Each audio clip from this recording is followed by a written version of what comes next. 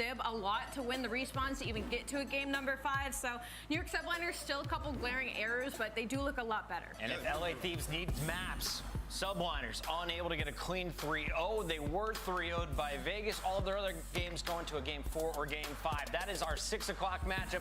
But we open things up with Optic Texas taking on Toronto Ultra. It's our Major 1 champ in Toronto versus Major 3, currently in 12th seed, Optic Texas. And that is also our Grand Finals rematch. So don't anybody want to forget that one. We'll be back after this. Final day of the CDL.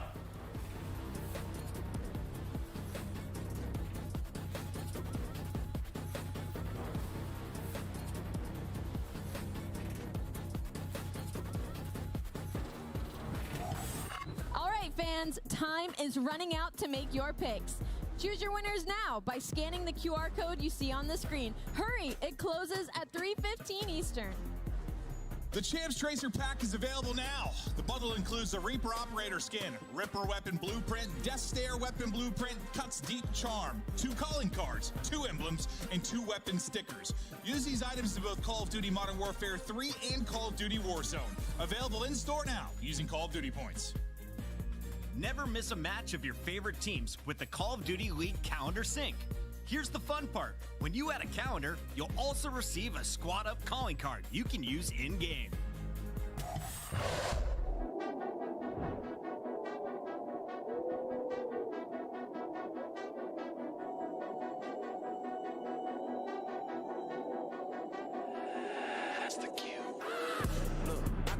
City, you hear signs when we sleep. Heaven sent, hands down, vibes so unique.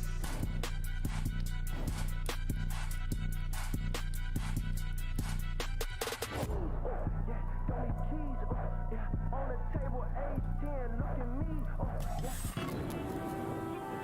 I love when the good news coming in on a day-to-day. Already know what's happening, I don't gotta shake the hay. Big moves, big stepper in the right direction. The trick continues, every double use a psychedelic. I think they gon' need a minute. Look, I'm interested in making as opposed to making friends. Double bags, I've been paranoid, having the safe place, I'll take a check. Finishing this drink should only take a sec, but Mark just cut me off, he told me that I go on stage and tan. Walk out to my own shit on the main event. Vinci my cologne after the show, she told me that shit was a favorite sense. Sprint a fan of spacious, we can take it friends. What happened next, you can take a guess. That kiss from inside gets me every time. Welcome in, everybody. It is the first of 3 matches, and we are starting one off with a top 3 teams. It's a battle between Toronto Ultra, who has our number 2 seed, going up against Optic Texas, who has the 3 seed overall in the season. But right now, Optic is in a slump, and Toronto is surging after taking down Atlanta FaZe. Let's start with the team wearing purple today, Alley Cat. Yeah. What have they shown you in their recent matches? I mean, they have been unreal during this qualifier. One of the favorites alongside of Atlanta FaZe. They are undefeated in map 1s right now and just been unreal in respawn overall. We're talking about a 14-3 combined in hardpoint and control in the last 30 days. And beyond that, like, their slang has been unreal. Kleenex has been on a heater in control throughout the entirety of this split. Their only downfall has been in search and destroy. They've been falling short there, but versus Atlanta FaZe, they were able to clutch up and make the mid-round adjustments to pull that W. So for Toronto, things are looking great. You got Insight and Scrap running the ARs, Kleenex and Envoy, the frontline men with the SMGs. And as we take a look at our Monster pregame name list, give me the Good morning, everyone. How y'all doing today? Today is the final day of the online qualifiers. It's going to be interesting today because the 2 of my favorite teams are going to be going against some tough competition, and at the moment Optic are kind of, I don't know what I have to say to them. They are kind of in a shithole at the moment. Hopefully they could get out of the shithole today, but it's going to be interesting what happens. It's going to be interesting what happens. Hopefully they can turn around. Hopefully Optic can turn around today. And same thing for LA Thieves. Hopefully they can match up against New York but it's going to be hard. And give me a quick description of Kenny and Friends. I mean, Kenny and Friends, they were like one of the best teams in the game, but right now they've had nothing but a slump. Their respawns have still been fairly solid, but the search and destroy has been literally killing them. 2-9 right now. They're 0-5 in game 5s in the last 30 days.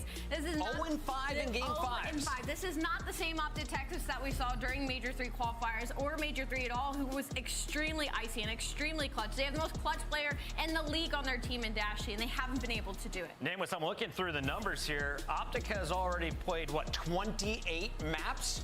Yeah. You're in 12 seed, but is it a good thing you're getting this many reps before the final major? No, it's a horrible thing, right? And I think it's like a direct comparison to like stage 2 when they went to all those game 5s, if you guys remember, even versus the lesser teams. Yep. Except they're winning them then. They're 4-0 in the game 5s. Now they've lost, what, 5 of them? And when you talk about search and destroy, it's a 9-map active losing streak in that game mode where they're averaging under 4 rounds won per SMD. Probably 6-star highway squatchy invasion. Okay. Seems like they're trying to go against. The mental just hasn't been there. The good news for Optic fans, Subbase is in the mix here. Allie, how do you see these maps playing out? The first 2 maps, like neither of them really prefer. I mean, Optic Texas Subbase success, you talk about, you know, last split, that was one of their best hard points. This is going to be kind of a somewhat a matchup if Optic can be they've been playing this entire qualifier. Yeah, Toronto love it. I mean, you're talking about 6. If Optic can somewhat square up today, but lost to Vegas on it. No longer unscathed there. But losing 6 matches, no, 6 matches, 5 matches in a row, it's really bad. They're in a really bad position, so they gotta prove. So they gotta get this win to at least have some momentum for next week in the major, the final major. Numbers, and it's time to pass down the crown. Lord Nameless, back, baby. The king of correct picks. Where are you going with the first one of the day? You know what? Are you standing Why up? not? I'm going to go with Optic Texas. They're going to take this series just because that's how Call of Duty goes. Optic Texas jumping up the leaderboard, but staying in the elimination bracket. How about you, Allie? I'm going with Toronto Ultra to hopefully win me that crown back after that series. I'm going with Scrap Daddy. Sure. I have a feeling he's bringing the heat, and the fans selected Toronto as well. But I just heard from the producer there was less than a 1% differential in the fan vote. This one is split 50-50 by the community. Number 2 seed versus number 12. We handed over to 2 of my favorites, so it should have been Study. Scrap called me an unk. That's why Me- I picked Optic. But yeah, I don't know if stream can still hear that or not, but that's crazy. Also crazy that the fans actually picked Toronto here. So I know there was a major conversation on the flank last night. Lots of opinions. I'm sure there are people writing dissertations about what's going on with Optic, Yeah, just- whether they're fine, yeah, whether they're not. like, The big the news here, fact Jay, that, you like- gotta start with these first 2 maps, re-identifying what this Optic team actually is the right fact that come out swinging because they started off this series with the sub-base HG. that Optic is having these issues in the first place, like I don't know what happened. I don't honestly have no idea what happened because like they usually don't have this type of issues, but this stage they have some sort of like personal issues going on at the moment. So I'm a little confused. Like you win Major 3, but now you suck ass in this stage. So I'm a little confused on what the hell is going on When in terms of, you know, you're looking at squads between the whole camp. Toronto, I think, in the is whole carrying camp. tough Like I'm favor just a right now little because their confused. respawn across both hardpoint and control has been so darn good. Like yeah, I've been watching. I've been watching the matches the past 3 weeks, but this is probably just completely ridiculous out of Optic because they lost. You all probably didn't hear. They lost against the worst CDL team ever, and that is, and the CDL team that they lost against is Boston Breach, who's number 12 overall. So I'm a little confused. What the hell's going on with them?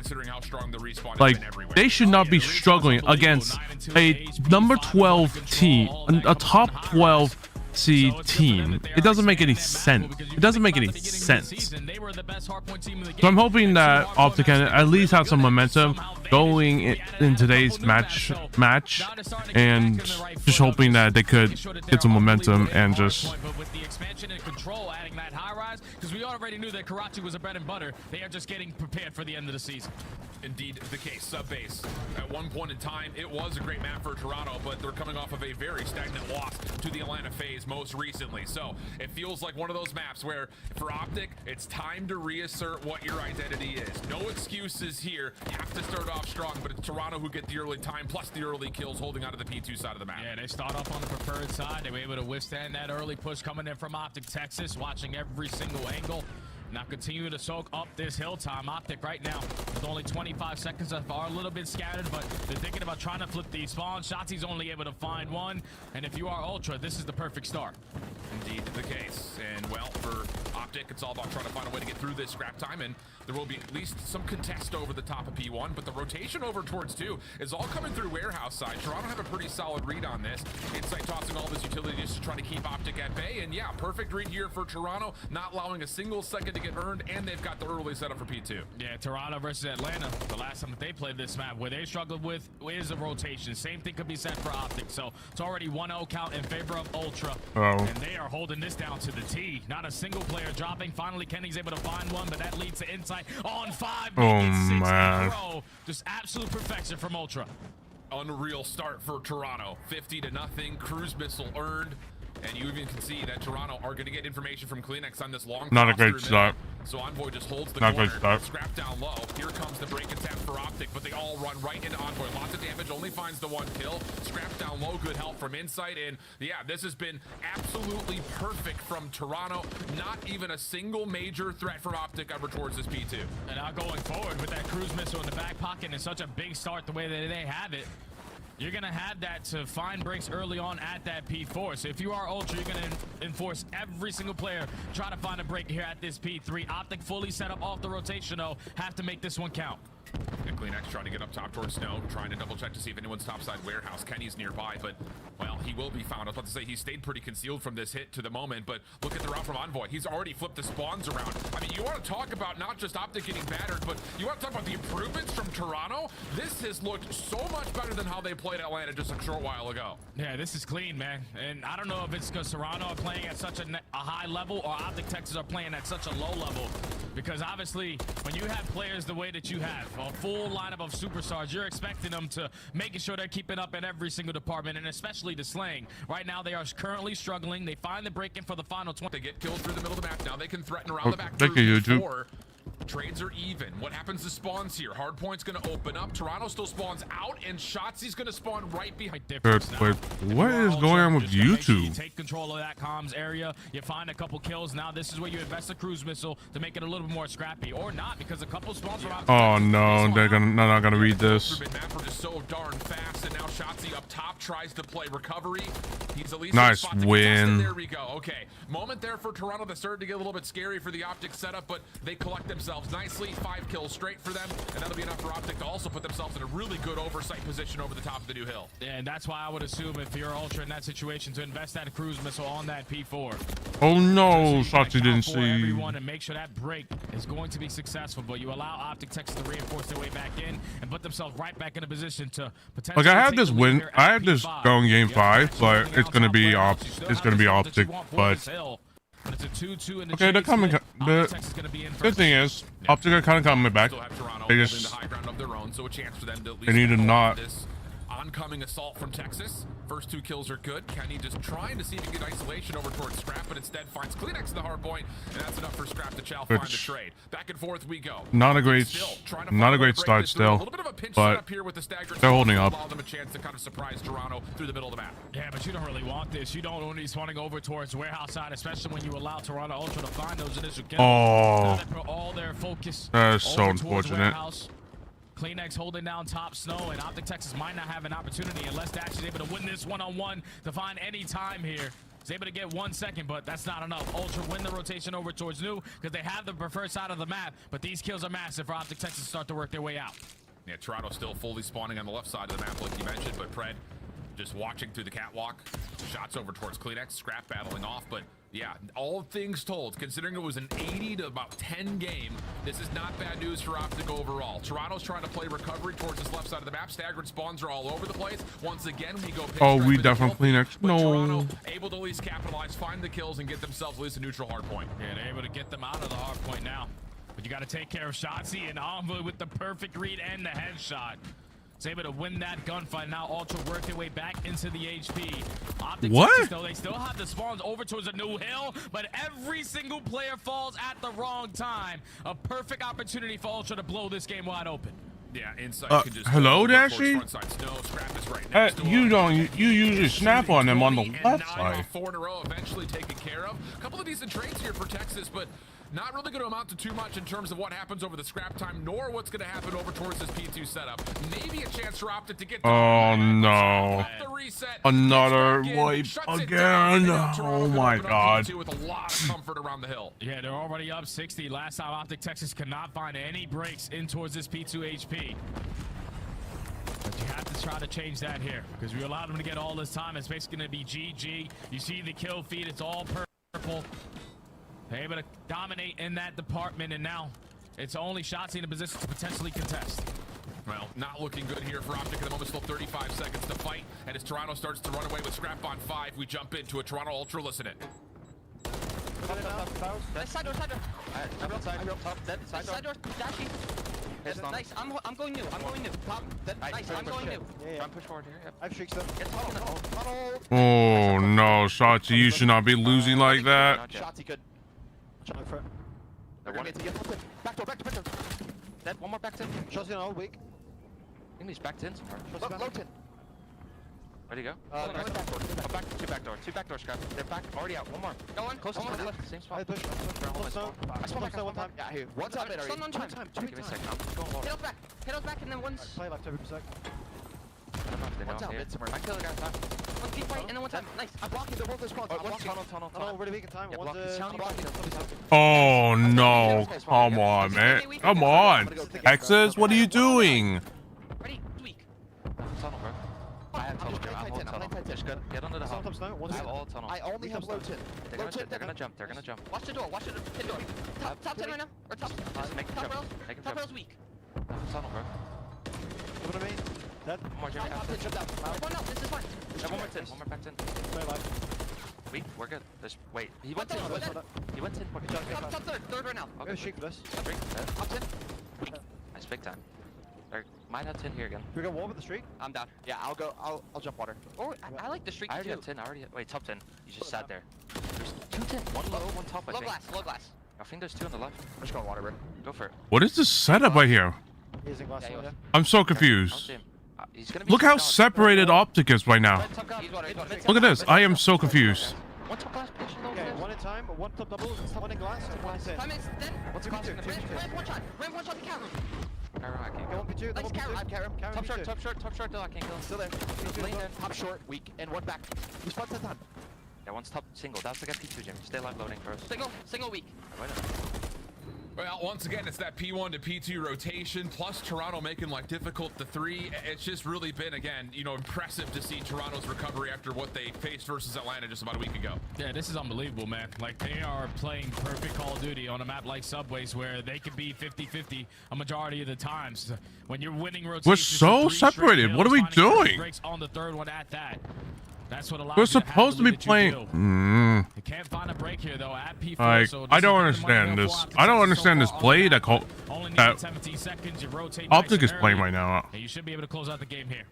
Well, and that's the thing, you know, we saw this with Atlanta, you know, talking about their Vista in particular, sometimes even looking at Rio's. Like, if you're Ultra and you're winning 100 essentially to 20 between P2 to P3, and then you're giving away 60, you're still coming out net positive. It's just like they're choosing which rotations, which hills they have the availability to actually rotate in, and you can see what that led to. Yeah, Optic, sure, great through P4, but everywhere else on the map has been nothing but the Toronto Ultra. So there's 3 seconds away. One more kill is needed. Scrap trying to get it done himself, not quite able to, and Optic will extend the map a little bit further, but only 3 points needed for Toronto. They have looked really good on the map. Yeah, they look unbelievable on this map. So if you are Optic Texas, it's going to take a miracle. Try to bring this one back. Hopefully able to keep up in the kills. So right now they are trading effectively, but Scrap and Kleenex combining for 2, make it 3 in the feed. They're going to be able to close out the game. That's map 1 to Ultra. Yeah, it really is. I mean, we've seen the top teams in Respawn right now. You're not just talking on the year, but the teams in Major 4 qualifiers that have been really good, especially in the hard point. You know, you make these choices of, okay, we can get the full 60 here at P2. can we actually get across the 3? Oh, we can block spawns. Sure, let's full commit to this. And then of course you've got the cruise missile, which kind of bails you out of the decision of not great we start. really want to invest Not great start. over towards the 4th. But I mean, you're going to see it in the game flow. P1 to P2 to P3, Toronto Ultra all over it. Yep. And outside of the maybe all Like, of the look how time that dead Optic they largely came look through how P4, Optic that look. was They a kind of dominant look like for they're Toronto dead for pretty much start inside. to finish. Oh yeah, and you just gotta keep in mind who they're doing it Jesus. against. Like Optic Texas, this was their best hardpoint game. That's now 2 times in a row where they have fallen short. And it's just simply getting outplayed. We're going 1 by 1 on break attempts. We're not rotating early. We're just trying to play for a majority of the kills around the middle of the map. And when those things aren't going in their favor, this is what the score is going to look like at the end. The only one breaches 4K damage is going to be Shotzi. We know with his movement and the way he's able to get around the map, he's always able to put down that damage. But it's just Kenny has Texas, been, again, just I don't not know. looking Kenny to has been even in respawns now. struggling It's lately, and it's pissing me off. Peculiar, I think, to put it plainly. I mean, obviously he's trying to do his best, but it's like, well, if you got teammates are not listening to you, then we've got issues. It really was until P3, P4 that he started to pop It's like off he's right basically here. he's your And so it's one of IGL. those things that, Like again, he just is gonna, Toronto, you he start has to off do hot, whatever he can. It's just, like it kind of feels like twice in a row, but that's what the happened. only It kind of time really feels like comes through. their major one, their major one run, but but in a Not very just here in worse this state at the particular moment. map, but that's Like, been look the at case this. for their entire I've never respawn like look at that. I have never seen Dashy just like, oh wait, oh I forgot. Oh, I'm dead. Yeah, you can always expect Ultra to come out and play some really Like, I've never seen that before. I've never seen that Right now, before. with everyone playing the way they are, Inside has been stepping up all throughout this stage. Kleenex is a man on a mission, especially in control, but Envoy's been consistent now all throughout this stage as well. So every single player from Toronto Ultra is firing on all cylinders. And keep in mind, I didn't even bring up Scrappy because you know what that guy is going to give you on the map. They are just clicking right now on a whole different level. They got the respawns locked down, at least in the hardpoints and the control, and even in the search and destroys where they might be 50-50, you're taking down Atlanta in 2 out of the 5, and that's unbelievable because you're expecting when you're making a late run into these tournaments, you're going to run into teams like that. So just sneaking out an SD win here and there is good enough for Ultra with how dominant they are in respawn. I mean, look at it again, the game flow from P1 to P3 for Toronto on both sets of hills. That's where the majority of their time comes from, whereas for Optic, it happens from 3 to 4. That's the only spike that really comes through. And of course, mixy P5s, mixy P1s, sure, but you know, again, you know, watching Toronto play this map versus Atlanta, it was, they were trying to fight for everything. Yeah. Now you get this instance of, you know, if we can get time on 5 and 1, great. Otherwise, let's just play for the P2 side, find a way to contest 3, and then if we have to give up 4, we have to give up 4. So it definitely feels, again, very discernible in terms of what their identity looks like on the map, and the macro gameplay really, really well thought out from Ultra. So now we go to a 6-star search and destroy. And, you know, for the side of Optic, they've played the map a couple of times. Of course, very recently when they were playing up against Boston yesterday in map number 2. But you got to break the S&D loss streak right here. I mean, it already feels bad you don't get one of your best map mode combinations with the sub-base hardpoint, but you got to show us something in search right here, right now, if we want to have a whisper of a hope of them making any sort of a lower bracket run. And the only thing that scares me is the body language that they ended off of that map number 1, because you saw the player cams from Optic Texas. I see a bunch of, you know, heads back all over the place. They're just, nothing is going right for them. And now you're going into a map number 2 where it's search and destroy, and that hasn't treated you well for like the last month. 0-9 so far in their last couple of attempts. And a lot of that is due to the fact that teams are now vetoing invasion, search, and destroy. We're talking about stage 3 where they went 6-0. Unbelievable on Championship Sunday at Major 3, 3-0. But now so far in the stage, they've only had one opportunity to play it, and they fell short versus the subliners all the way in around 11. So with teams now vetoing those maps, 12. the bread and butter maps, you're forcing these guys to play maps that they are not really comfortable with. Like, this is just really bad for Optic. They gotta turn this around, or else they're gonna just straight up lose. And that's the biggest thing that stands out to me, is because on a map like 6-star, I'm also very worried for. they're one of the worst teams on that side of the map. And I'm just very worried for Champs, like, because Champs is all around the corner, and Optic has no time to just be fucking around and just be on a losing streak like this. They can't, They have to win this, or else they have no. Losing opening duels. They have to win this, or else they're gonna have no momentum whatsoever. Since really we watched them play Miami back in week number 1. So Have to find something here. Again, we need to see some search and destroy collection from the side of Optic. Otherwise, for Toronto, again, the news here on this map is not necessarily bad. They have looked really solid on it. Around 11 loss to Minnesota, sure, but around 10 win versus Atlanta most recently. And that has been, I think, the one thing about this Toronto team in terms of how can they put themselves into championship form. It has to be by way of the map 2, map 5. But so far in this round, they are slow and steady on their attacks, realizing that neither team is going to have trophy systems. We want time to at least develop them potentially, but that bomb is now getting planted towards A. Scrap is getting isolated. Somehow, some way he's able to find a kill, and now it's a 3v2 in favor of Ultra. Yeah, and off this plan. Hey, Snowman, how you doing? Welcome, welcome. Re-break in, they're going to go to the old tried and true smoke play. Just toss it down and see nice if you play. Get lucky. Oh, come on, Shotzi. Like, ooh, nice kill. Able to find one. Oh, unfortunate. Lost track of maybe where exactly CleanX was in the how you doing, Snowman? Welcome, welcome. The numbers advantage and the conversion success for the oh my god, what was that? Like, I understand what Shotzi was trying to do, but we could have waited for Dashy at least. Still making his way up through mid steps at that B site, and Shotzi just decides to 1v3 it by himself, invest in the smoke grenade, even though he's able to find one. It's just like, where's the teamwork? Like, where's the There's no teamwork. Yeah, there's no teamwork involved with that. They don't show it there, and Ultra take the first. And I will say, just on the other side of things, speaking more positively, I love the proactivity from Toronto. Get a little bit further beyond the A site, make Optic have to rotate back over through U-Haul. It just forces Optic to be in the worst possible position. So good stuff for Toronto. Chauncey looking to go quickly over towards the A site. This is going to be left alone here by Toronto, just watching for Envoy on this cross as the rest of Ultra are looking to get through and aggressive on the B side of the map. Oh, and I love this play right here from Ultra. If they could commit a little bit quicker, because you want to try to retake this site through security. You have two players working that pinch, and both of the SMGs sitting around that. This is in trouble. This is trouble for Kenny. He may be playing 1v2. Yeah, there we go. But Scrap finds the first blood. That is not. Oh. Scrap turns that into a second. Smoke down. Shotzi in a little bit of trouble trying to play around the deep flank, and now it's just down to Pred. Decent damage, decent shots, but all things told, the only one to lose their life is Envoy on the retake. And I mean, I'm sure Scrap can't believe his fortune to find two on that angle when Kenny was hard scoped on it. Yeah, it just doesn't make sense. Like, if you're Optic Texas, you're playing for the info. You have players pushing out the opposing side. You just want to put yourself in a position to spot the flank and play your life. But what is that? Oh my god. Reads it, and then the snap onto Dashy, which neither player really does miss shots. Just Scrap is on point right now. Take down both of those guys. How do you not shoot? Like, you trap the rest over towards Statue. I don't get it. It's a perfect retake right there from Ultra. Really like this whole rounds from Toronto on both sides. Optic looking to try something a little bit different this time. This whole force, like, I don't know, this whole like buff with it, both weapons, the MCW and the Scorpion, Let's just go for the quick plant. and the Scorpion, it just, I am so. Texas reacting as fast as they did. They're not going to be able to stop the bomb plant, but they are potentially going to be here to contest early on. Here comes the smoke. It's a little bit short-sighted though, so this double stack for Toronto members on the backside can read the play through it. Envoy's going to get two. I mean, that is just a post-plant setup that ultimately uses Optic smoke against them. Dashy in trouble, has nowhere to go, and it's three very quick rounds for Toronto. And I thought Optic Texas was going to play that round a lot faster. They're gaining the info. They dominate that mid-map pressure early on. They also shut down that early deep push as well.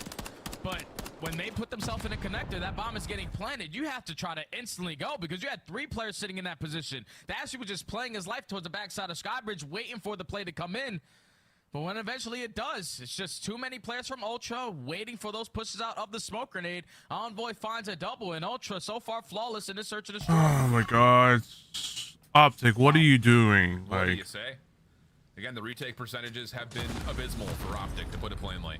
Like, that was like, they had the teamwork right there, kind of, but you get two-piece by Envoy. Like, what is that? I have never seen that really before. Get on towards this site, and that's going to force Toronto to kind of reposition their defense. Optic will get the offensive smoke, but they're trying to bait out Toronto's defense with it, and it's really not working out. So they miss a window here for a plant, and you've got CleanXO. I was going to say maybe he catches the timing onto Kenny, but now everything starts to move. Optic in a good numbers position. Yeah, Optic also take care of Envoy as well.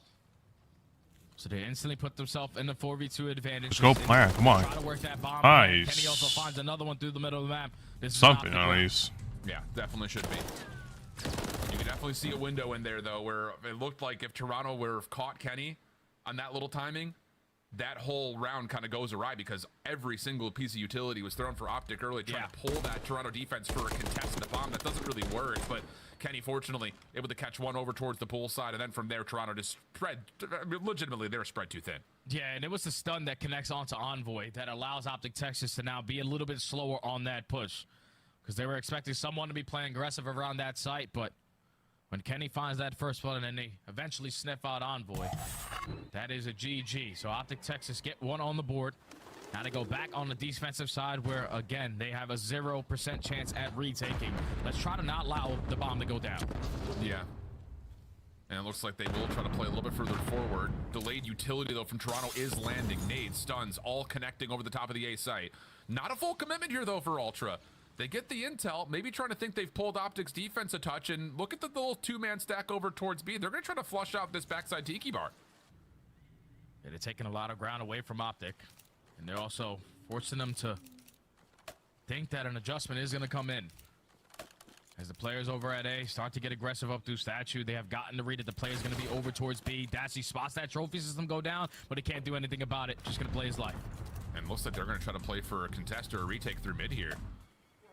Just trying to avoid that position that Insight is currently holding on that palm tree. Bomb planted. You've got a late lurk from Scrap here as soon as they start to read where this retake is coming from. There's the Optic defensive. Oh no. This retake. Cleanex, Semtex giving himself. They in the bad position. Oh, nice. Nice trade. So the trade is decent, but Insight holds the position nicely, and now here comes. Oh, that why? Come on. Trying to reflood that through mid. This is some of the worst, like, S&D I've seen in quite some time, Alan. Oh my God. Gains that info early on. And once you gain that info, you have to now make that play. You can't just wait for the bomb to go down and then, all right, we're going to pop a smoke grenade, run through it. Hopefully it goes our way. Like, no, you gain the info. You have players who are very, very confident. Let's just hit it out before they can even work that objective, because once that bomb gets planted, they are perfect on their post-plant setup so far. Optic Texas need to play a little bit more faster, a little bit more confident, a little bit more in sync. Think your frustration started to be Hell yeah! Hell yeah! Like, damn, what we doing? Well, first blood here is Optic are just full running it down middle, and the SMGs come out with the first two. One trade from Insight before he gets taken care of it. Okay, just a little tempo change. Optic say, let's just play TDM, not worry about the objective, and that works out. That's good plays. All right, there we go. Switch up the pace. Send the SMGs aggressively up through mid. Pred is actually able to strike for that first blood. And that leads to an early round success right there from Optic Texas. So 15-second rounds. Those are the ones that you sort of need, especially on the attack. But now you have to figure it out on defense. We got to stop the bomb from being planted. Can they find that same sort of aggression on the defensive side? Do you just play it through mid? I mean, is that the option? Because this whole feel out on the outsides hasn't worked out decently at all. So maybe you try to just stay aggressive through mid-map, and that may be the case as Shotzi automatically checks in. Well, he's got to hold the line at some point. You can't just keep diving forward, but still, with a little bit of support here from Pred, there's a feel out over towards where P2 would be, and wouldn't you know it, there's no one checking info towards A. Ultra get the read, they get the post plant. Here we go again. Yeah, Kenny was able to spot him, but every single player on his team was over towards that B site, so they're going to be a little bit late off this rotation. And it's already been 10 seconds wiped off the game clock, but here goes that smoke again. And it's almost the exact same setup this time. The trades are decent. Scrap able to find one, but has to hit the deck. Insight trying to come over to help, and whoa, Scrap down low. He's able to find one, keep his life a little while longer for Insight to get apart. Oh what? What is going on? Like, you know there's another one. Like, what? You know there's... How do they not? He knows that he couldn't have gotten that far away.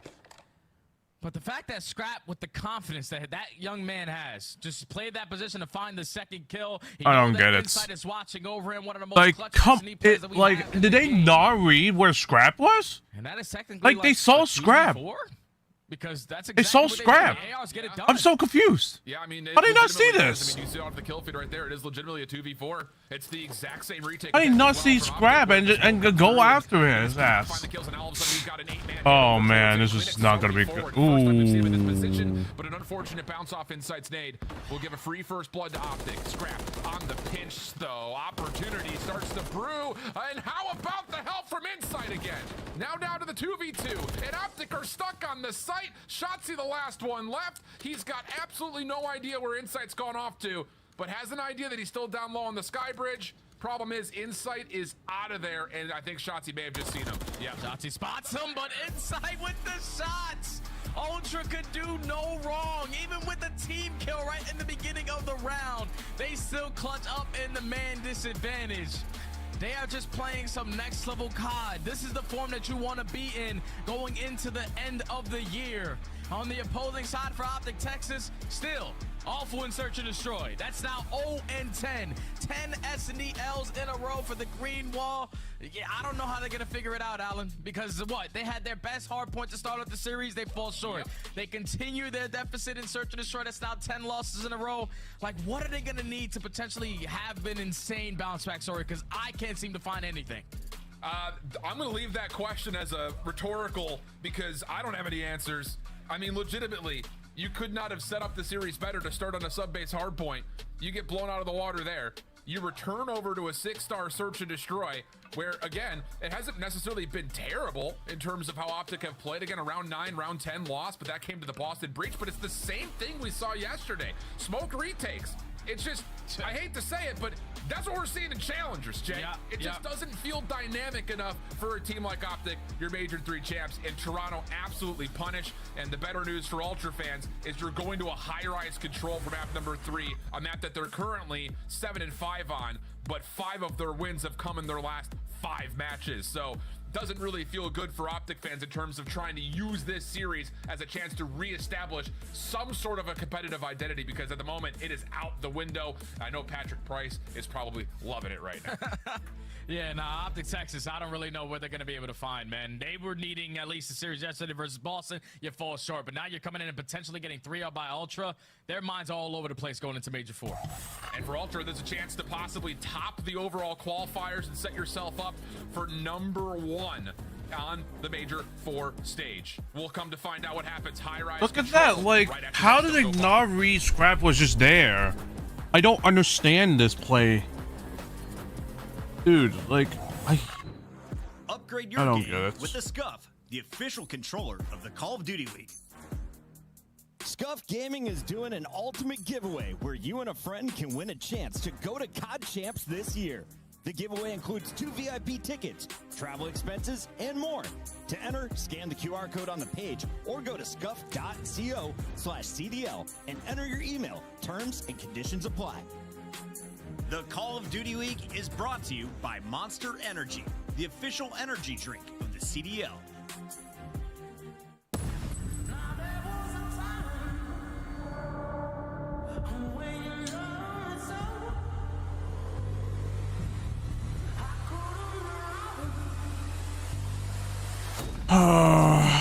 This is just a rough day.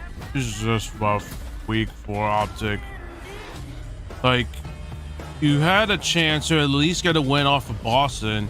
You choked that, and now you're getting fucked by by a Major 1.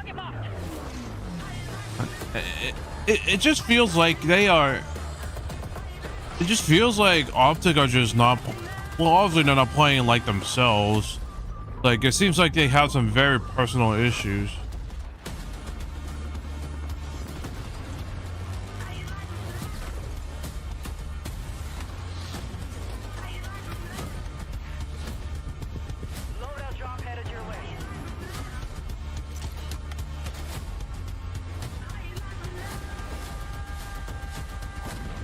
Like, at this point, Texas just needs to have, like, right now, Optic just needs some momentum. They just need to practice a lot till Major 4, because, like, this is just not good at all. Like 3 weeks of me not doing watch parties, I come back to, like, I come back to this, like, this is just not good at all. Not good at all. Like, I'm very worried because, like,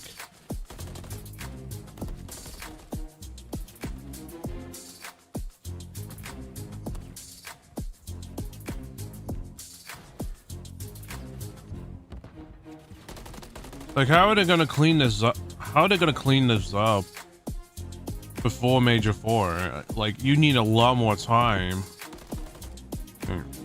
And what pisses me off is like they don't need to clean this up. They just gotta go back to what they did in Major 3 and play as a team. It's just not hard. It's not hard whatsoever. But they just, it's like something happened. Like obviously something happened and made them do, and the teamwork is like a 180 of like doing really bad. Like you don't go in together like that. Look at the way they like Sachi just goes in and just dies one by, and they die one by one. Like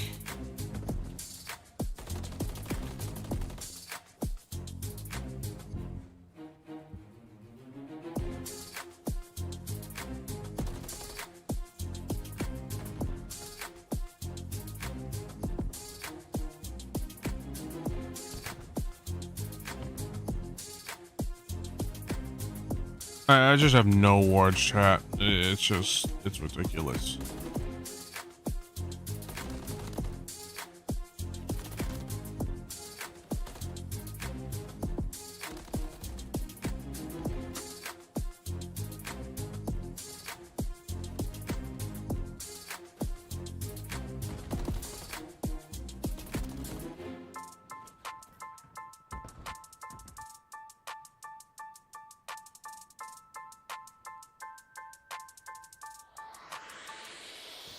Well, let's see what Optic can do in this control, but it's not looking good.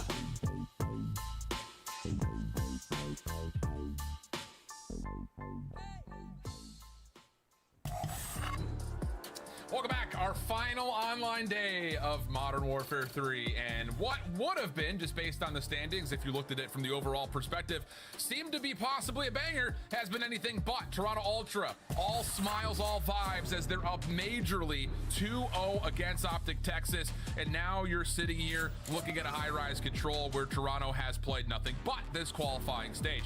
And also on top of that, we've been kind of studying it, we've seen it. No team has won a major and then finished last in the next qualifier. We've had teams start in the lower bracket, but never have they finished last. So quite literally, Jay, this is the steepest fall from grace we've had in the CDL history. And I was thinking, you know, back to when LAG won that tournament with Spark, you know, they won it, and I know they started in a loser bracket then, but Optic Texas even on a worse trend than that. So they had to try to turn it around, and unfortunately for them, it's not going to be easier going in on this high-rise control, because Toronto on a 5-game winning streak on this map alone. They have only played this map all throughout this stage, and where they have shown drastic improvements have been flanked again. Oh my god. Now it's barely won. They have figured out the map.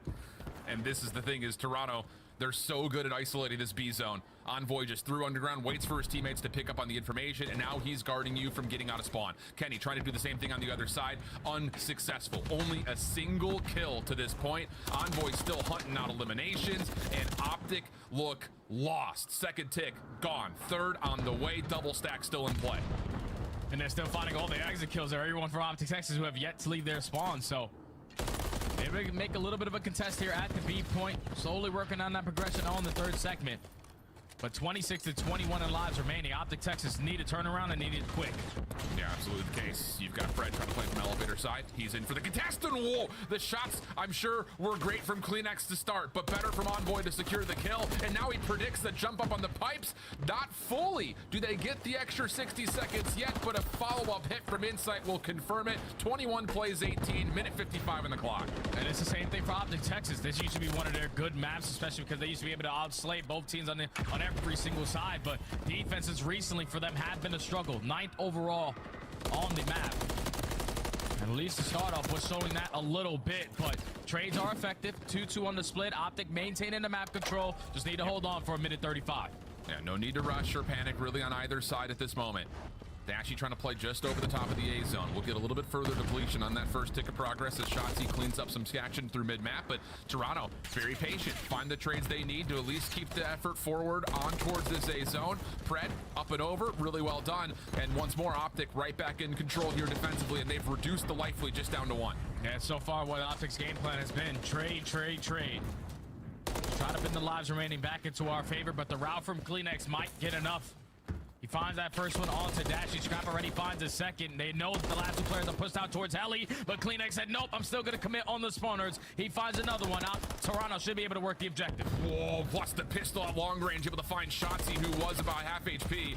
Insight on the zone with Scrap. Trophy system down for now. Kleenex off the respawn. Still keeping Optic away from the defense, being able to come back through. And at one point, it was a 13 plays 12. Now it's a 3 plays 12. Straight eliminations from Toronto. Third tick gonna get locked as Optic try to fall off the map. Oh my goodness, how quick it transitions as Toronto dominate their opening attack. Yeah, no, this is looking over. Like, it's as simple as that. Ultra coming out ready to swing. And Optic Texas still sitting in the bullpen. Just don't understand what they're doing. Like, they're just losing a bunch of these one-on-one gunfights. You're leaving openings for Toronto, and they take a full advantage of it. When you allow players like Kleenex to, you know, roam around your base, this is what the ending of the round is going to look like. Let's just jump off and not give that guy any more kills. Yeah, and all 6 ticks of progress did get confirmed there before that last suicide fall comes through. So Kleenex on 5, Toronto with 6 ticks on their opening attack. Set the bar about as steep as you could be. Kenny has 1 kill, it looks like. I think that's an accurate tally. I know the scoreboard sometimes comes up broken, but he gets his second here. So again, the opening defense for Optic not good, but offensively, a chance to do some work here over towards this B zone. 3 members on second tick looking good. Yeah, this is perfect start from Optic Texas. They dominate the gunfights over towards B Street. They already had that second segment earned in at the B point. And they are still trying to trade effective around this objective. As now it falls into the hands of Shotzi to just fill the gap. Is a contest going to come in? I don't think so. And if it does, it's a one-on-one gunfight. Just have to win it. Unfortunately, he falls short. Yeah, Fred able to follow up, find the kill. Still, the contest is alive, though. It still hasn't been confirmed yet, but surely it will here, and it will. So now, all of a sudden, Kenny, better start here on this offense. Gets into a good position, backside over towards this awning area, and there may be a chance to actually catch a couple of Toronto members off guard. Here we go. Optic starting to wake up a bit with progress being made over towards it. Okay, this is perfect right here from Optic Texas. What is going on right here? Hello, YouTube? Hello, YouTube. Even the SMG's picking up the MCW. Okay. Still shooting. As Predator trying to make it 3 in a row. Commits on the gunfight versus Scrap. If you strike, you better be ready to take him down. But that second segment is already in. Yeah, Dashy also still finessing, keeping his life. Ooh, nice. Good, and the nice double here from Dashy. Follow-up help on for Pred as they're trying to get this third tick completed, and okay. How about that? Haven't seen that in quite some time. But nice attack, nice attack. Fluent through their offense, both able to get all 6 ticks of progress, and I think 19 lives remained here for Optic on this offensive round. Yeah, that's good plays right there from Optic Texas. With everything that's a good play. That's a good play. Seen that in quite some time, but both teams very fluent through their offense, both able to get all 6 ticks of progress, and I think 19 lives remained here for Optic on this offensive round. Yeah, that's good plays right there from Optic Texas. With everything that's been, you know, thrown at them so far throughout this series, you're able to find yourself a dominant attacking round on high rise. So you tie it all up in the segments. Just got to keep in mind that I think Ultra were able to outslay it by a little bit more in that round number 1. But now if you are Optic going back on the defensive side, let's not allow Ultra to have the start that they did. Yeah. Absolutely the case. So now it's just down to what does Ultra want to try to pull out here. As Kleenex tried to get over through underground. Good aggression from Optic. Get their defense going early. Envoy also going to be stunned up and dealt with by Pred. So yeah, here we go. Defensively for Optic, a really solid start for them. They're winning every single elimination, and they're controlling some key ground right around this B point. Yeah, it's the perfect start. You win the initial couple of gunfights. You're dominating over towards the B Street, and Dashy's still able to find kills. Make it 6 in a row. The Batman needs the bat signal, and that might have been able to present itself after that map number 2 as that cruise missile was earned. Yeah, it legitimately feels like a no more nonsense mode right now for Dashy. 13 and 9, 7 in a row. The heroics over towards the A zone on the offense, and now starting off the defense near flawlessly. A couple of trades though for Toronto, get them out of spawn. Dashy still cooking it up though. 14 and 9, 8 in a row, and still looking to get aggressive. Pistols working, and Big Bruce is here, but Toronto have found entrance over towards A to stop the clock. Yeah, regardless of what everything that Bruce is getting done over towards B Street, just hoping that the teammates can find a little bit of success over towards Blue, but They at least find the exit kills onto the point. First segment already going to be earned, but Optic Texas reinforce around the map, take full map control away, and Dashy unfortunately is going to fall short, but 10 in a row is a job well done. Absolutely, Pred through the middle of the map, also able to track down Kleenex. So yeah, Toronto's offense after the hot fiery start in round number 1 has found absolutely nothing here in their second. Maybe one more chance to get onto either of these two zones, and Optic are not allowing that to happen. I don't know where this was in the first 2 maps, but Optic are finally starting to come to life in the slaying department. Yeah, the commercial break must have did wonders. You know, a little 5-minute pet talk, especially with the 3-time world champion and Damon Barlow. Coach has got to let him know, like, you guys are so much better than this. You guys know it. Everybody in the world knows it. Just got to go out there and work together to show it. And at least they're so far in this control. They're punching Ultra right in the face as they're up 2-1, but now they go on the attack. And this is, again, just Bruce taking it and saying, nah, no more of this. This is all me. So good stuff for Dashy. 17 and 10. This is something, trophy systems down. well, I mean, I expected Optic to be able to somewhat win this. Not like win the map, but like, oh no, there you go. Yep, there it is. Toronto once Oh, again. nice trade though. Yeah, it's a big kill from Pred, because if you allow Kleenex to be a nuisance in your spawn, we know that what he is capable of doing. But now if you are Optic Texas, you have to work out of your base. Thankfully, Pred is still the farthest player pushed out, and he's somehow, some way able to find a double. So now Optic Texas can work their way up through that B street and work that B. Looking good for it. Clock will stop at 53 seconds. Shotzi took just a quick gauge over towards the A zone. Doesn't like what he sees, backs away. Damage still coming through. Kenny able to find Kleenex, and first tick going to be pretty much a guarantee. Shotzi also just kind of waits, wins a 1v1. Now we got progress happening on both zones at the same time, with Pred starting to heat up. 6 in a row for him. A second cruise missile gets earned. Second tick of progress looking pretty good. Kleenex from behind though, able to keep it safe, and now a little bit of depletion comes through for the Ultra defense. Yeah, and that all falls into the hands of Pred to find success for that one segment. He was the only player pushed out, and he found himself on 6 in a row. Now cruise missile earned in the back pocket. But you don't want this potentially to come down to the slang. I know Optic had a very dominant round previously, but you want to get this second segment done so you guarantee that defense just in case we go to round 5. And that has just happened. Contested from Scrap cannot find Shotzi. And now all of a sudden Optic are going to do essentially the exact same thing again. 2 players on either zone at the same time. Pred keeping it safe over through A. Shotzi trying to find something over towards the Toronto spawn. Not going to happen, but the extra 60 seconds is tallied. Now a 4-life lead starts to grow for Optic as Pred is working for a potential cruise missile. He's on 4, slips into the Toronto spawn, and this is good news here for Optic. Yeah, and this is when Optic are at their best, when the Predator is playing like this. 29 and 13, about to re-wrap on the cruise missile. The teammates are on the point. I would love to see them stack with Pred in this position, but he unfortunately is going to fall. The second segment is in. 15 and 9 still in lives remaining. You can just TDM it right now if you're Optic. Toronto trying to battle back. Clean. They find 3. So now 12v9. Getting called in. Does this catch anybody? That's the real question here, and it does. So an extra elimination over towards Kleenex. Insight also isolated over towards Blue, but he slips away, and the Toronto defense can at least stabilize with the spawn coming close over towards the A zone. Yeah, and I'm curious to see if Optic Texas are going to invest a second cruise missile on this round and try to close out the map here, because you're already called in 1. You're just hoping that you can snip out a couple players from the Ultra. They just haven't been able to do so. Pred, you have to back down and play your life. Unfortunately, he is going to fall, and Ultra, they are holding. Straight eliminations here for Toronto. Insight, oh my God, forward saves Envoy's life. So now we get to a 7v7. 50 seconds on the clock, still no worries in terms of having to play super quick. Pred, a route through mid. May have opened the route for Optic to get on towards the A zone, but Toronto have the coverage. You gotta use your second cruise. Come on, just use your cruise. Use your cruise. They have to pause, and you have to really no, my God. Able to win that gunfight versus Scrap, so no more respawns for Optic Texas. It has to be perfect. Hey, Junior Keeping. Hey, Draco, how you doing? Welcome up. Just watching from the backside of elevators. No worries there. Contest on the A zone. Look at the T! Oh my God! Kill, and whoa! Right when it starts to hit point break, Toronto able to at least pause out that Optic onslaught, and we're gonna get to a round 5. But Optic do have the defense. What are you doing? Just go for the fucking, go for the cruise! You, everyone was there. If you are Optic, a lot of your focus early on into this round has to be taking down Scrap, who's on 5 in a row. Don't want to allow him to earn the cruise. They got the defense. The question is, made off of that. They got the defense, but let's just see. And just have a good start off again. Because just chilling. Good start off when they That's good. That's good, Jacob. Toronto, Texas. This is Toronto's big win. This is Texas' big win. If they can be able to at least win this series, they'll have a chance. But there's still more to come here, as Toronto will get back over towards their offensive side.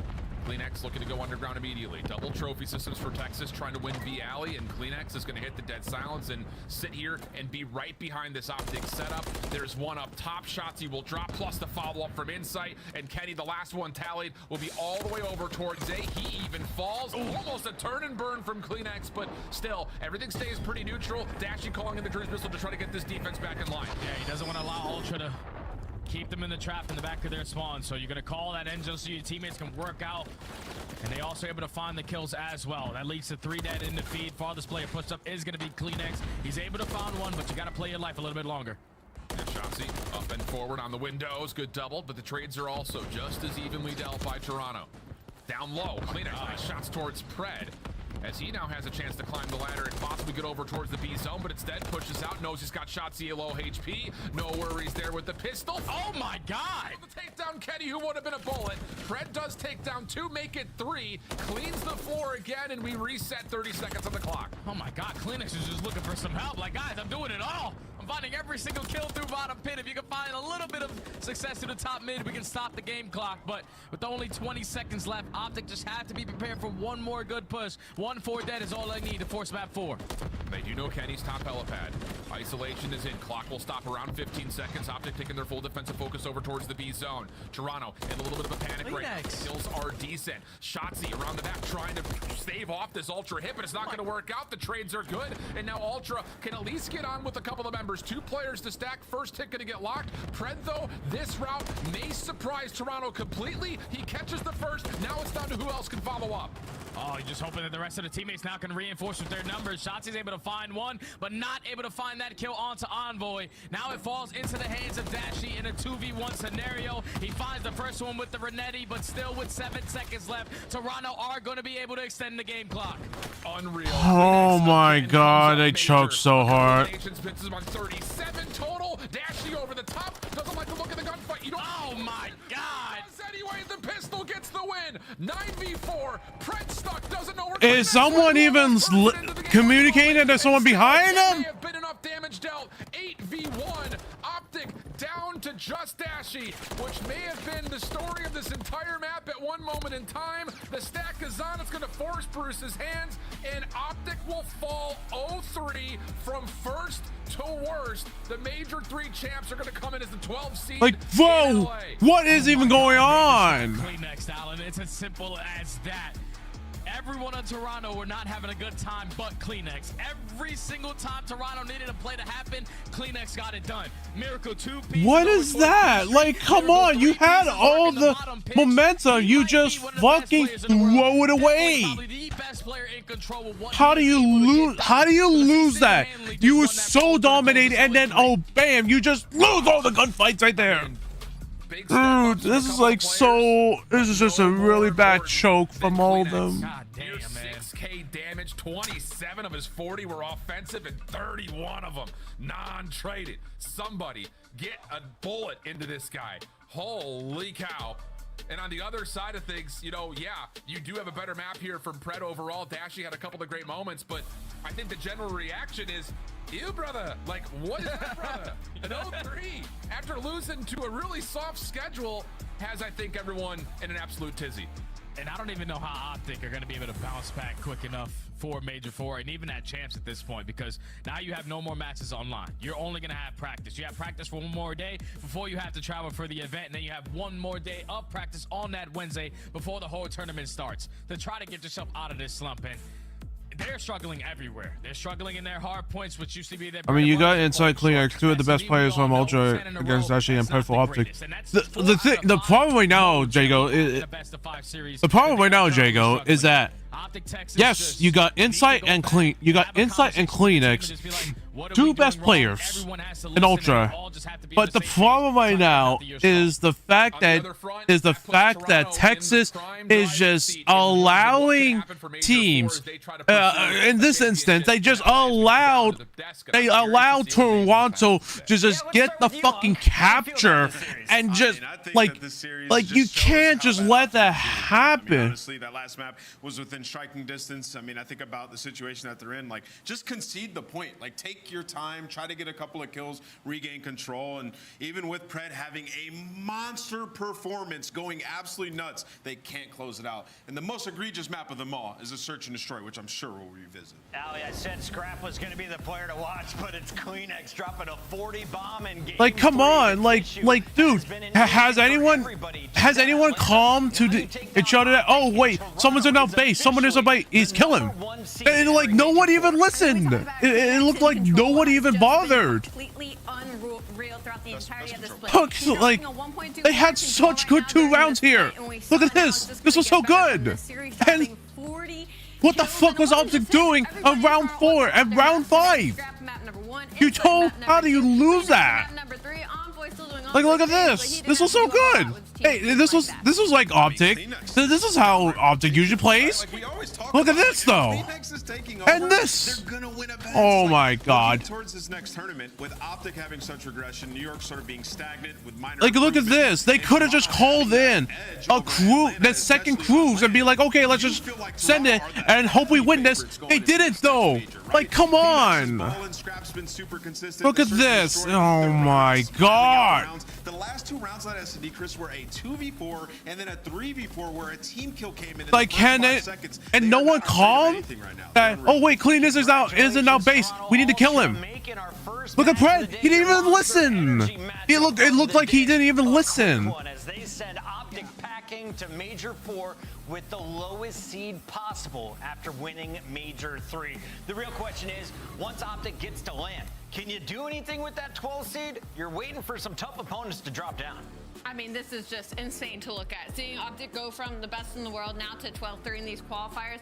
I don't expect the same outcome, but like this is one and done for them now heading into Burbank. But on the flip side, Toronto Ultra locks in that first seed. Atlanta FaZe will be at second, but again, all these teams tied at 40 and 30 points. Ali, you mentioned that Scrap had a pretty good game. It was good enough to earn our Scuff play of the game. Let's take a look at his performance. What does this aggressive AR bring to the team? It's just a highlight reel every time. And what's so crazy about Scrap is just how consistent he is constantly. It doesn't matter the caliber of team they're playing. It doesn't matter the qualifier. He will put up these numbers time and time again across all 3 game modes. And this map number 1 was just kind of a statement out of Toronto Ultra. Optic Texas was undefeated on subbase for the longest time. This was one of their strongest hard points, and Toronto Ultra made it look like a pub. Now, Nameless, we're kind of highlighting some of the players, saying everyone is trying to perform their best at the end of the year, leading into 2025 in Black Ops 6. Do you build around Scrap? Do you keep this lineup? I don't see many failures in the teamwork. Yeah, you keep this lineup for 100%, unequivocally. Like, these guys have been ridiculous. And even when, like, individual players have slumped, they've bounced back 10 times harder. Like, think about Envoy slump. You come back, you make it to a final. Like, still, even when these guys underperform, they are a shoe-in for top 4. They have a great roster. Final question for you. Is Toronto the favorite to win Burbank now? Yes, I think so. I think they should definitely be the favorite. Given how they performed against Atlanta FaZe, especially on land, and now beating them online, Toronto's favorite. Kleenex, did you hear that one? How does it feel to hear that the analyst desk think you are the team to beat going into Burbank?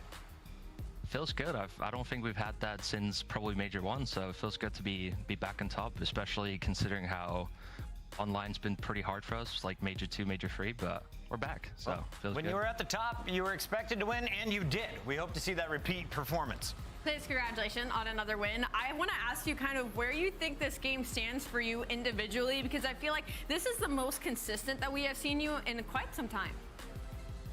I mean, this game definitely, like, obviously I've had different teammates, but getting Dylan next to me definitely helped a lot. I think just having like a faster sub, obviously I've had like Ben, I've had Charlie, who's been like more type the slower sub to take the routes. I feel like this Dylan in particular definitely just open up like more consistency, and I can just do whatever I want on the map at all times. So it just feels good to be more consistent for sure. Absolutely.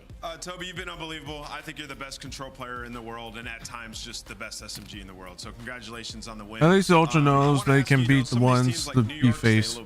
Yeah. Regressing a bit. It's very difficult to stay consistent. How have you guys maintained this level of consistency over the year?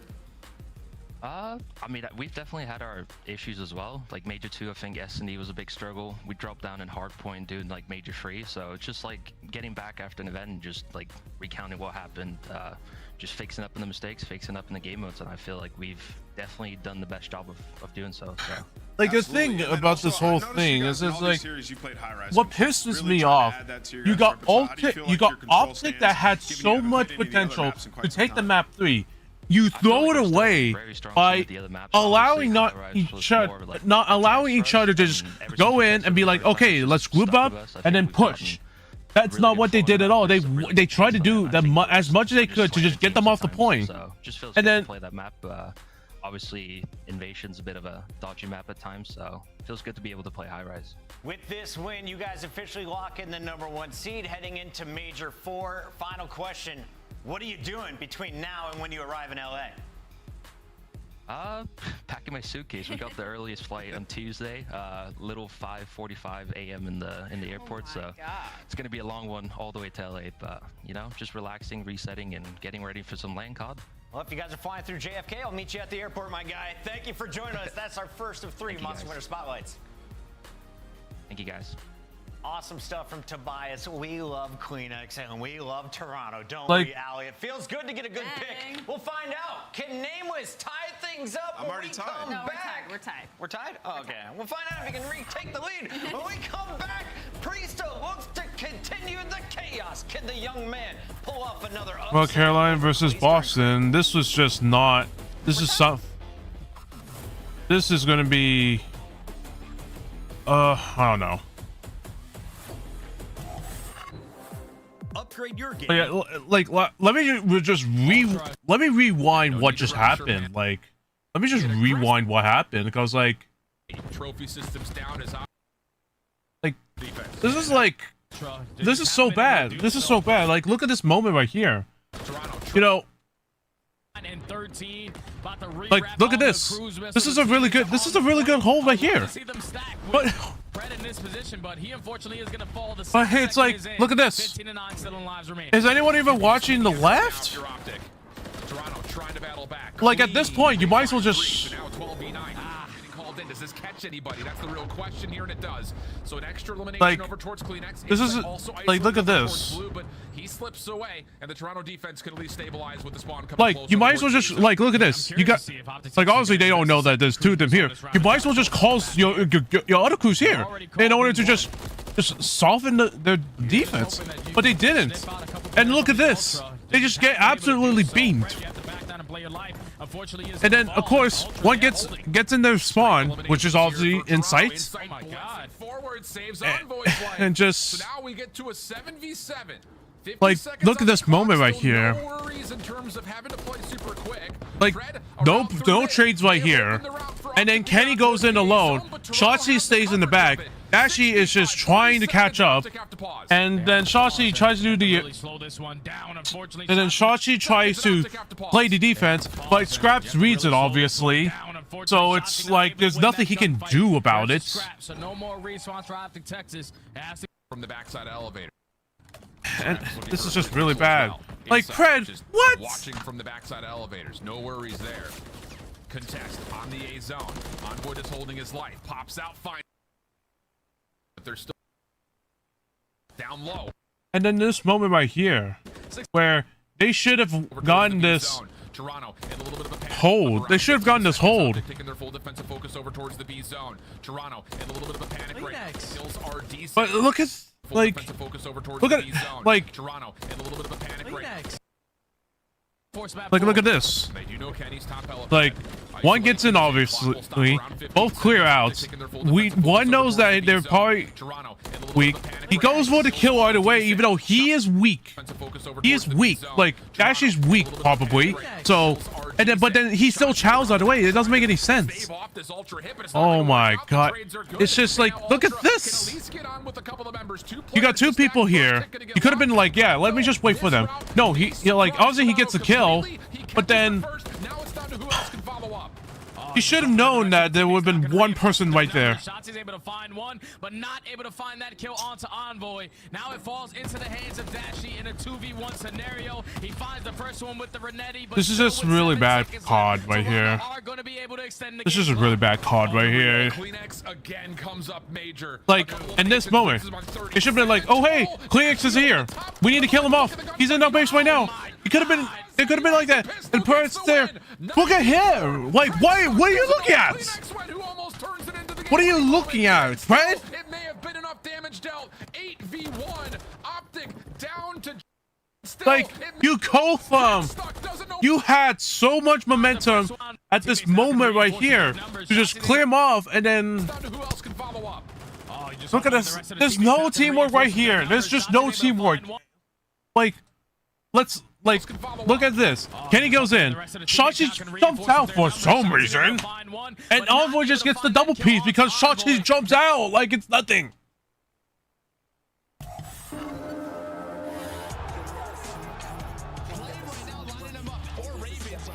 Oh man.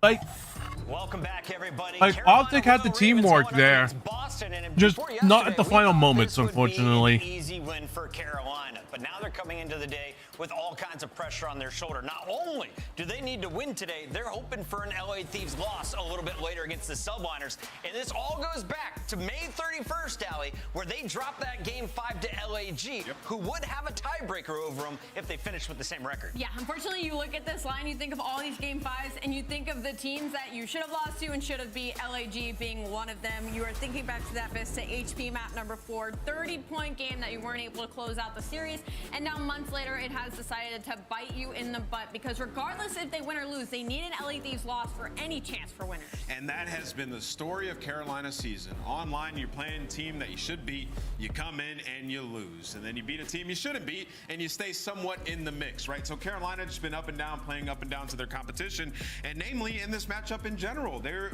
played Boston back at the major qualifier during stage 2. They lost 3-1, and Priesta went crazy with like a 1.2 in the series, right? So Carolina, you cannot look at this series and think that you should come in and just dominate Boston, especially given how Boston beat Optic yesterday. Allie, despite having a rookie and Gwyn on the lineup, this is the oldest team when you're looking at average age across the board. A ton of experience across Felony, TJ, Hallie, and Clayster. Where do you find strengths in the lineup? I know we have all kinds of stats, but what do you need to see from them if they're going to have a clean victory over Boston? We need to see Fellow and Clay popping off. They find their most success when Fellow is having a good series, and also their search and destroy has been strong, but not strong enough to win a lot of these Game 5s that would have put them in a better situation. Again, we go back all the way to the beginning, Game 5 versus Atlanta, LAG.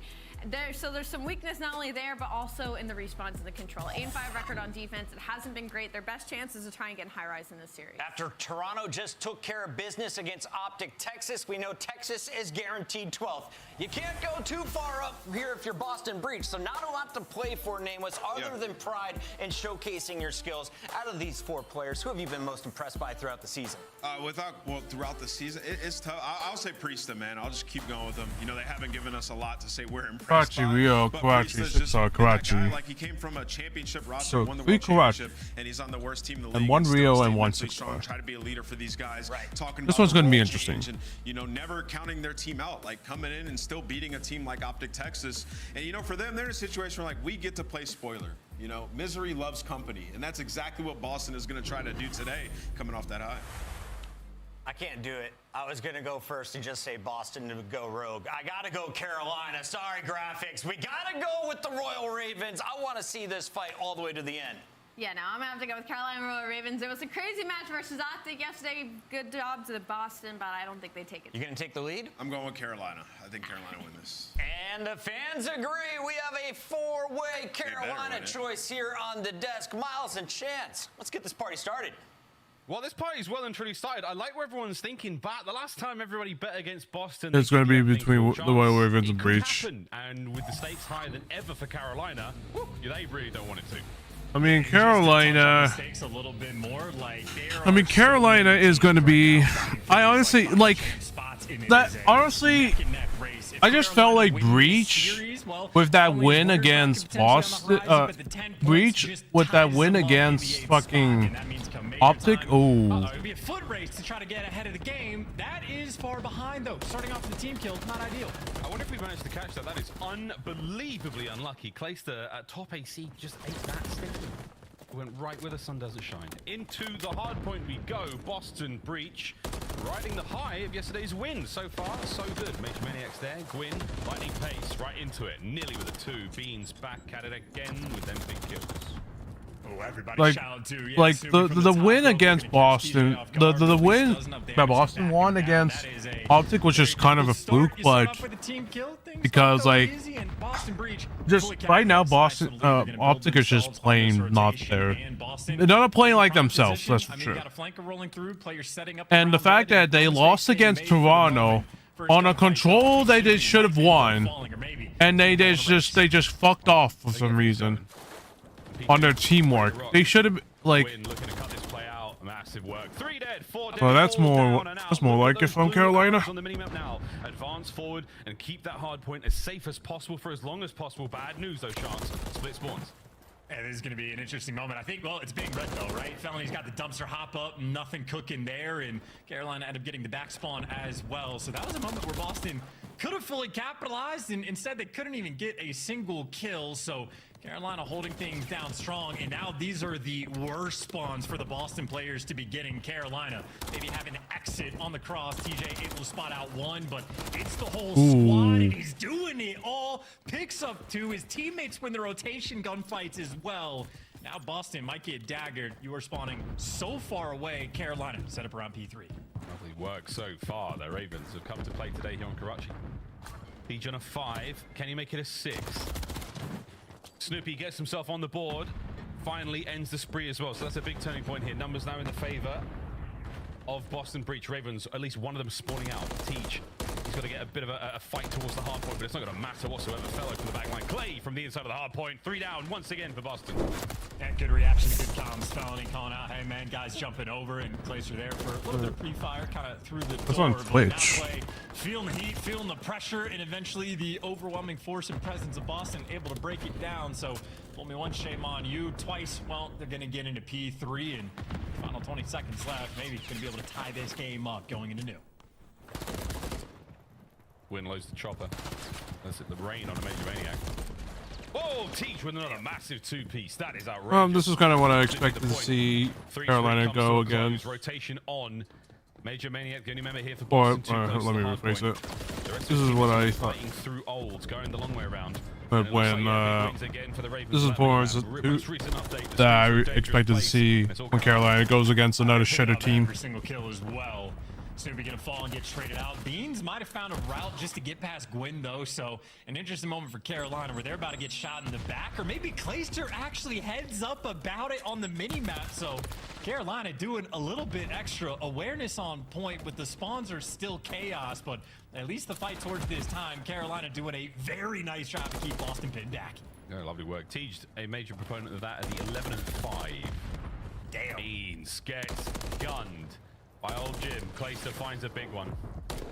Bello doing what he can to keep these players away from any sort of position of any kind of value right now. Boston have been suffocated for the last 4 hard points in a row.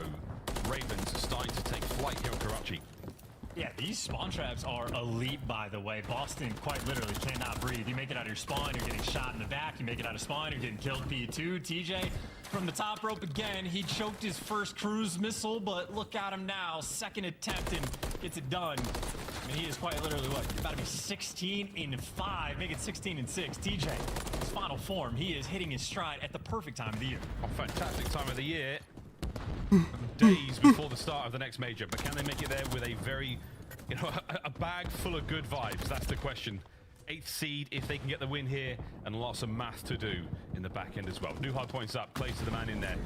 It's a war of two fronts, though, for a moment. If you can take care of Priest on one end, there we go. Priest and Beans, Fies theirs, respectively, and that is going to be it. Boston Breach finally break the dry spell. They're into the point for a moment, but Gwyn from behind finds the kill, and Carolina keep control. Let's go for a listen in.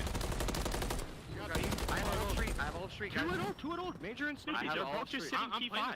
I'm playing. Yo, back castle, climb that castle ladder right now. Heard you. I have all street. You can come left. You can come third. I hear you. I'm going third. I stunned your left. Mid. Snoopy dead top. One is... I'm needing soda. I pinch.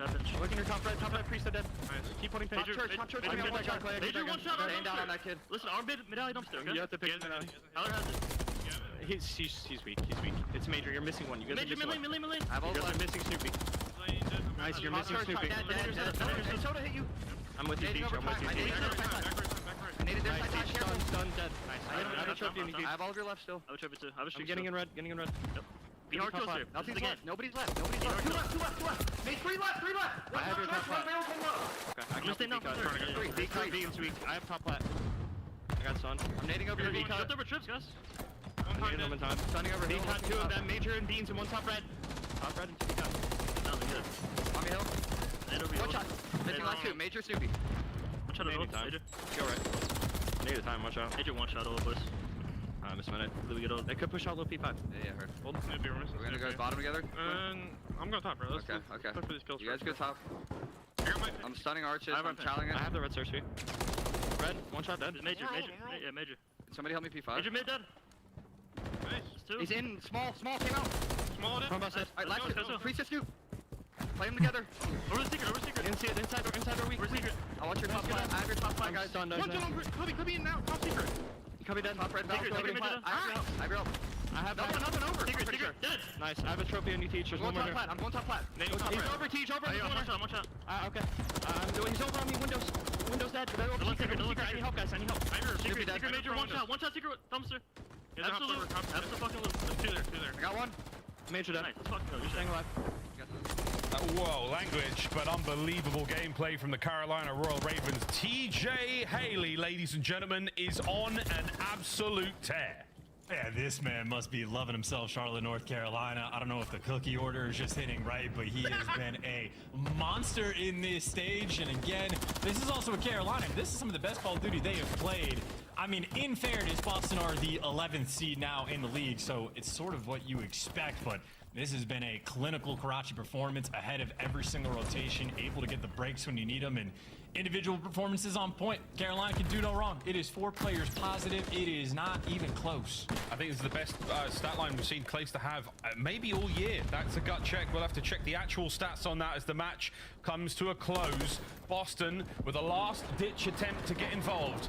Beans has struggled, and TJ, this has got someone's name written all over it, and it's Snoopy. We'll see you later, boys. That will be the map. Yeah, 100-point club on the horizon, unless someone can make a hero play and get the last step in, but can't get it done. And Carolina, again, exacted dominance on that map. Exactly how you need them to, because for this squad, everything is on the line. You need to get these 10 CDL points to be just tied for the 8th seed. And of course, that difference is then you just have to match the other teams in league performance come major time. And Carolina have been on point in land, so they're going to feel comfortable if they can get the tie. Still, though, if they somehow lose, I mean, Boston beat our Stage 3 champions, so they are going to be a threat in this series. That means Carolina are going to have to overperform at the next major to qualify for champs. You want to avoid that at all costs. And again, the team, well, they simply want to. Plus 10 for Clay, plus 7 for Fellow, plus 9 for TJ, and plus 9 for Gwyn. If you're outslammed by 34 or 35 kills, there is nothing to complain about. No, whatsoever. 8 minutes on the dot, folks. We're rolling through this series quick. Boston, a swift defeat the hands of the Ravens there to start the map off. I do think that might be Clay's best performance at 19-9 in a respawn.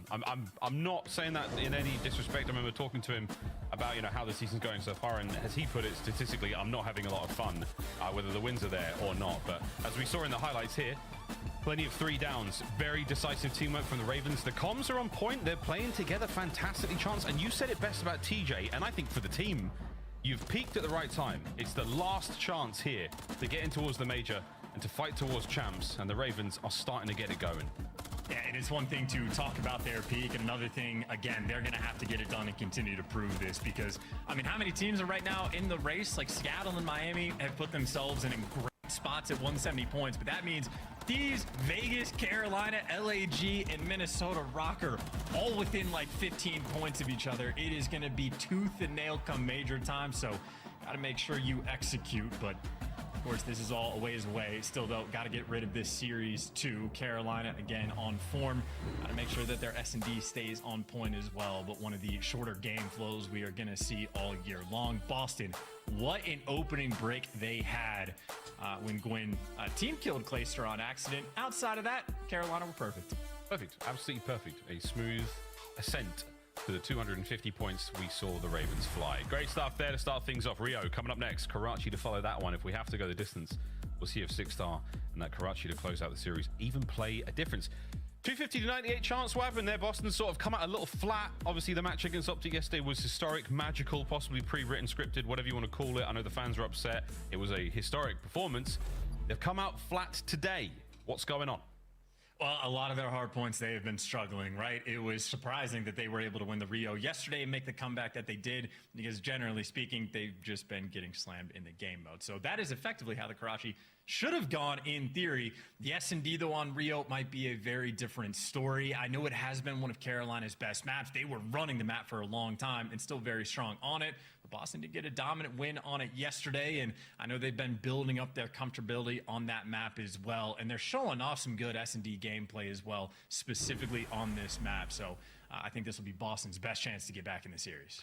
We'll see if they can. There's a lot of teams riding on the back of this one, hoping for a colossal failure on the part of the Ravens. No one outside of the bubble wants to see the Ravens find any success here. So we'll see how that goes. Boston, the hopes of many teams are riding on you here now. You have the chance to spoil it for at least the boys in blue on the top side of the screen.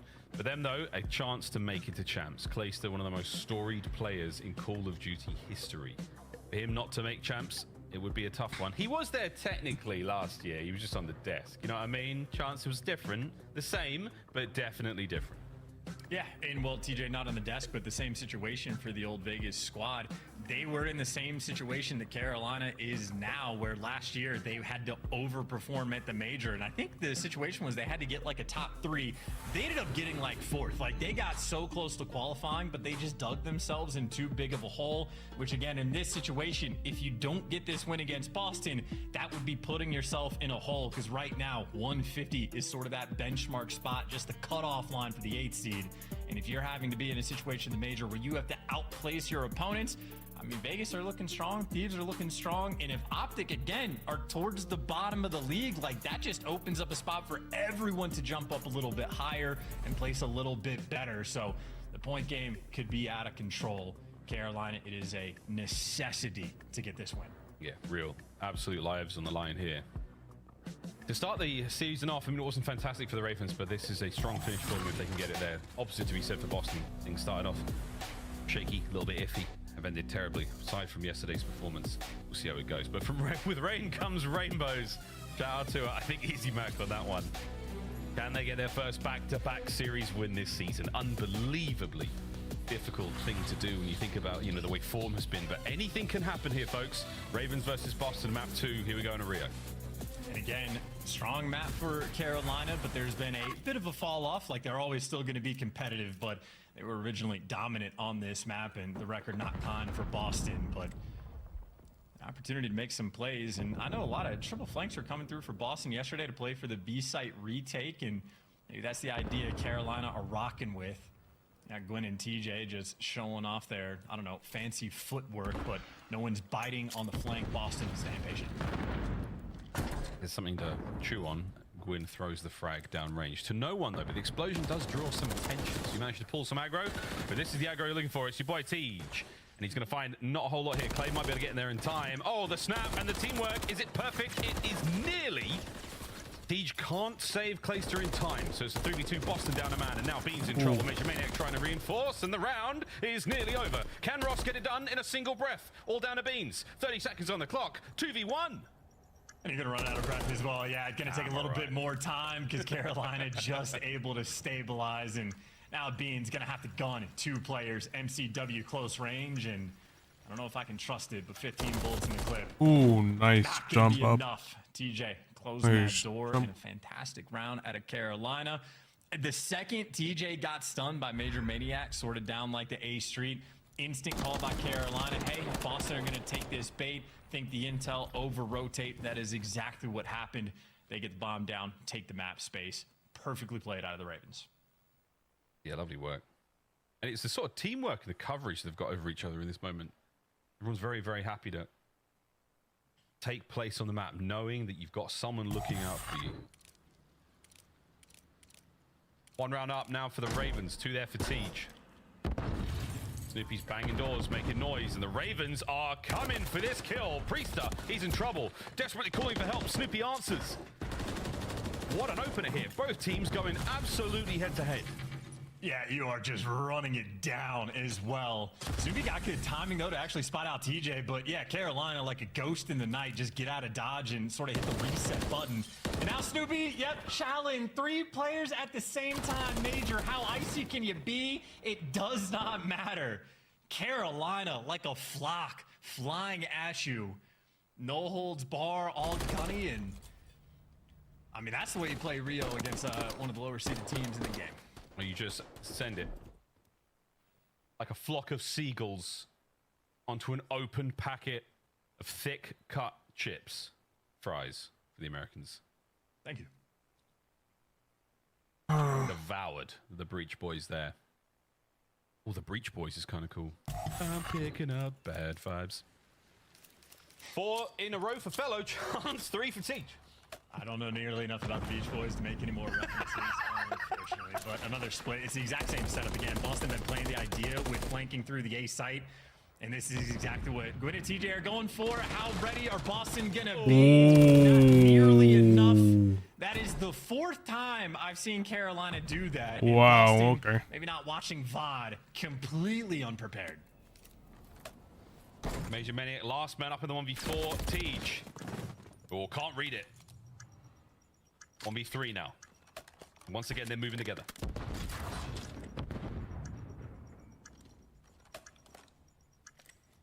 I mean, we're just waiting for it at the end. Clayster on the flank as well, gonna be able to catch him. Freebie kill, shoot in the back, and Clayster didn't actually get it. Kill got robbed from him at the last second. Couldn't quite see who took it, but I think someone might have been on an old 5 spree there. And yeah, Felony with the final bullet, I think, or maybe the final 2. Now he gets to think about a cruise. Thinking about it. And there's a lot of fun and games taking place here at the Ravens camp. They're really enjoying this matchup, and again, playing with a tremendous amount of confidence. It's trust in their own game, it's trust in each other. That is certainly what's getting them through this. It's a sort of a well-deserved arrogance. The gameplay absolutely backing it up. 6-1 for TJ, 5-0 for Fellow.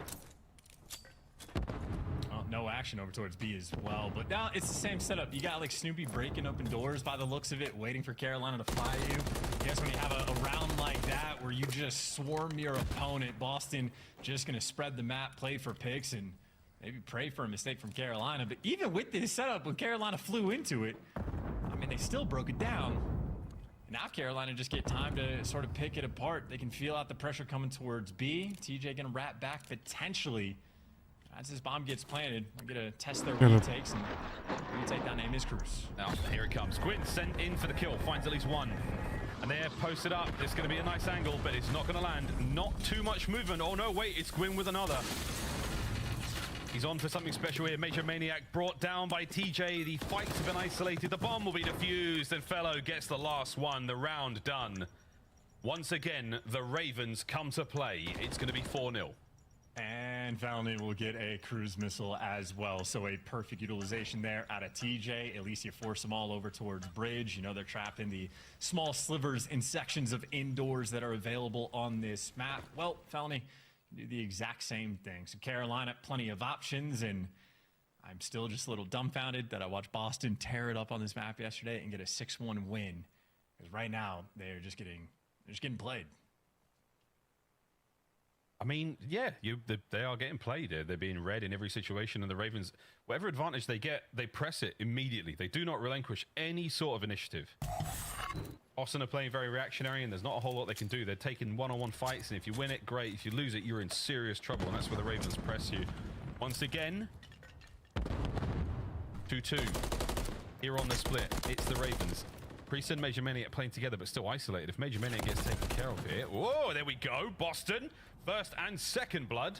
We might be seeing them around here. Yeah, Clayster bit off more than he could chew, and now Snoopy's on the hunt. Gwen has to run for the hills. Uh-oh. Felony, you expect to get traded out, and yeah, Priest from the top rope. Maybe just going to help win his team this round. Gwen, last man standing, and Snoopy knows that he pinned him back in spawn. He pins him back in spawn. You give Gwyn a fighting chance in a 1v3 if he can absolutely mutilate a couple of players, but it's not going to be easy. Snoopy could get spotted out there. I do believe he's on the inside of the corridor. Other side. Oh, he's on the other side. Good. Thank God you can see. These glasses are fake. Gwyn, though. I'm a young man, Miles. Young man. Ain't got nothing in the world these days. Less than 30. Who are you singing about? Yeah. You have the plant. All right, 20 seconds. You got me thinking about the Who now. And whereabouts is Gwyn going to get caught? We didn't mid-map. see. Boston on the board.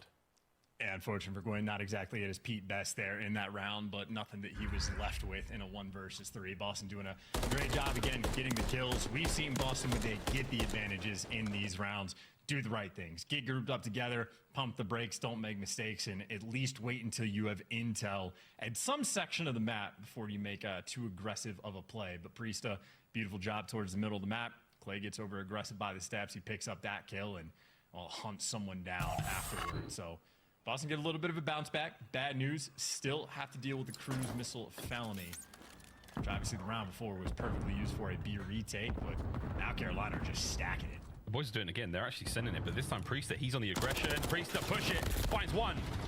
Immediate trade out, but that's enough to send the boys in. Oh no, Snoopy gets eaten alive. Well, TJ there you go. feasts on Snoopy and Beans. Major Maniac now, an opportunity to go wild.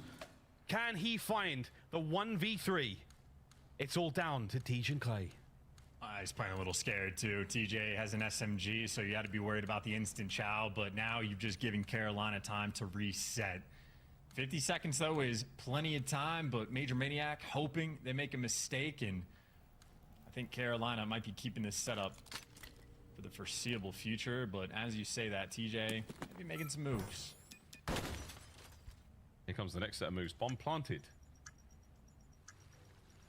Major Maniac takes on the two of them. Clay's going to hold that bridge. Oh, the timing's awkward. Nobody seeing nothing. Here comes Siege. Ready for the fight and willing. And a very sort of soft smile across Fellow and Gwyn there as they know the round was theirs. Map point, Carolina Royal Ravens. And just unfortunate for Major Maniac. I think maybe Clayster was able to catch like a cheek maybe, poking out from Major, so they knew he was in the spot. Maybe too big of a Keith Moon moment. Either way, taking advantage of the intel, perfectly timed on the trades there for Clayster and TJ, or at least the double jow, coming through. But another perfectly played round. Stacks on point. Prieste had a freebie kill on the flank, but credit to Gwyn. Just insane reaction time and shots to make sure you get the instant trade. And these guys right now, all smiles here against Boston. Yeah, it's looking great. For the Ravens right now, it just feels like nothing can go wrong. Everything has worked out for them. 10-2 for Tej. That deaf, dumb, and blind kid sure plays a mean game of COD. Dun, dun, dun, dun, dun. People think I'm just being rude, but it's actually a song. You can't confirm that. Not in my repertoire. I think you might be making things up out there. Pinball Wizard, how dare you? How very dare you, say Boston, as the bomb is now planted on A. Yeah, Priestley going for a flank again, so he has shown a little bit of success for the team, and you're setting up a 2-2 sort of retake on the site in Carolina. Let me tell you, turtle up and felony, he's going to tell you everything. Motor mouth in the comms, finds you at least one and tells you about everybody else. He went Mach 3 to the ground. Beans down, Snoopy, last man left alive. Gunned, hopeless. As the Carolina Royal Ravens rip the heart from Boston Breach there on Rio. 2-0 in the series and an incredibly strong showing. This is kind of what I see from. It's kind of expected to see from Carolina. They just absolutely smoke them. Actually, be the one delivering the comms. So nothing new there. He gets it out in 2 seconds flat. Everybody able to get the kills off the back of it. So super well played by Felony, and another spectacular game by TJ as well. He is 2 for 2 on the maps that we have had of getting cruise missiles and being the MVP in the game. Double-digit kills, but obviously a team effort. It was what, like 6 first bloods, or 5, excuse me, for the 7 rounds that we had. Carolina just about could do no wrong. Perfect stuff. A quality quartet from the Carolina Royal Ravens. The 6-1 final score in Rio. 250-98, 6-1. If you're a betting man, it looks like a 3-0 in Karachi control, though. We'll find out if that is the case. This was a nail-biter yesterday against Optic for Boston Breach. It was a round 5 loss for them. Can they turn it around here? We know they can do it. We know they're capable. The Ravens just feel like a little bit too much right now. We'll find out how the rest of the series goes after this quick break. But for now, an absolute blinder. Chance tonight, it's our final match of the online season. And what a treat it has been so far. The Ravens put on a great show. We'll see how things go after this break as we play one more game of Control here. Will Boston turn it around, or will the Ravens have their way and march into the major happily? We'll find out.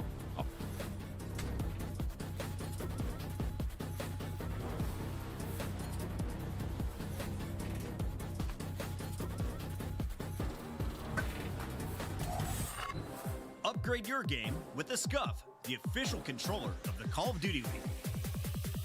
Scuff Gaming is doing an ultimate giveaway where you and a friend can win a chance to go to COD Champs this year. The giveaway includes 2 VIP tickets, travel expenses, and more. To enter, scan the QR code on the page or go to scuff.co/CDL and enter your email. Terms and conditions apply. The Call of Duty League is brought to you by Monster Energy, the official energy drink of the CDL.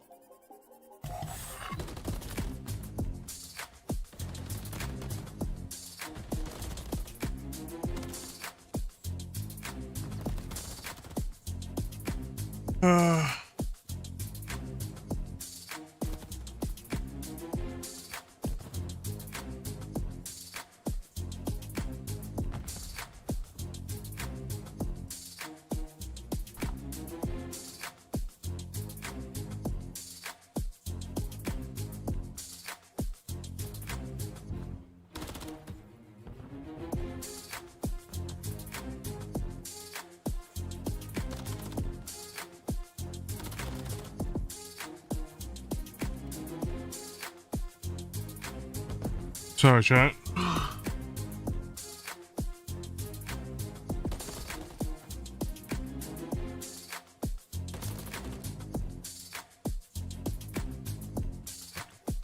Trying to find something.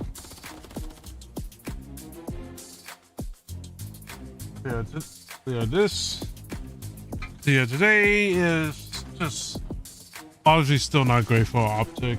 They had the, like I said, they had the chance, they fucked it up, and now they have to pay the consequence of having to play in the 12th seed. But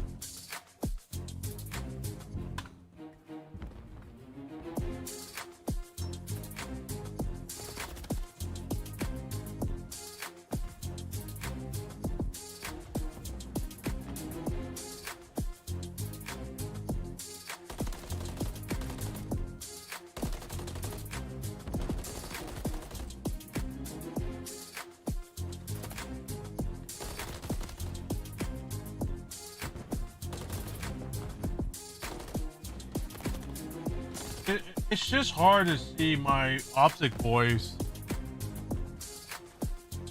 It's just hard to see my Optic boys just I don't understand how you go from winning Major 3 to fuck all in the next series. Like it's like some sort of personal shit happened, and like it seeped into the matches now, and it's pissing me off that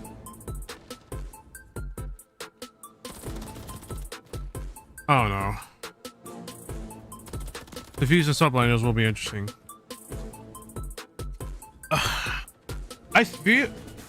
What was my pick'em actually? Because I think my pick'em was.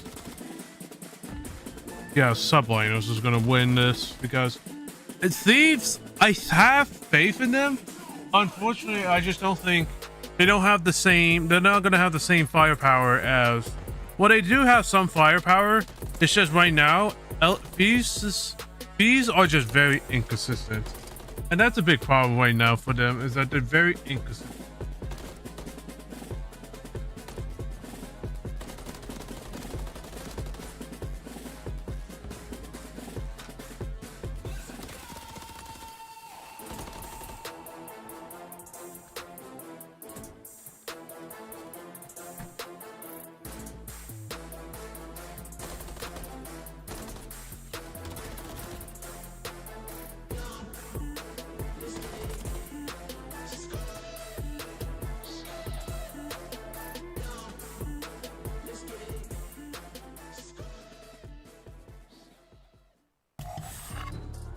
Ladies and gentlemen, welcome back. Let's get it.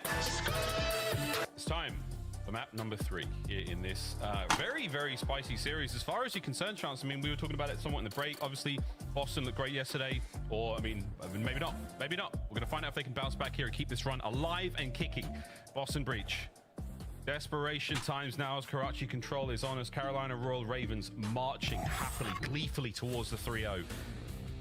Very happily into that major. We'll find out. The attacking rounds chance here on a Monster Energy pregame for Boston Breach. Not ideal. 1-12.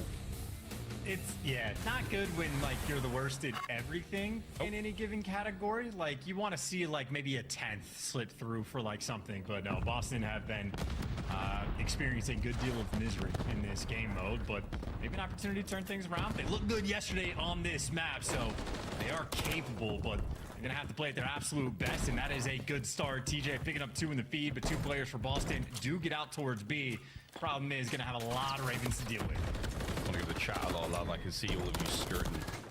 We appreciate you. We always do. You absolute maniacs. Some of you, though, questionable human beings. Into the zone we go. Major Maniac, I'm not lying, grabbing time. Gets himself a kill on the way in as well. Stops that clock at 109. Single steg out the way, and Beans is shooting, baby. He's got 4 kills. He's 2 away from tying his performance in map 1.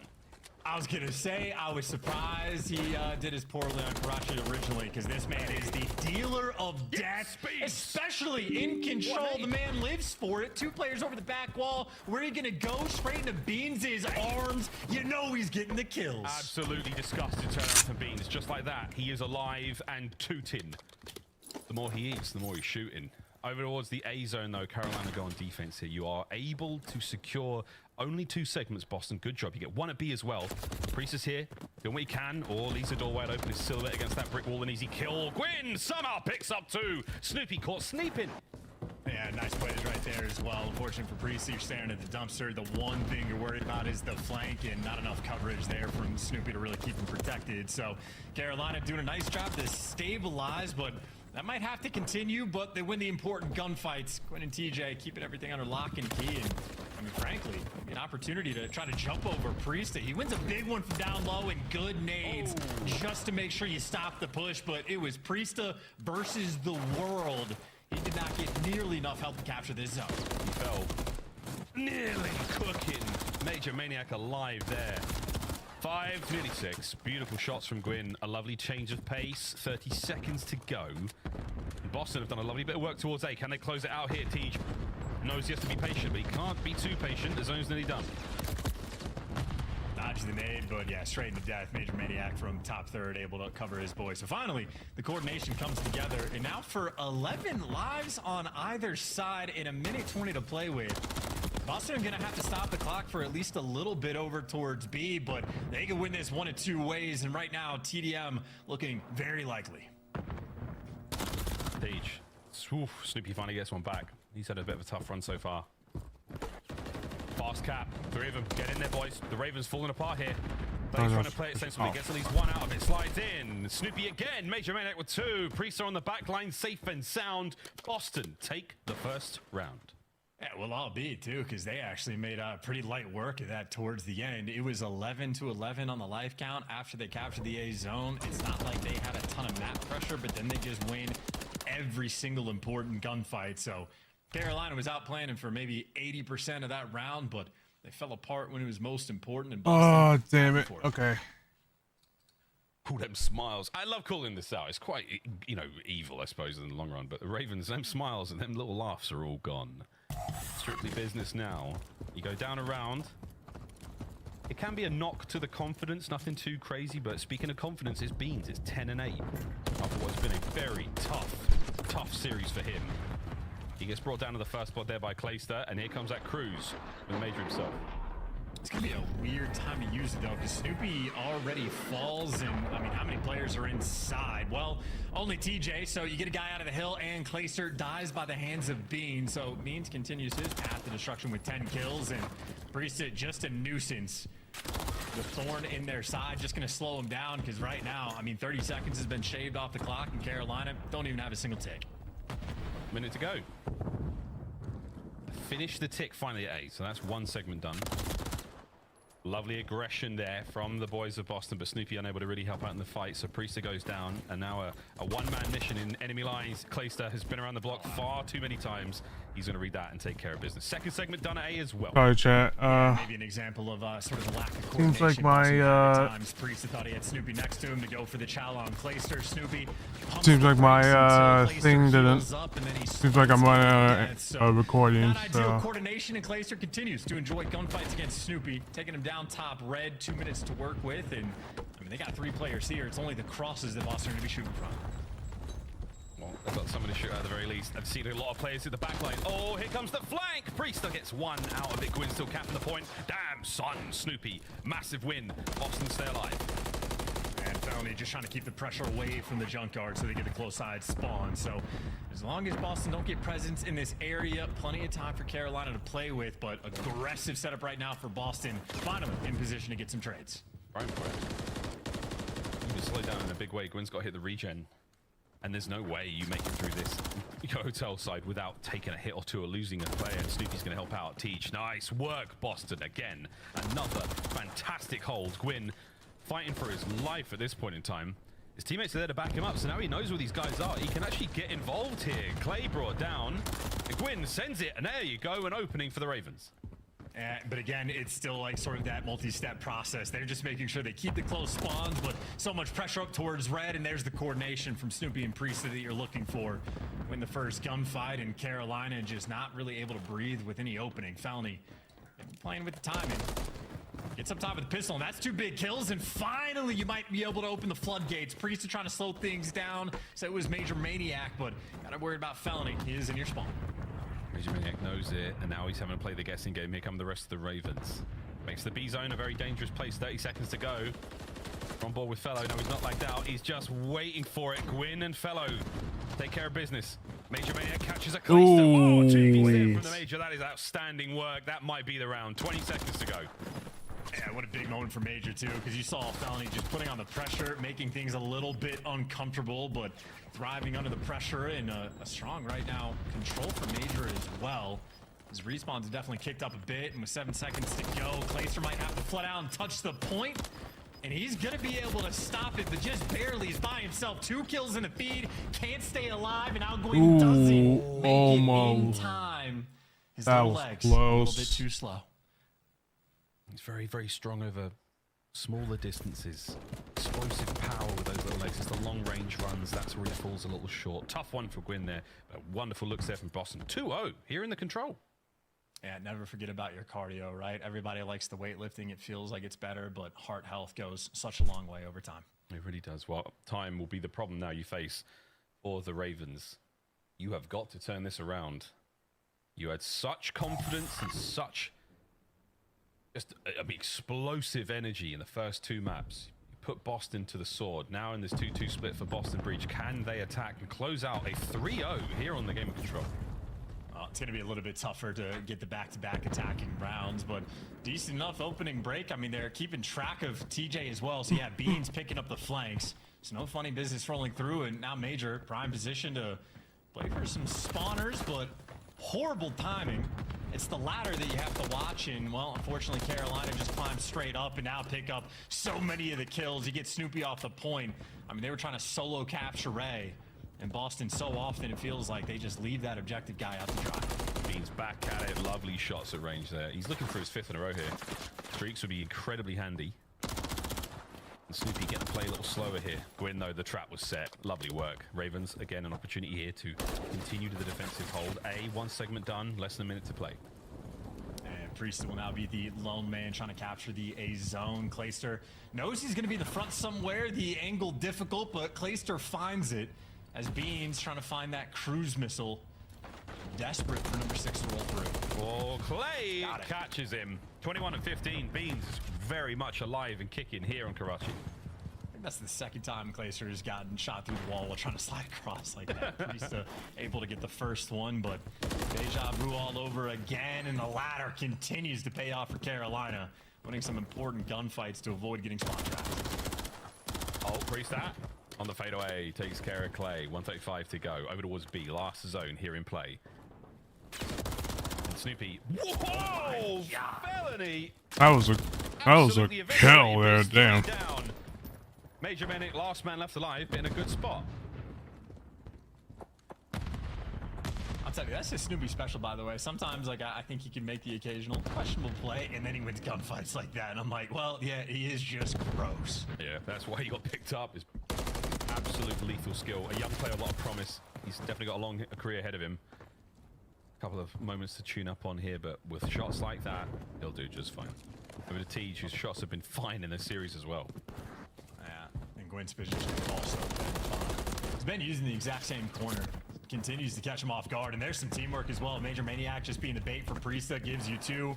Opens up that front door, and Priesta trying to be cracked out on the cross against TJ, though. TJ there to win that first gunfight and ends up sliding into death. Snoopy, Major Maniac, and Beans keeping the pressure on. This is lovely work. Beans is still here up top, and the boys have held the front side of Hotel for so long. That position has not gone into the hands of the Ravens in a long time, and now the zone. Trouble brewing for the boys of Carolina. You've got one good break at this, lads. There's a few members now on it. Fellow cut down into the point. Oh, Clay traded out immediately. Snoopy staying alive. Still, though, guy behind you is going to be Gwyn, and you are looking every single direction, including the right one. The dance, though, around. Maybe players spinning heads just enough for Carolina to stay alive. 20 seconds to go. Boston getting... Oh, that's so unfortunate. As well. Here comes Beans. Doesn't get anyone out of it. They're indoors. He was hoping for a player to be exposing themselves through the window. Not going to happen. Over to Major Maniac trying to make his way forward. 6.7 the contest. Oh, it might not last for too long. Snoopy's in. Snoopy's in. Can he be brought down? Oh, the dance all over. Oh my God. And wipe them out. I don't believe it. This could be the map. Yeah, that's going to be a hot 3-0. Look at those spawns. Beans caught in the cruise missile from the opposite corner of the map, and his team bought him enough time to get back in the mix. Look at that little bit of domination on Karachi control. 2 in a row. They're on the win spree for Boston Breach. Well, if you were a betting person, you're in trouble now. The series moves onwards. And stone faces of the Ravens after getting absolutely... They're on control. 3-0 doesn't happen often. But we might have a series on our hands now, brother. And that's like electric work as well. I mean, they were doing a really good job of just keeping up the pressure, right? Players in position to at least force Carolina to just be uncomfortable. Never able to get that space, never able to push over towards, I mean, red, let alone the junkyard. Man, Felony had a really bad series there. When they got that spawn, I don't know why that happens and why the switch up ever gets made, but that is worst case scenario when you're on an attacking round of Karachi, and for Boston, they just deliver. Shout out to Beans, 5,200 damage, 26 kills, and a cruise missile that only forced him indoors, but that was all that you needed. That was outrageous. The last few moments of that game, That was something. Well, the Ravens, not good at control. Or Boston just diffy. We'll find out at the major, of course. But speaking of the major, some sensational plays from him. Beans as well, statistical masterclass. He ran the show from start to finish, but this was a decisive 3-0. Just over 10 minutes it took the Boston Breach to beat the Ravens into pulp. And it was just, they really had to work for it too.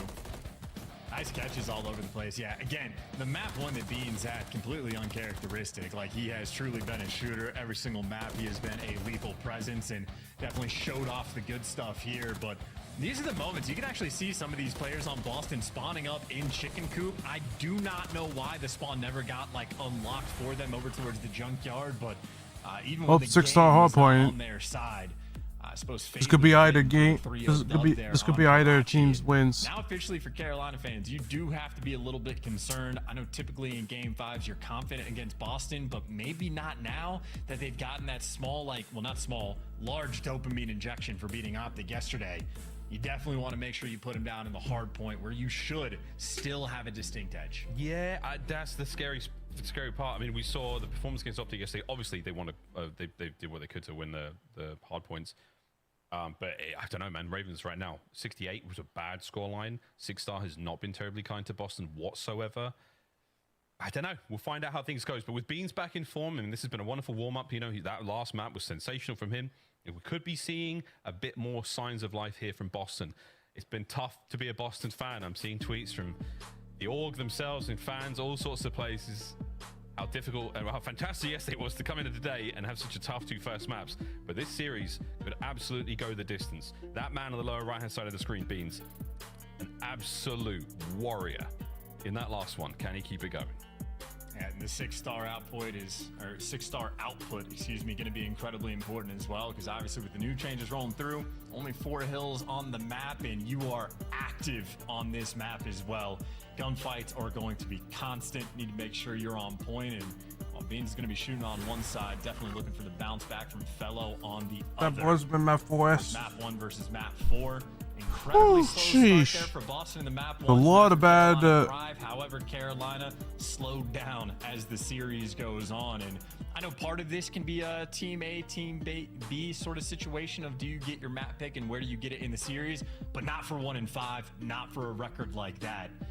Carolina, very important. They do not let the same sort of tail slip, because game 5s have been their biggest issue. Well, don't forget, folks, again, the drama continues today. Not only do Carolina need to win this series to get a chance to the winner's bracket, and the New York Subliners have got to put the LA Thieves in a body bag for that to happen as well. So lots on the line here for the Ravens. They're going to play their part, and then they leave the rest up to fate.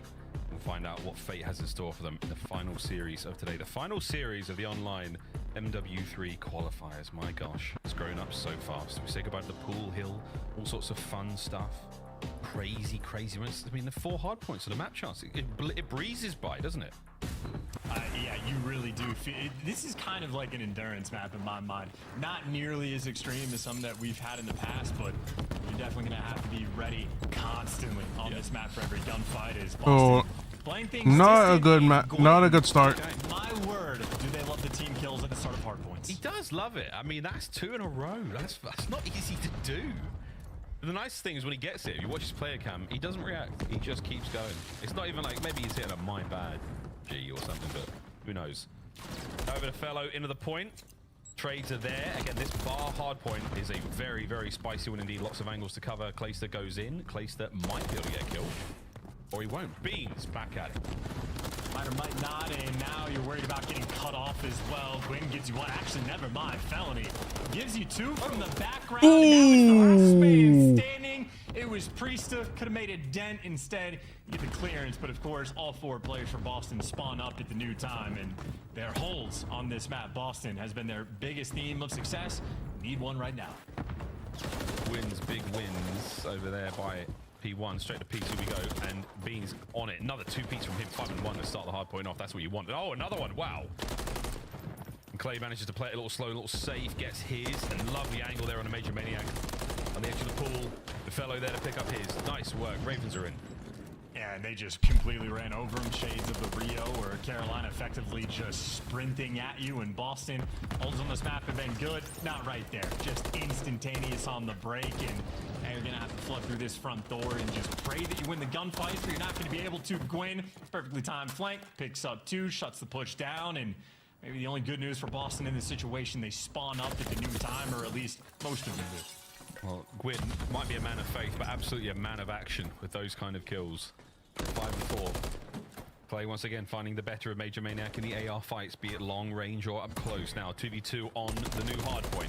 Clay gets in. Whoa, Fellow finds it as well. So now aggression from the Ravens. Can they press forward? And can Tej on the flank go Grande? The answer is close enough. You'll take it. 4 down. And that, I mean, Boston, they're just taking bad chows to die before the hill pops, and then players spawning in the back and just opening up the floodgates through the front. Boston, again, not a good hardpoint team. They have very much been struggling, and Carolina right now just capitalizing.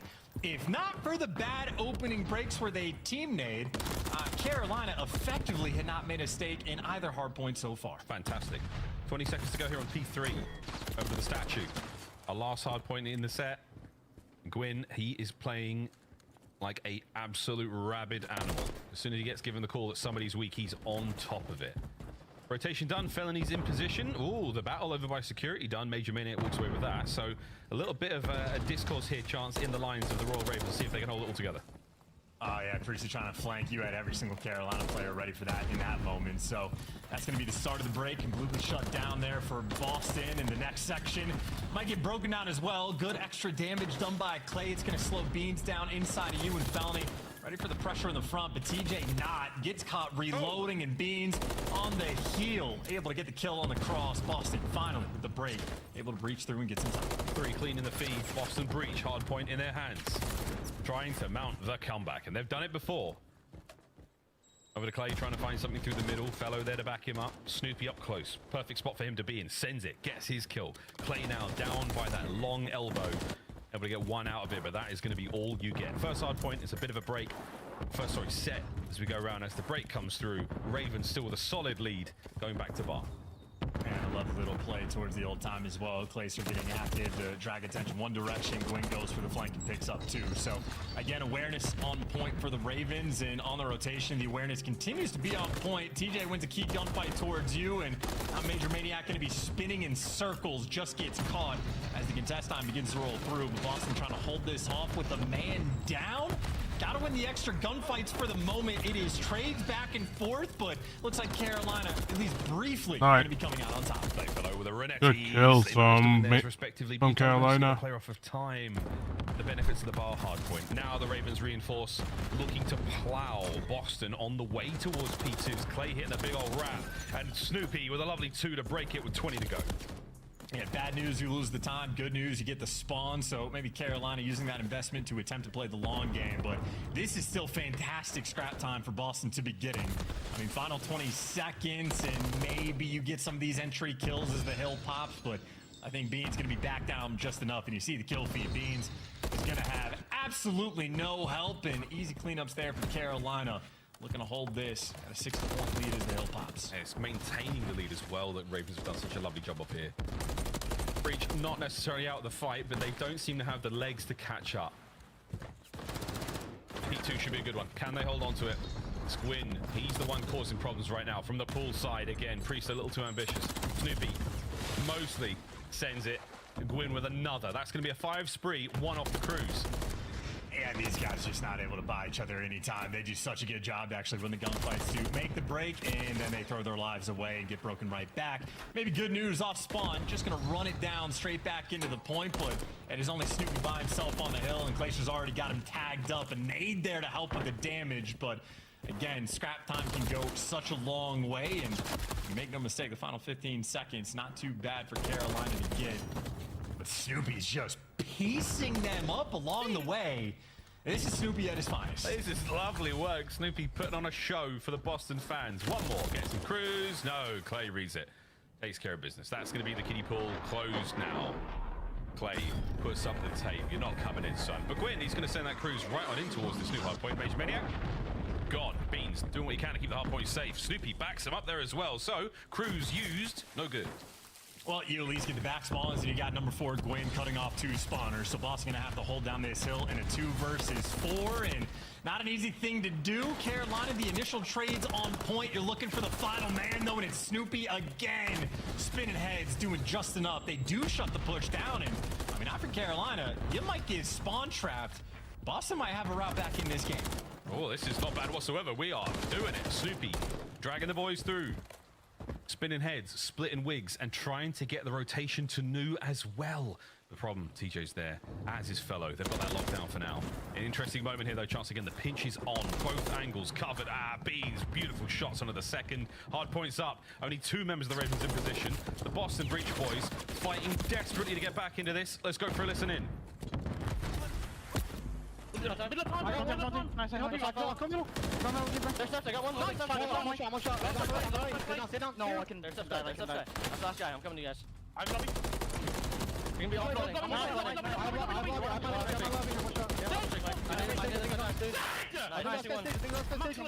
I'm trying to take Charles, man. I'm trying to. Lobby on me. Push me. Water.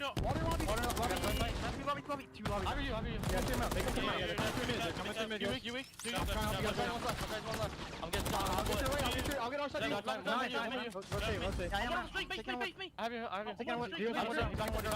you. No, you're not secret.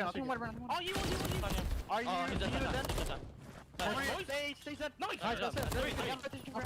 Jesus. Boston getting the double kills. Yeah, this is not good for Carolina. They gotta turn up. They gotta get the double kills or else they're gonna lose.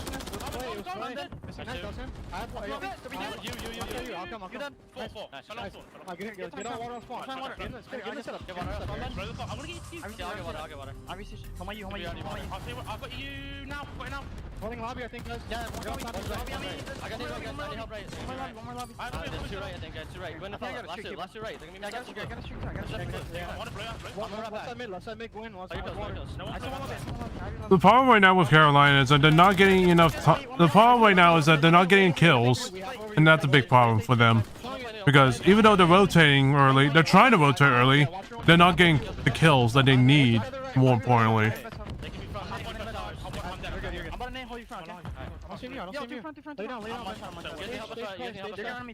I gave you a pull. My best. The Ravens simply cannot handle Boston Breach chance. They've managed to walk away with the lead, and they're 50 from the win. And this is why it's dangerous to get ahead of yourselves. The first 2 maps were a thing of beauty from Carolina, but here they are. If you go into a game 5 against Boston, you're going to be shook, you're going to be terrified, and right now, they just do not have an answer. We're bigging up Tej, but he's been getting handled. An important moment for Carolina to break this hill, but Snoopy on the flank continues to fry. As long as his teammates get the trades, I think Boston maybe have done just enough to be a nuisance. Still 25 seconds left. You want to get this time. You definitely want the time, and that's a big lineup. Tej finds 2. Okay. Snoopy on the break, or nearly a lineup of his own, but Clayster walking on sunshine, and whoa, Beans another one. Unbelievable. No win here, though, to be found. To the bar we go. Boston, can you do it? The only thing that they really can do is just get to the new point and just hold off as long as they can. Snoopy, though, here's the cruise missile. And hopefully they don't get into position. Absolutely not. We're calling it in immediately. Send it. The boys are on the run now. Clayster stays alive. So under the smoke, though, that's what you're going to have on the hard point. A very difficult guessing game now begins. Nades up. Gwyn, Tej find their kills. Oh my god, TJ over the top. It's Snoopy, though, on the pinch, late to the fight, but not necessarily over yet. Chance. Another hit. Here we go. Oh, no, this is just painful, though. Everybody's going to have to flood in one by one. This is bad news for Boston. But maybe an unfortunate angle. Gwyn gives you 1 and a stun to slow the next player down, but the 1v1 gunfights, it looks like Carolina coming out on top. Snoopy, last man standing, can't get it done. We were bigging up Tej that we mocked him for this game. Look at him now, 5 spree. Carolina are going to take the lead. Oh, they've taken the lead. The rotation, though, finally won by Boston Breach over towards Statue. This is it. It's going to be a photo finish. Ravens need the break here. Streaks in the back pocket, and it's Clayster. He finds his way in. The contest, Major Maniac 1. Can't get any more. Clay can't find his. Tej 7. Tej down. Oh, Snoopy wins it. Hard point, Boston. Yeah, here comes the cruise missile though. TJ off spawn, instant investment. How quickly can your teammates get in position? Gwen gonna be full flanking. Priest is gonna be ready for it, so how good are your comms? Should be able to get one. Snoopy's gonna fall. 2 players underground, but you got Gwen losing the flank battle. Now it's all guns forward. You know where Beans is as well. He's been red. Here's the contest. The battle continuing here, a 2-second game. Priest on the top. Beans taken care of now, all eyes forward. Oh no, Snoopy on the sneaky flank. He's causing problems. Snoopy finds a few more. Clayster with 2. Clayster with 3. Hard point, Ravens. And this is enough for the win. It's enough for the win. Beans doesn't know. He does get him off their time. He picks up 2. Opportunity, Boston. You got to flood in and contestation for 2. The cutoff bend though with Carolina. Get it done. 10 CDO. That was close. Job ain't finished, but for online it is. Carolina ending on a strong note. What a strong finish from the Ravens. And it is a head scratcher from Boston. Moments of brilliance. Another sensational comeback, but not quite enough to close out this one. And it was that man, Clayster, with an unbelievable 3 to secure it. All bases covered. If you got the guy in you as well, the final player there, that would have been an absolutely historic moment for Clay this late in the career. Beautiful work there from the Ravens. 3-1, the final score, an extra 10 points and 1/2 of their miracle move towards the winner's bracket complete. They just need the Thieves to lose now. Webcam. Yeah, and it's never fun when you're having to prey on other people's downfall or just like hoping things fall into place. But as far as controlling your own fate at the tail end, Carolina did everything they could do. And at least now we know come major time, it is going to be an absolute foot race for this final few spots to roll in for champs. So Carolina getting active and a solid game there from a few different players. Gwen was carrying them at the start, but you see the damage output and obviously Clayster popping off towards the end, making sure that he keeps his chances of getting back to champs alive. Brilliant work. The game flow there, we will not be seeing him at 5, which I'm sure that was close. Loved. But Karachi will be put into the could have Carolina have now a chance to 250-239, the final score of the final match of the online season for both of these teams, and the Ravens very, very happy with that result. The series started off absolutely wonderfully for them, unable to do anything on that Karachi control. That's certainly something they should be worried about, I think, going into the major chance. A 3-0 like that, very, very ugly indeed. But that 6-star, kudos to them. They clutched up when they sorely needed it. Well, my friend, MW3 season online's finished for us. I'll see you in Burbank, mate. It's going to be a good time. Very much looking forward to it, Miles. Can't wait, folks. That's it for myself and Chance. We'll see you on land. Well, we will be biased, and we will have a great time. It's back to the desk. Thank you, Miles, and please don't cut your hair between now and Burbank. We got to jump right into the analysis from this one. Alley Cat, did you see it coming? Yeah, you did. absolutely. Did you see it being a 3-1, though, for Carolina today? Definitely, just because Carolina has shown a lot of glaring weaknesses. I feel like throughout this qualifier, they haven't gotten any clean series, and this one was also kind of anything, but it was a horrid control. But Carolina hasn't shown a lot of strength there. Boston, if they did have any strength, it was in that game mode. But that map number 4, man, when you get a lead like that for the Carolina Royal Ravens, this is something they've been struggling with, is just kind of choking these huge leads they build for themselves and kind of pushing things down to the wire. But shout out to Clay and the huge 3 kills at the final P1 here to make sure to solidify that win. It was a lot of clutch play. Yeah, I was looking here at the overall scoreboard name, and it looked like P2, P3, Royal Ravens were pretty comfortable.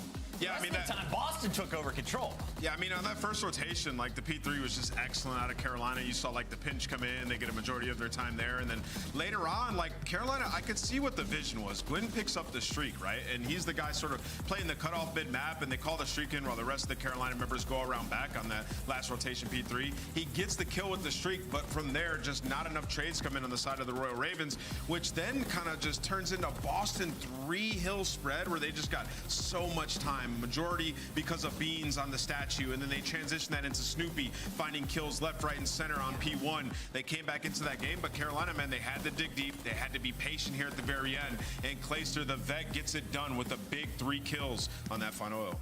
Congratulations to Carolina. Their champs' hopes still alive.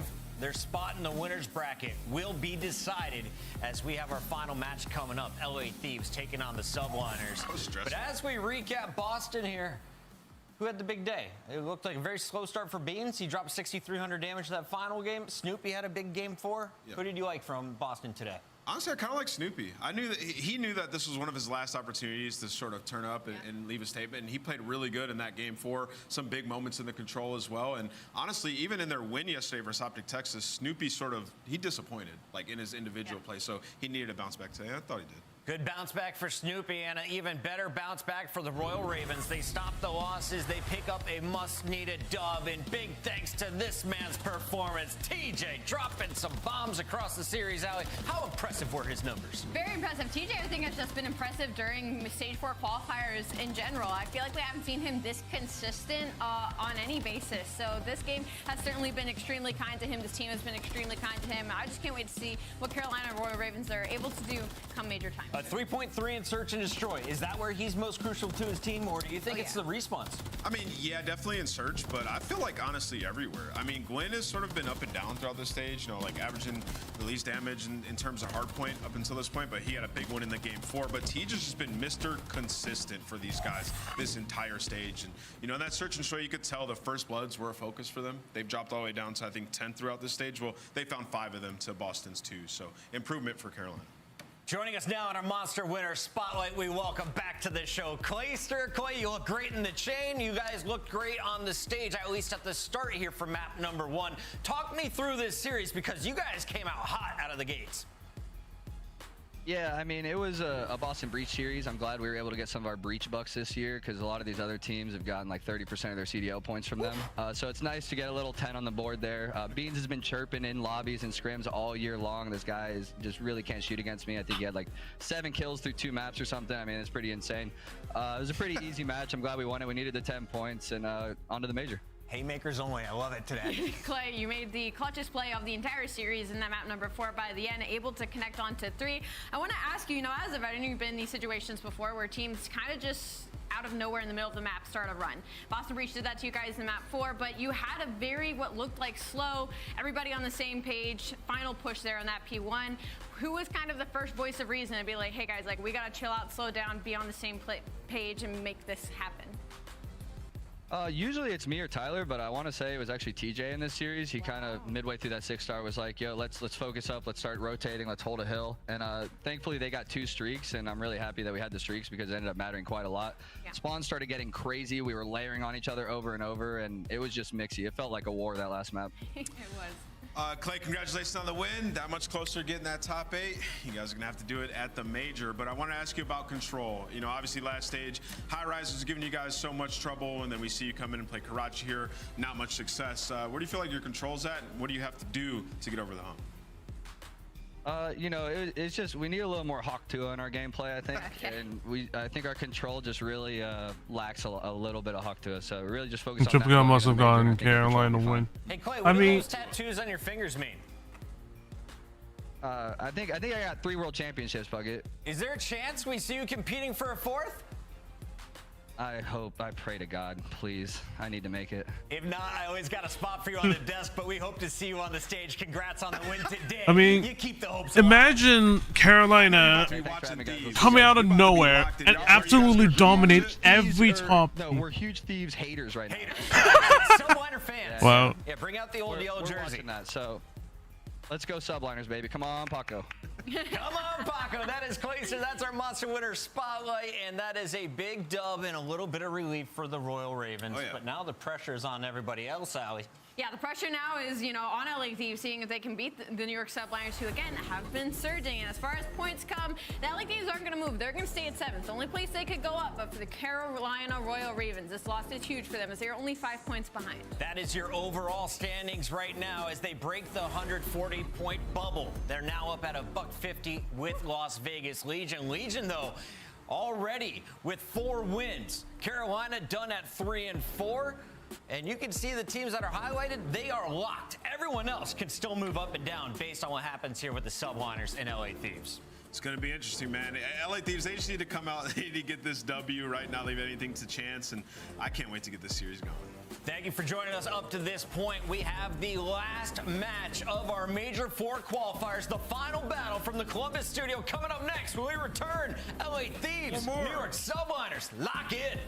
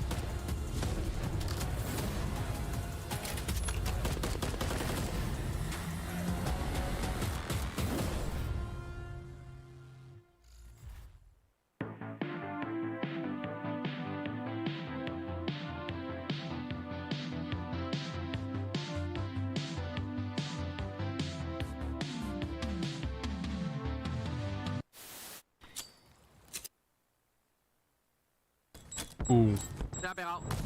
No lo veo. Ahora en izquierda, tío. Hay una en izquierda, no, ahora, están por medio. Pícalo.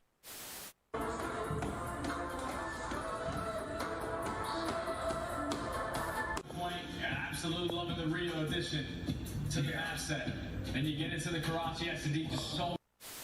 Long, I push one. I have the door push. Wait, stay left. I have the door. You just two front door. Go on. Let's get front door. Let's get front door. Watch your front. Nice one. Let's get late. Stay left. Get down. Oh my god. Let's go. Baby. We're sweeping them. I promise you.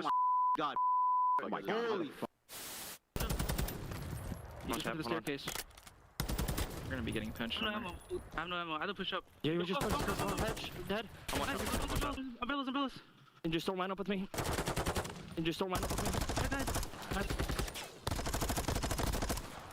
I have no ammo, bro. Dude, that's so tough, bro. I have no ammo, bro.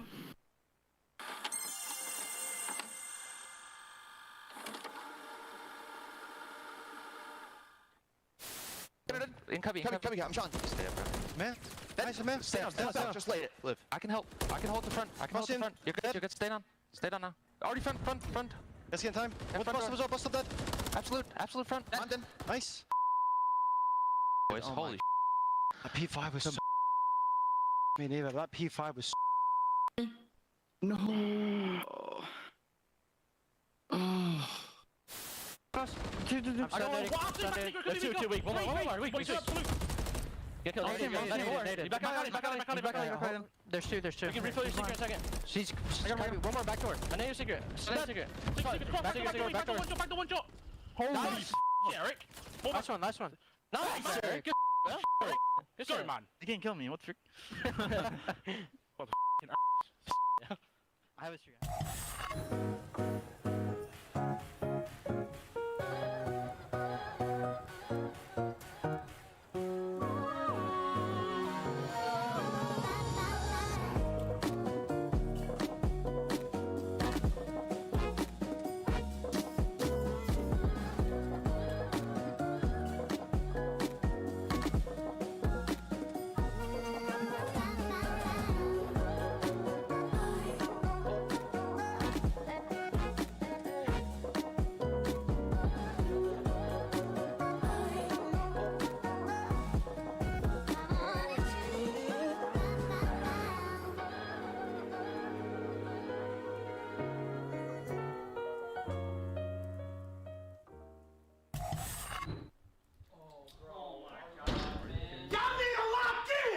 Trying to make ends, I don't wanna make amends, and I came to the lens. I mean, seriously. 1, 2, 3, 4, 5. Yeah, I'm turning up to the sky. Yeah, I go up till I get right. I ain't feeling trip till I get by. Yeah, I'm going up to the top, Dubai. If you think I'm playing, just know it's on side. What you on? Hit you with the more tight. You don't kick till you don't, bitches on sight. Try to walk in with them limelight. I come up with them kush right. You know better than a shot right. Man, what is it? I'm looking. Yeah, I'm coming in, feeling super saiyan. Oh my God, you think you was it? Use a little. Yeah, I'm coming in. Stop playing. What the you talk about? What you saying? Welcome to the final qualifier match. Huge shout out to our entire production team here in Columbus, Ohio. It has been a blast, and it is a hot one here during the summer.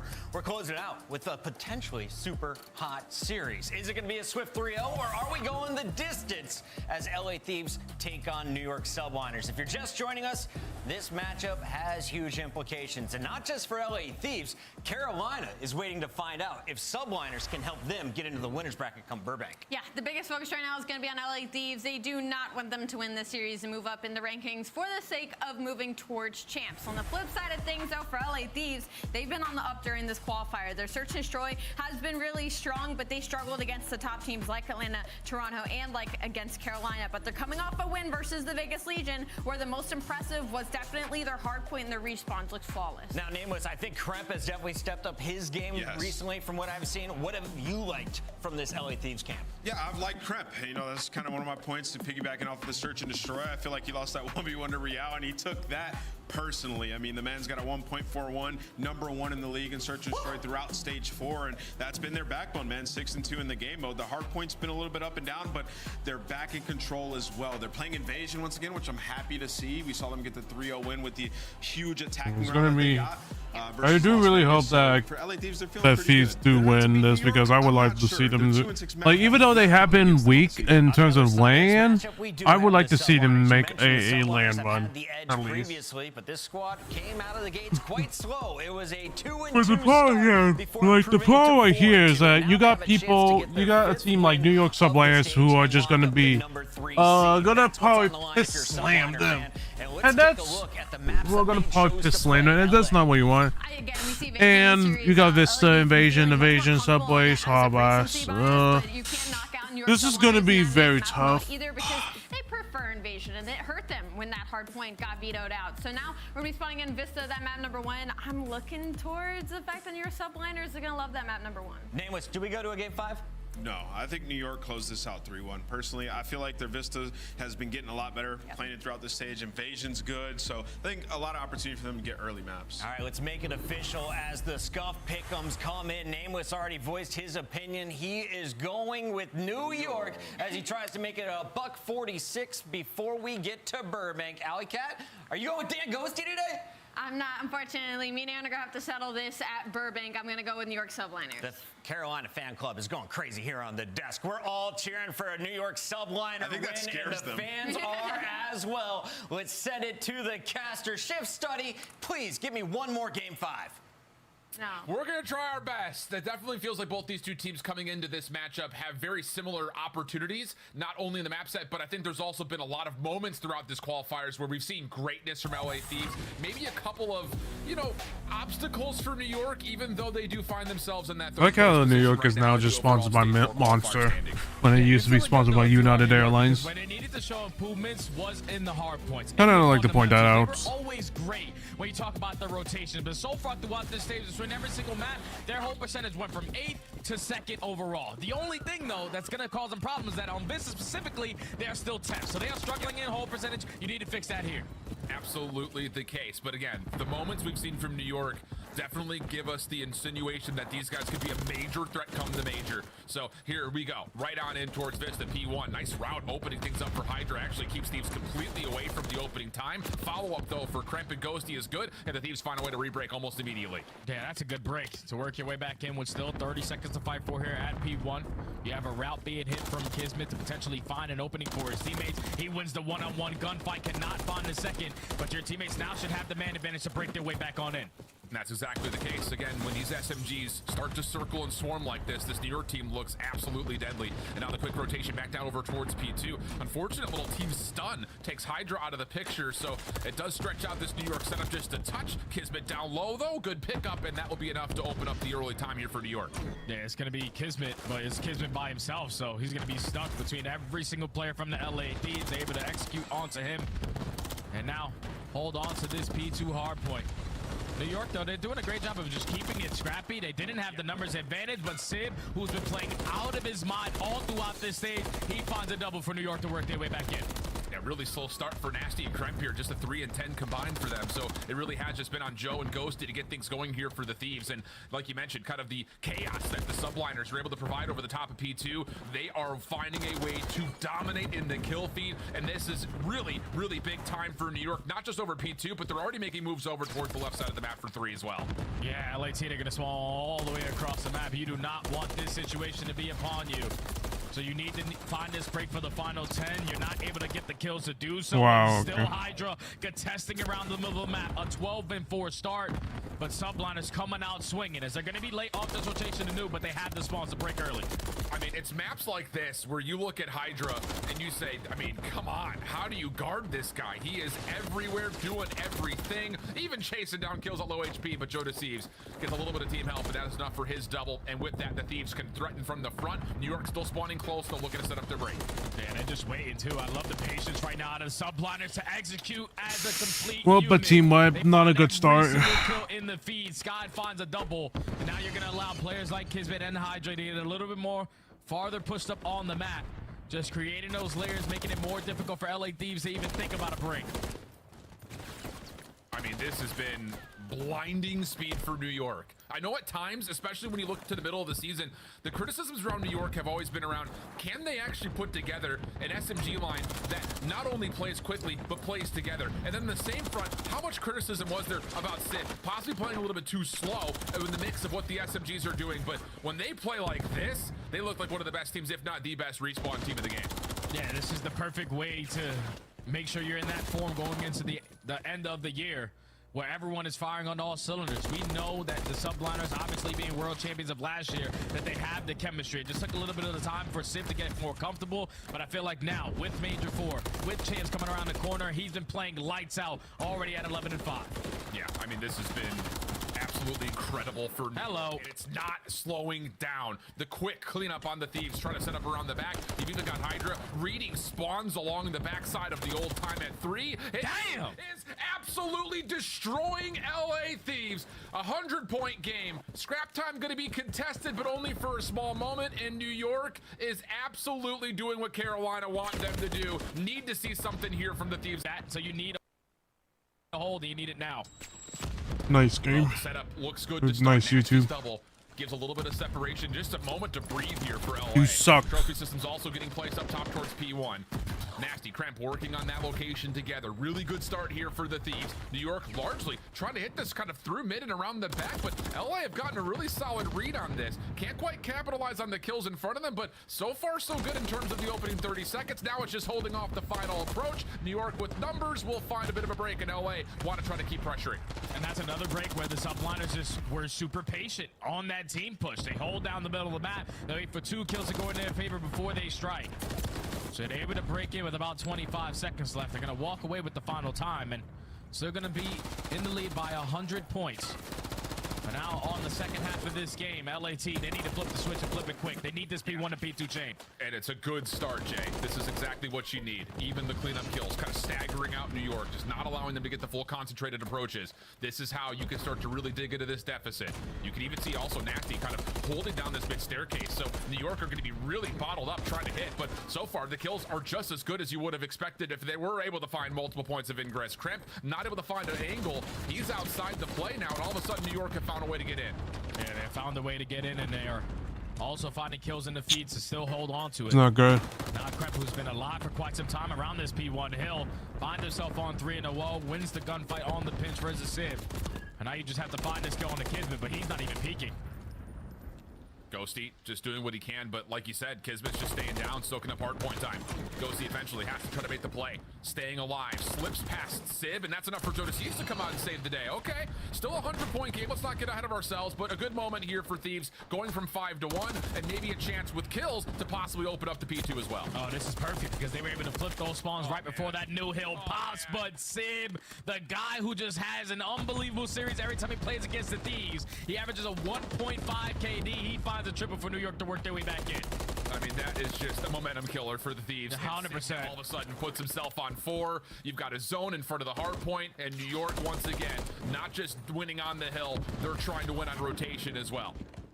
Now with 30 seconds left, this is all the time that you want to fight for if you are the subliners with the lead that you have. I barely got any sleep last night. Again on 5 in a row, so no cruise missile going to be earned. But when you have such a lead the way that you do, you're going to hit that early rotation with a lot of time still remaining on that old hill. I don't know if LAT are going to be prepared for the plays coming in from the subliners. Yeah, things looking really positive here for New York. Hydra continuing to still shred, and late into the game, we'll see how the subliners are coming with the late New York subliners. Listen in. Got that Cramp. Dark Pillar's absolutely new. Heard you. What's behind me, Burger? Nice. I'm looking P1. Flip. Behind me, Burger. Behind me, Burger. I don't have anything. Wait, You can be patching. I'm watching my back steps. Short me. No one short. Weak, 2 more short. Only cap. One shot got steps and one guy needed me from cat. He's Dark Pillar behind the bar. Yeah, he's front time. He's front time. P1. Dark Pillar's nasty. Dark Pillars? Yeah. I'm only P1. Dark Pillars. P1 dead Cramp. I'm in Z. Someone go ahead. I have P1. Yeah, hold P1. I got mid. I gotta grow. That's. I'm blocked. P1. Fight one shot. That's one. The last guy. I'm blocking. I'm shotting him. Dead. Nice. Block. They're spawning. Yo, behind you. Help me P1. Yeah, I blocked that. We're good. 2 on you. Yeah, that's right. 3 P1. They're going towards the line. What am I behind? Close right, close right. Close right, behind it. Two go step, one time. I need the back, I need the back right now. Just wait. Deep Joe, one shot, Absolute Joe in the back. Yeah. No one tower steps, he's on time. Tower, one shot. No one in the back, Joe's in the back, all P2 spawns. All P2. The back, one shot dead. I get time. My team is just not playing as a team. Top and bottom. I have my child here. On the bench. Nothing. All front.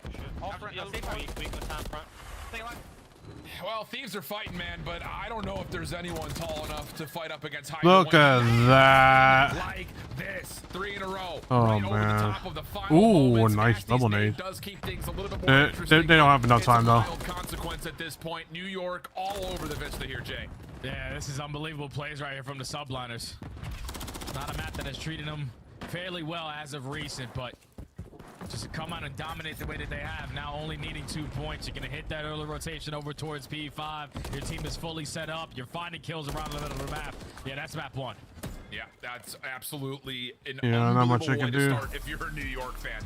I mean, it's just, it feels like every time we have, and maybe not even just this map, but any quick quarters map, Hydra's doing that. I mean, we're through 2 hills and he's already got 15 kills. I mean, he is just everywhere. But to see Sib, like you mentioned, he has had a great stage to this point. For him to be that active and play more like a flex than just a second AR alongside Skies, it feels like that dichotomy between Hydra playing aggressive, Skies in the back line, Kismet and Sib are almost right next to each other, it feels like almost all the time, and that flexibility has made this New York respawn look really deadly at times. Yeah, whenever they play like that, they're really hard to beat. Obviously, Sib leads the way in the AR department when you're talking about just finding his kills around the map, clutching up in his one-on-one gunfights, but then when you're also seeing the there's way just that not much they move can around the map, he's just FEs can really do at that point. They were just down a lot, and yeah, you can't Those do are the much. slayers for the subliners, and when they slay, the game looks pretty damn easy.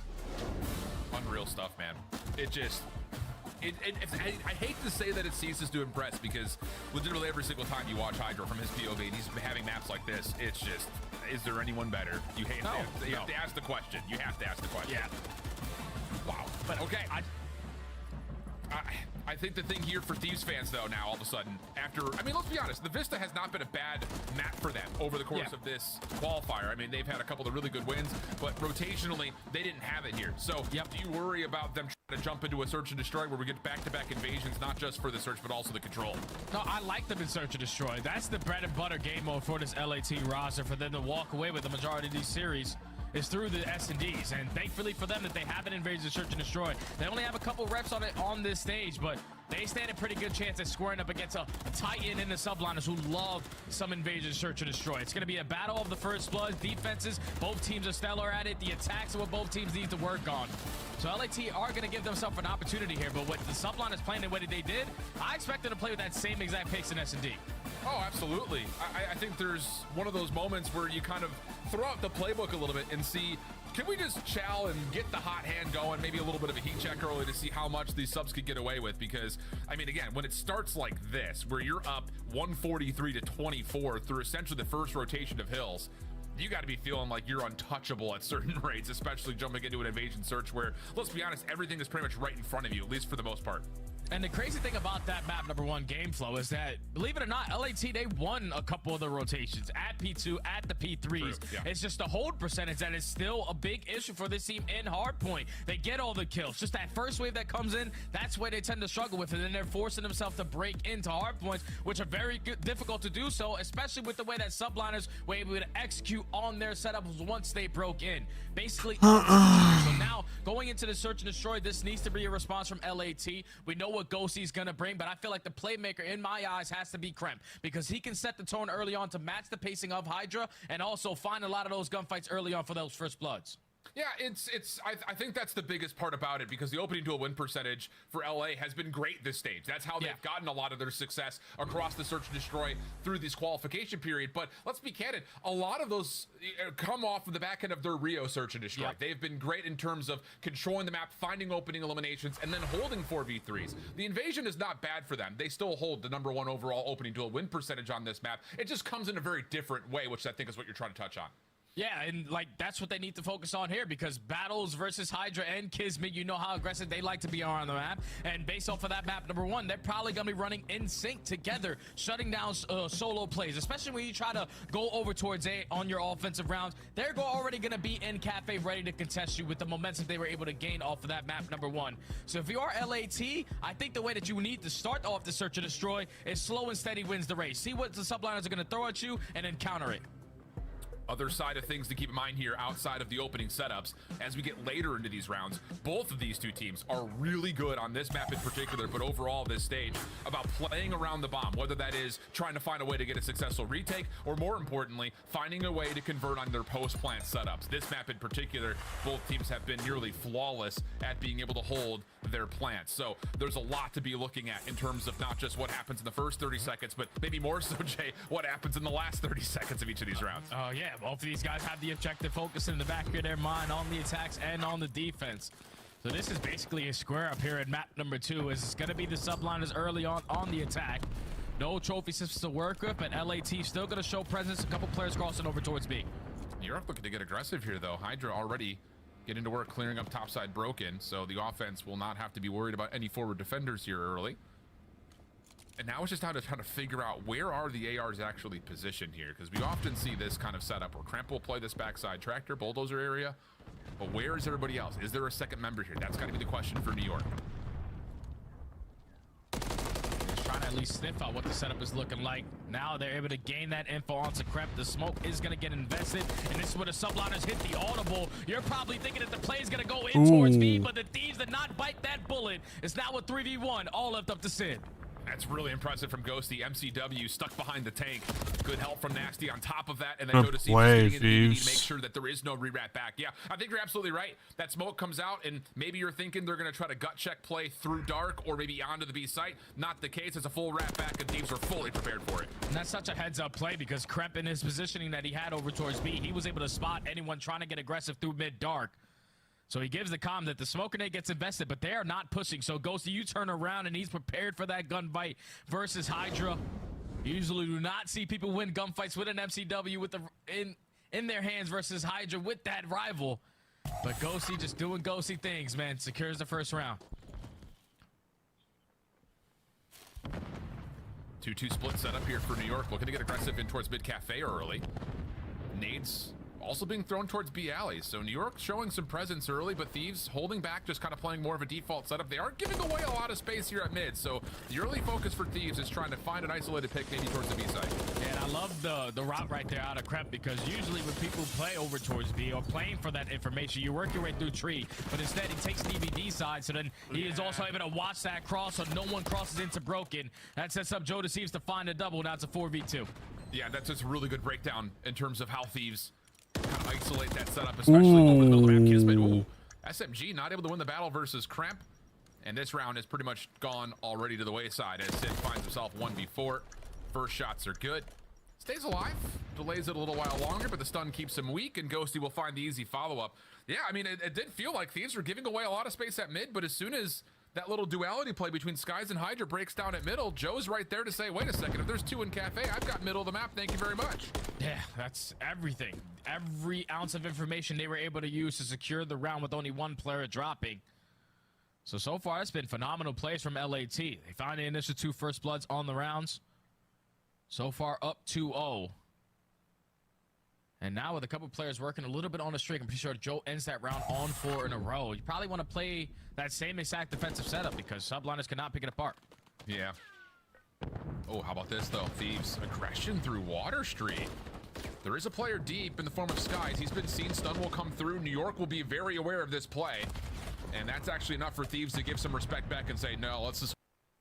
Oh my god, YouTube, you suck ass. What the fuck? Hold on, we can still defend this B site, which is wide open.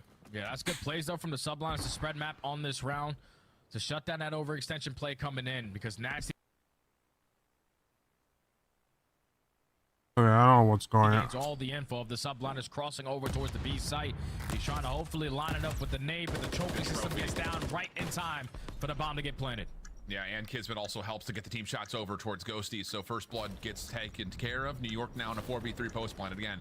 their ability to hold these post plants has been superb, especially on this map. Ooh, that's not a gunfight you want to lose. No worries there. Hydra following up, and yeah, we're gonna get a convincing round here, likely for New York. Cramp trying to do what he can, but stuck over towards Treehouse. No worries there. So yeah, it's a gut check call. LA try something different off the rip here, Jay, but this time it doesn't work out. Yeah, and it simply doesn't work out because of Skies' positioning. Like, that's all it came down to. Thankfully, he was in that spot, because if you allowed LAT early on to already be in your spawn, that round could have got a lot more difficult for the subliners to try to walk away with. But they use that information, they apply the pressure over George B, they get the bomb down, they find the first blood, and they finally put one on the board. Clean. Okay, so both teams have tried some cheekiness to kind of get us started. The double setup for New York in their previous defense. That time it's a 3-man hit for LA. And how about it? We're not going to stop here. Nade Stun's already out, but Hydra has gotten deep over towards Treehouse already with help. Subliners fully investing on this B defense. But the thing about it is bombs are already being planted at A, and I don't think Skies has even seen this yet. No, Skies has not seen it. And the rest of the teammates haven't gotten a read that the play was going to be over towards A. So it's going to be a 4v4 retake. Oh, you not see that, Joe? Player is able to find the first blood. And now you got the full rewrap from New York around the backhand side. Someone for Thieves needs to stop this, and it may be nasty. He's behind the play right now. Knows he's got Kismet stuck somewhere, but doesn't know exactly where. So now it's just up to Ghosty. He's in a decent spot to try to watch over the top of this bomb and maybe go uncovered, but New York are hunting him, and Hydra will find him. I think a lot of that is simply off the fact that Skies gets the look towards Joe, over towards that little dark cafe corner. Yeah, that's just great plays, great positioning again out of Skies. The fact that he's allowing the rest of his teammates to work in sync on the deep pinch, and him being the island player, gaining that info, also holding his ground over towards Water Street, secures that first kill. And then when LAT are in the man disadvantage, we obviously have a spot now that we have to watch or deciding to pick up. So the repositioning just too much to handle, with more players from the subliners trying to locate where they were. Successful on the 4v4 retakes. That's one thing that they are great at on this map, because they show it there. Yeah, both teams, again, those last 30 seconds, massive towards focusing around the objective. Both teams finding equal amounts of success, largely speaking. Hydra quickly, again, on this offense, right already in towards Broken. Does give at least some vacancy for subliners to consider a B hit, but again, the same issue still occurs from what we had in round number 1. They need to figure out what this LA defense actually looks like before they can hit. Yeah, because it's still the same exact setup. Nasty just watching over Kremp, but that smoke grenade getting invested is going to force a little bit of repositioning from Kremp, but not too much, because you have Ghosty watching that cross. Lisa Jodeci's finding that first blood with the bomb down. Yeah, it's one of those things that, again, New York are just trying to get cute to try to move around this defense at mid-map, but Thieves are comfortable in this setup. So this time it's a hit kind of around through Water Street that gets red. Sky's going to be seen. Does get the bomb and slip back. That gives at least some sort of an opportunity for the subliners to do something with this round, but still, this Thieves defense is such a good spot. Yeah, because no one is giving up their life for free. You see the shoulders from Ghosty, just playing for the info. Only 23 seconds remaining on the game clock for the subliners, but it's going to fall into the hands of Hydra. He can't win that one-on-one versus Kremp. They were thinking we're going to rotate this bomb over towards B, but once he loses that one-on-one gunfight, LAT choose the right good win, good win. Please. Perfect on that round to take the advantage again. So really now, I mean, that's 2 offensive rounds for New York that they try to force some, hey, look at us, we're putting effort towards B. We'll see if we can move those defenders in the middle of the map, and Thieves say, no, we're good. I think that kind of goes down, not that he's been a part of the play necessarily fully, but that's Kremp saying, guys, I don't need the help, I'm good. Like, he's the sole defender on that B side, it feels like almost every single time. So that's good commitment, I think, from the Thieves to trust their setup. Yeah, even if Kremp is saying, I'm good, Ghosty has his cover through that mid alley, watching that cross. So if you are the subliners, you might have to switch it up, because that slow over towards B is not working. You have to try to dominate that mid map, because that's where LAT have been able to find a lot of success so far. But now they go back on the attacking side. Subliners take full control of Broken, and now this is going to slow down LAT's push. Oh, but look at this. New York going to get aggressive to the laundry side. Ghosty reads it, finds the kill, and gets away. And once again, this is the middle of the map, wide open. Kremp going to step in towards Tank. Nade will land, and Skies will be able to trade things back. So, okay, some of the threat has been neutralized, but still advantages in certain regards to Thieves here, dealing with that first blood and now having a little bit more map to work with. And now, since I'm pretty sure Nasty was in a position to still watch these players cross back out of Broken, able to retake this positioning. Now with only 40 seconds left, they're looking like they're going to commit on B, so Kismet's going to be here. He's going to be ready to go. Yeah, he's in trouble. It doesn't have a trophy system. He's just tossed his Semtex, and he only has a rival now. But look at the play from New York around the back. Sim gets 2. Sky's right there for some extra damage. Last one left is Nasty. Trying to get the regen back. I'm so confused. In New York, Thieves, you know he was like, what the fuck? You know that one was going to be in middle. Because, like, why was no one watching the back? He was getting bombarded by 3 players on the side of LAT. I don't know what. That's why you got a Sib who simply does I don't know not what my miss webcam's bullets doing, with that but MCW. no. Him and Wake Hydra up, find the team webcam. shots through that mid cut to find the initial 2 kills, and then Nasty only sitting at 48 HP. Sib commits on that fight and is able to secure 3 on the round. Just I thought LAT, they gave themselves an opportunity. You found that early first blood over towards Mannequin. It's just when you were making that decision to go over towards B, you just took too long, and then your player drops. Oh, how about this? You want to talk about changing it up? Hydra, aggressive. Smoke will get placed early. He drops the bomb at mid, and he's already got tank control. But for the first time, Thieves, they elect to not actually play the middle of the map. They're heavy invested in towards this B setup, so it's a little bit of a blind counter, but Hydra does get the read, and with that first blood through DVD on Cramp. And usually when you find yourself with this much mid-tank control, you're instantly trying to work that objective, but the bomb being down might cause them a problem because Sib eventually does get isolated. So with all that map control around that A site, you're going to have to start to work this bomb plant in a 3v3 scenario. You just got to hope that Joe DeC doesn't find the timing. Yeah, and that's the thing is Joe really has to help over mid-map here. He can't really keep this A site defended, so the bomb will be planted. Kismet does get naded, pops the dead silence, 1 HP, trying to stay alive, but he does pull players back to allow Hydra to confirm his trade. Also, mid-map, Skies finds Ghosty, so now it's just down to Joe, and he's got a good look at both players, damages in, finds the first there, can't quite find the shots to the second, and you can see in his player cam, he knew he had a shot at clutching that one up. And that was the perfect blind counter right there from the subliner, because every single defensive round, LATM came out with the same setup. We're stacking over towards that mid-tank area. But this time they sent 3 players over towards B, and Hydra read it to perfection. Even though he's able to put himself in a great position, still got very, very scary towards the end because he drops that bounce on his middle, but they still secure it. Absolutely. And Hydra goes huge in the round for 3. And I think importantly, again, the teamwork to pull players towards Hydra's position to make sure trades are even. And New York take a small advantage here. Again, an aggressive B setup for the defense for New York. This time, though, Thieves looking to get aggressive right immediately onto the A site. They've already popped the door. They're not even throwing tacks or nades. They're just coming straight on in. And New York are not going to have a chance to really contest against this plant unless Skies maybe finds some sort of an opening, but he's just going to hold. Hydra deep. He finds one, and now all of a sudden, LA struggling to hold on to this post plant. It's just there's just no setup for Thieves. It's just pure. It's just pure. Let's just try to do position.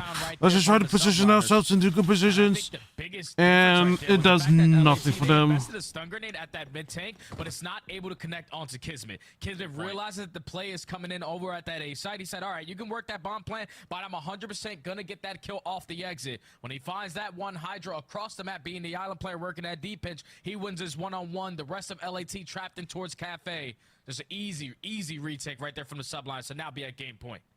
I mean, I'll tell you, this has been a creative invasion, search, and destroy. We have not seen either team play much of a default, whether that be the offensive lens nor the defensive. Maybe a little bit more on the defensive side for Thieves with this heavy mid stack, but they've only ran that about twice. And here in round number 10, oh wow, nice first blood. Set up for some, again, aggression over towards B. First blood going to get tallied immediately, and now Thieves can just set up a normal 1-2-1 split and force New York to have to make a play. Yeah, that's good plays right there from Ghosty. He realizes that the subliners haven't really been showing a lot of presence over towards A, so I'm not going to hold down this mid tank. I'm going to assist my teammate Encremp at B. And he finds that a new kill. Now in the 4v3, if you are the subliners, you're just going to try to sniff out what this defensive setup is looking like, but LAT have all their bases covered. Absolutely they do. Nasty even watching on the cross will make sure that these defenders on the B site get alerted. Joe also watching at mid. So again, the information game has been very strong for this Thieves defense. Although Hydra gets a prediction and follow up from Sib. I mean, just as much as we're starting to credit that the Thieves defense should feel good. That is not what you want. My God. Get the punishment for it, and now you've all of a sudden got a 3v2 the other way. Ghosty's shots are decent, but can't find the win. And with that, Kismet's going to go for the plan. And now if you are LAT, this is where you got to catch the timing to go in your favor. Get aggressive up through courtyard. If you can catch the player off of the bomb, that's even better. But here comes the pinch from Hydra. Yeah, and that's gonna do it. Wow. I mean, legitimately, that's a round right there where, again, we talked about it. The Thieves defense in the first 2 rounds were perfect through the middle of the map. Reading great information, counting numbers, counting crosses, everything looks so calm and collected. And maybe New York get a feel for that and say, hey, if they're gonna keep peeking us, let's just hold these hard scoped angles. They find the kills down a man, and then the immediate transition works out perfectly. That is a brilliant adjustment, and now New York find themselves 2-0 up. Yeah, that's perfect plays out of the subliners, but a mishap right there out of the Thieves, because you found that first blood in that final round. It's just the only difference on your setup now was that Joe DeCeves wasn't watching over towards Water Street. He was playing around that mid-tank area. When we saw Ghosty in that position, he was throwing shoulders, playing his life really, really well, and just simply did not get picked off in that position because that's such a crucial position on a map like Invasion. You lose that side of the map, you lose all map control. And then once that first kill comes in onto Joe DeCeves, you see that Nasty try to commit on the gunfight versus Hydra, thinking, all right, Hydra's going to be a little bit weak. I could potentially put down a couple shots to find this kill to keep the numbers in our favor. But that's when you got players like Sib keeping his teammates alive, always using that buddy system to the best of their ability, even in the man disadvantages. They find that second kill, they work the bomb plant, and they walk away with the search and destroy in a clean 6-3 fashion. Now they're up 2-0 in the series. Yeah, Sib for 2K damage. He is cooking right now. Invasion Control coming up next. And again, there are major implications on the line, really, for both of these two teams. Again, This one's going to be really tough for LFEs because they are a really bad attacking team. So it's going to be interesting on how LFEs is going to play this. Lots of circumstances as well for New York, but we head to a break and we come back with the Invasion Control right after this.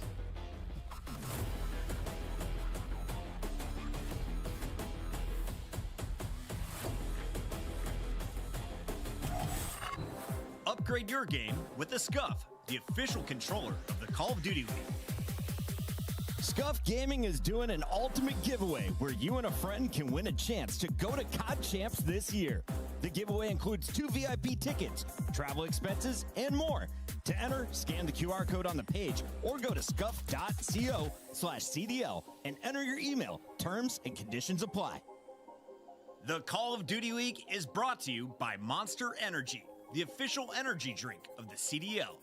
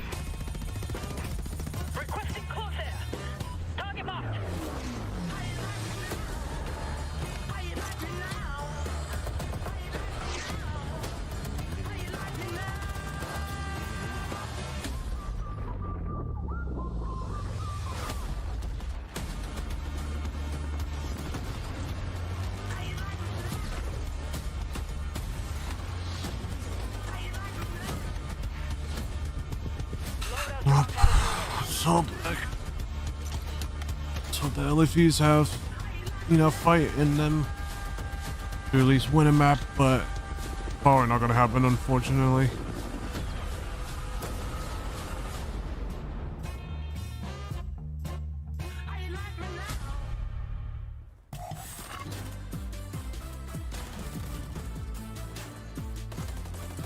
It's unfortunate that B's just completely, there were a few B's players was just completely choked. You know, it is whatever. Can't do much.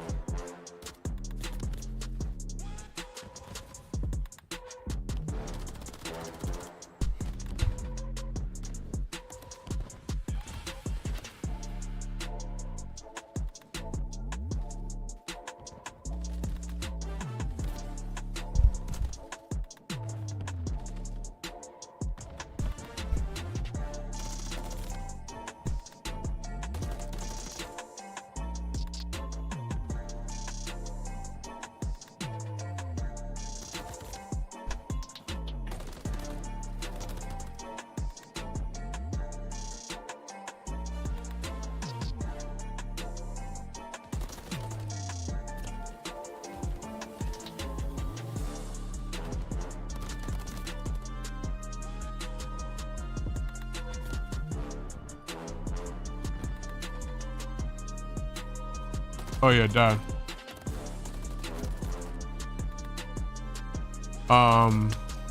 Optic won major 3. Optic Texas won major 3, and now they're playing like 12th seed in the upcoming major 4 tournament. Like very last place. Like I don't get it. I don't get it. I don't know what's wrong with Optic at the moment.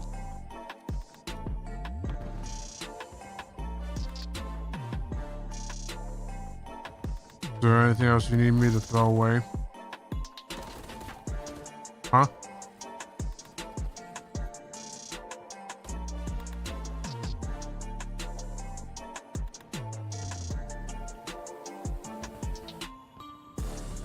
Well, the lunch for yesterday, I put it on top. Yeah.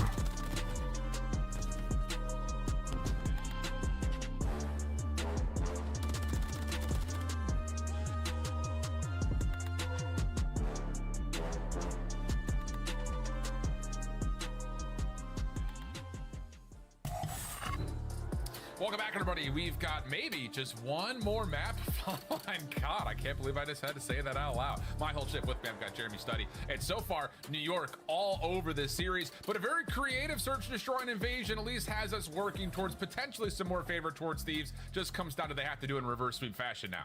Yeah, and it's not going to be easy because they're playing invasion control up next, but you saw it yesterday, Alan. They were able to walk away with an invasion control. It's been quite some time since they were victorious at the end of that map, and it was due to them finally getting a little bit of success on the attacking side. They've always been one of the teams that can stand their ground on a defensive end. Same thing could be said for the New York Subliners, but now you need to make sure that attacking round success is going to be there because Subliners are the best team on the attacking side on this map. They average 4.2 ticks every time they spawn in on that side. So the LAT, their defense has to be on point, but you got to get some success on attack again. Yeah, I mean, really, it's been a weird stage kind of trying to evaluate the New York control because, like the kind of stats just showed us, Invasion has been by far their most played overall control map. They have been stepping away from it, trying to get more reps on High Rise and Karachi this stage, but you get back to this and you definitely remember tons of offensive success for New York, which getting things started, they will be on the offense, but the first 3 kills go the way of LA. Hydra 3 kills. And he at least is able to find something for the because at the beginning. there will be at least an opportunity to move over towards B again. Yeah, not the ideal start that you want if you are the Subliners, Oh. but you got a Hydra who's able to make stuff happen. It's quite interesting. The Hydra just looks back and then just absolutely just shits on one. Ghosty was actually trying to zone off the spawners for Subliners over towards Ice Cream side, but a couple of shots deep through the middle of the map push him back away. Sky's in trouble. The forced battle from Kremp comes through. The pistol for Skies shuts down not just Kremp but also Nasty. And with that, now you've got Hydra zoning out the B zone. Sky's able to reinforce with the trophy and a chance for the second tick in progress to possibly be locked. But every time they push out, LAT are locating those players, so that's already 3 dead in the feed. Kismet the soul man over at this B point, and that now leads to an all 4 dead. All of LAT now can put all their focus over towards this B street because this is where the Subliners are coming. Yeah, this is a great start for the side of LA. Ghosty in particular, we got to remember that he had a absolutely unreal control against Vegas. 3-0, he only had one offensive kill, remember that. So his defensive presence continues to be a problem here for New York as Kremp will take down Hydra. The clock continues to tick, and now all of a sudden Kremp is zoning you out through Ice Cream. Yeah, this is their last push. If you are the Subliners, you might not even have an opportunity to even get close to the point because Kremp is able to get aggressive up through Ice Cream, catch a double. And now with only 12 seconds left, Subliners are looking like they're going to commit over towards A. Yeah, and yeah, Ghosty just doing his normal nonsense this time through mid. 7-1 start, and New York will only find 9 kills and a single tick of progress. That Thieves defense is looking mighty fine here on Invasion. Yeah, that was perfect, man, and it starts with the perfect start off that they had. They found every single kill around that middle map. Don't allow any of the players from the Subliners to be nuisances or playmakers to work their way over towards A. So an ideal start if you are the Thieves to give yourself the heavy advantage going forward in the rest of this invasion control. You only have 1 segment to make up for. Let's just do the easy one and get B out of the way. Yeah. This is kind of the exact same situation that we saw with Vegas. It was almost a copy-paste to how that first round had gone. Opening shots for New York. We'll tag up a couple of the offensive players on transition over towards B, but the trophy system is down. Ghosty has found himself in, and some shots over towards Sib will keep the New York defense a bit split here. Up and over. Ghosty still doing it here on control. 8-1 off the start. First tick already gone. First tick already in, and you Nice see push, Fees. Come on. Trying to get that second segment guaranteed. Get the third. Let's get a capture. Get the cap. Get the full capture. Finally, the pressure is going to be here, but effective trades coming in from the Thieves. Crep on 5 in a row. Yeah, could possibly get himself an early cruise missile, but no. Shut down by Sib. Sky's also finding kills over towards the backside of the palace walls, but the second tick locked, the third on the way. New York may just chalk this and try to just play out the lives a little bit more, because there's really not much of an opportunity for the defense to come back through and contest this third tick, and that will indeed be the case with extra kills actually happening here for LA. Sib up top trying to hold off the OE, but not successful, and with that now Thieves can work around the back. Yeah, this is perfect for LAT. Can they find a couple kills so to take care of this second wave of the subliners? We are back. Jesus fucking Christ. Is going to drop. So now if you are Ghosty, you want to try to play your life, but Sky's able to sniff him on out. So Subliners able to withstand that first push coming in. And now all the map control in their favor. Yeah. But Thieves coming off spawn. Whoa. Shots getting through the walls here. Sky's dealing a significant amount of damage over towards Joe. That is enough for Sim to push out. And yeah, that little duality play works out perfectly. Joe still keeps the play though alive for LA with a double of his own. And now all of a sudden Kismet's in trouble. He just has to try to hold his ground as best as humanly possible, because there are no other defenders nearby towards A. The only real help would be from Sky's deep towards the spawn. And as Sim comes off, he's able to get right back through to make sure the defense can hold off the A play. He's just shooting. That's all Sim is doing with that MCW. Not able to find that kill onto Grant, but it's already job well done. Second wave has been shut down, and now Subliners take control of the map again, but this time the difference is that Skies is showing presence over towards Bridge. Great plays from LAT to isolate onto him, so now you just got to find us next wave a couple of kills so you can work your way out of spawn. Only 13 lives remaining here for the LA Thieves, so they will have to, again, be very efficient on this next approach, and this may help. Joe tagged up from behind by Kismet. Easy finish for Skies. Hydra trying to rotate over towards the A zone as Kismet's done well to not just keep his life, but hold this middle of the map position, forcing LA to hit the OE once again. Now with only 30 seconds left, this is basically going to be their last attempt. Trying to find some success at this A point. They find the initial 2 kills. You have to make this play count, though. Ghosty and Nasty trying to work behind enemy lines. Yeah, Kismet still just kind of floating, depending on what his ARs behind him see. Threat, though, for the Thieves in Laundry. This guy's playing deep towards Waterbridge. Is going to have to watch this cross, and the kills from LA are really solid. Sib trying to play his life deep over towards the tank. You see him get stunned. Nasty with a follow-up on the elimination, but the spawns are close for New York. They don't really get fully bottled out, and Skies from deep on Water Street will find the last 2. So the 3 ticks do get locked. LA hold an advantage through our first set of offenses, but New York, more importantly, they do hold off that A play. Yeah, that was perfect out of New York Subliners. The majority of that round, even with 2 minutes on the game clock, they were dominating over towards Water Street and also around that middle of the map. So LAT only had like 2 to 3 attempts at actually getting over towards that A point. But every single time the Subliners are able to put themselves in a position to shut it down. So all tied up at 1. New York going back on the attack with trophy systems this time around. And they also got to make up 2 segments. Indeed the case. This Thieves defense, man, I'll tell you, since that match versus Vegas on Friday, just looks like it's a little bit more rejuvenated with the offensive success they're starting to build as well.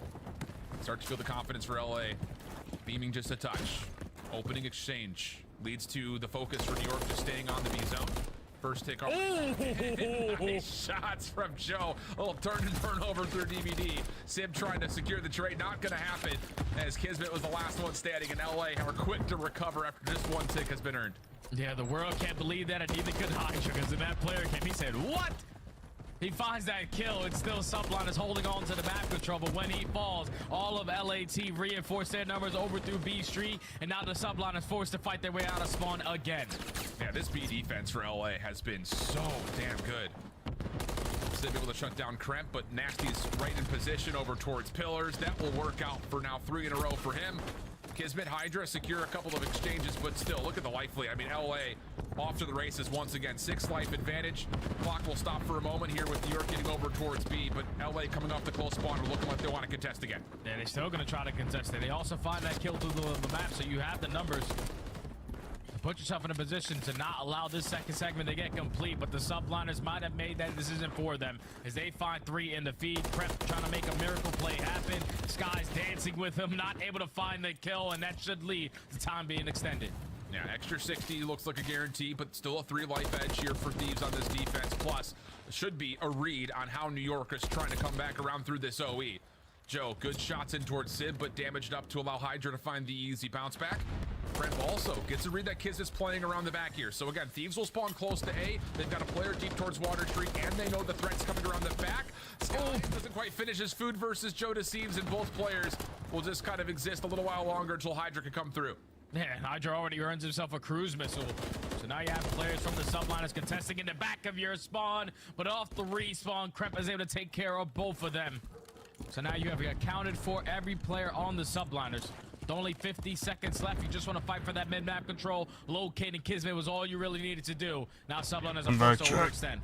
No, good quick isolation though towards Ghosty, trying to I'm back, chat. the New York subliners from the water bridge, plus a kill Got to some mid-man. lunch Hold with on me. a second. Wait a minute. Here we go. That's 3 dead. You could possibly call the cruise missile in here if you want to. Sib still finding kills through mid-map. Oh, and no. It looked like a perfect setup for the Thieves. And now all of a sudden, New York are starting to rip them apart. The spawns are still relatively close towards Garage for LA, but the first tick is in. The second is getting stacked.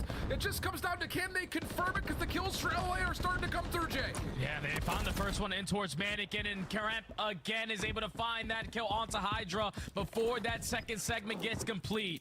I thought the subliners gave themselves an opportunity, but the 3 or 4 stack just simply was not there. You without LAT to reinforce with their numbers off of a couple kills that went in their favor. And now with only 20 seconds left, last push. New York stacked up for Water Street. You have Skies on a pinch around the back. He's been seen. No. For Kismet on the interior. Civ also wins 1. Plus, he gets a second. Skies is just trying to hold off LA. They're spawning so far away. 3 members are stacked. Second tick is in. Third on the way. You just got Systems are blood. here for New York. Can anyone get the kills if you're LA? And Nate from Ghosty allows him to slide in and get the contest plus the finish. Oh, Ghosty was so big for Vegas. Then he came through here once again to at least save the defensive round for LA. Oh my God! Wow, that is so close. Their way back on in. Thankfully, there was no trophy systems, and also that update comes in for the trophy. So even if they had to, 4 people coming off the respawn, a Sun and a Nate is guaranteed to connect. But that was in a split second, man. You see everything getting bombarded in towards the bathroom area. Just the nades too strong from LA right at the right moment before that segment gets complete. And now they give themselves an opportunity here on the attack to just get a couple segments and they get round 5 defense. Absolutely the case. Wow, the heroics for Ghosty on evasion control though continue. How did that trophy system not delete that Semtex? The world may never know. But Ghosty gets taken down. LA on the zone. Nasty following up. Good kills coming through. New York still trying to force the issue here. Pick's still out for Nasty and almost gets the beat down. Almost. Not quite to happen, and things will stay pretty neutral here through the middle of the map.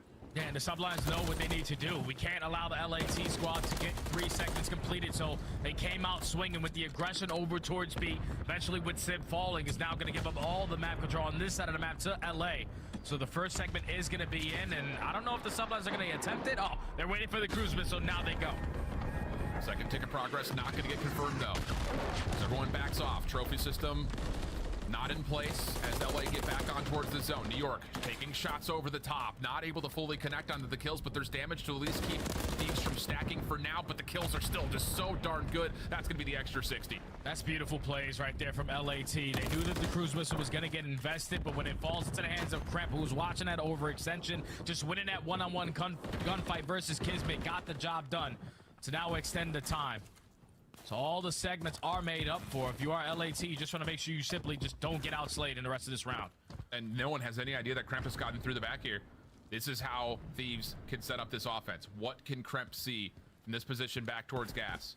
Can his teammates find kills from the front? This will force the New York spawns to be deep around the backside of that blue building, and Kremp's just gonna sneak on in, find Skies through mid, and here we go. There's a chance for Joe to help stack this. Yeah, it's gonna be a 2-man stack onto the point. You wanted to guarantee your defense in round number 5. Just this one segment gets it done. Now, if you want the subliners, you got to work your way in. You got to work it quickly. Thankfully, Hydra finds the first. Skies effective on the trade. Retake it. Now they take the map again. Yeah, So much time to play with here, though, if you're LA. New York trying to work back the middle of the map. Sib, good shots over the top. Should be traded out around the backside of the tank here, and will be. Nasty with the pistol will get it done. Back and forth we go, though. Where does New York spawn off of this? They'll still spawn backside gas, but the OE's under threat, and they have to really bounce back and make sure that blue position and that inside rugs position gets contested. Yeah, players are coming off the respawn, kind of slow down a little bit. Ooh, nice shots. Just be prepared for the pressure going to be right in front of you. Unfortunately, Sib was not. Kremp finds that initial kill. So a lot of map control currently in favor of the Thieves. They're just looking for this next couple of kills so they can work into the point. Yeah, Kismet. Yeah, that's unfortunate timing. Slow map for him, but he's picking it up here. MCW back in hand, but goes. He holds down the trigger. Trade by Sib is decent. We stay 12v12. Skies once again back over towards the water street. Sib trying to hold off the OE. Everyone else focused on mid-map, but Skies is starting to get in trouble. Skies is starting to get overwhelmed, but at least your teammate is taking the map away from LA. Hydra pushes right up through that mid-courtyard, finds that first kill, puts down shots onto the second, and is now keeping Kremp in a position to either play for that kill or make it a very difficult situation to be in. But they get into the point. Unfortunately, Jodeci is going to fall, but this is the last chance. Yeah, Skies. Yeah, there's nothing they can really do. Unfortunate. They had a good chance there. Nasty will drop.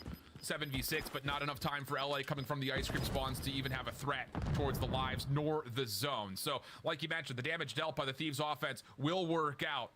Just comes down to can that defense continue to be impressive, especially around the B zone, because New York, we're this close to finishing off a 3-1 map here.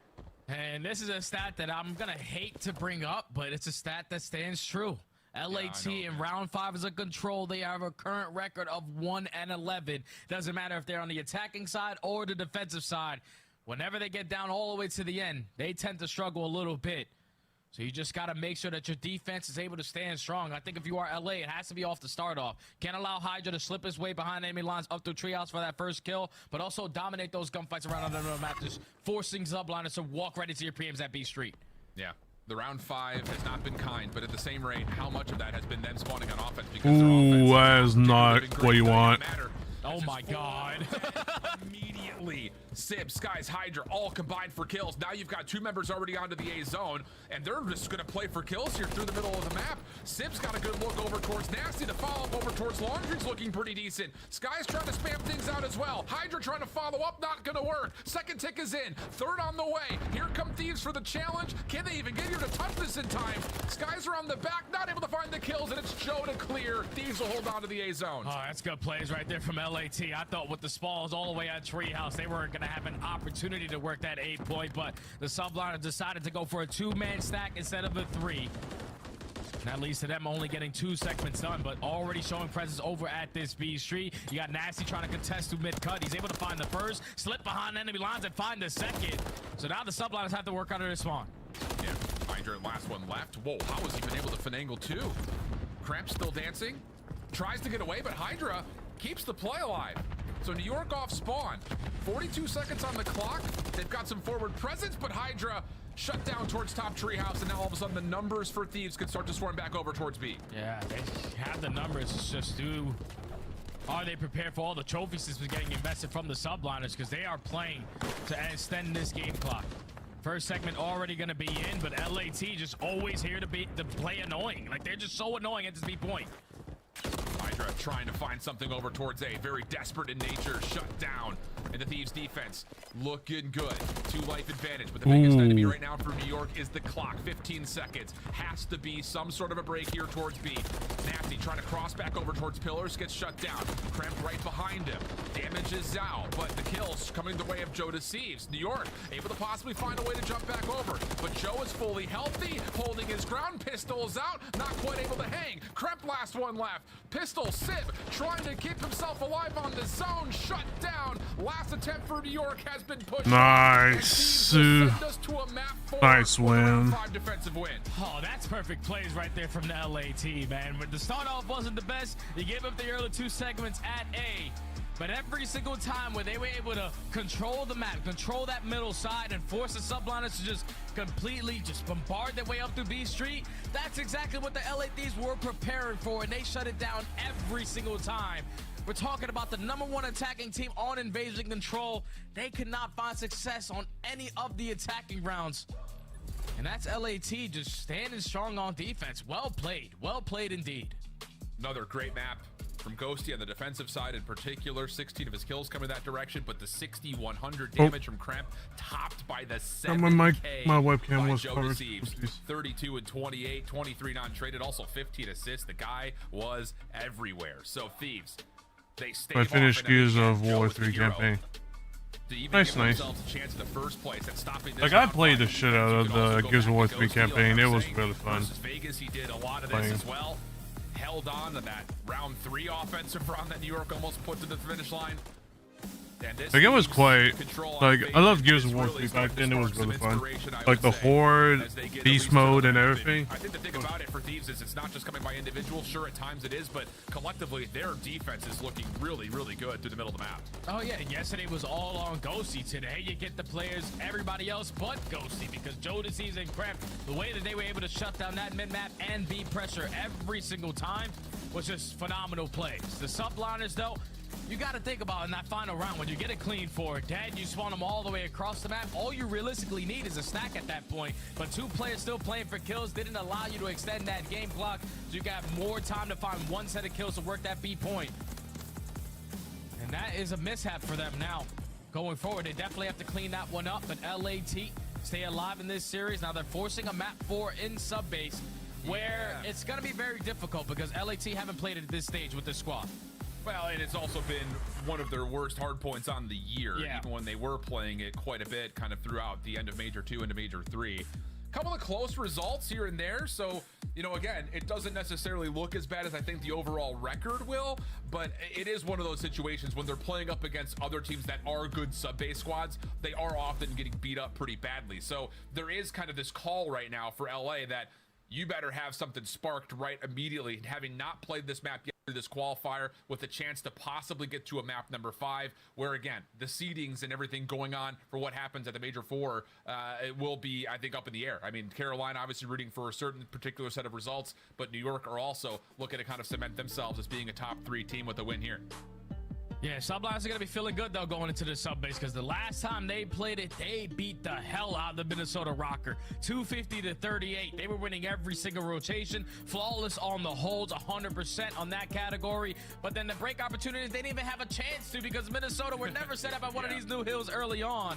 And for the other side, if you are LAT, based off of what we saw in map number 1, you can win rotations, but your setups need to be a lot better. And that is the struggle for them on sub-base. They're second overall in rotation win percentage, but that hold percentage sitting at 7th.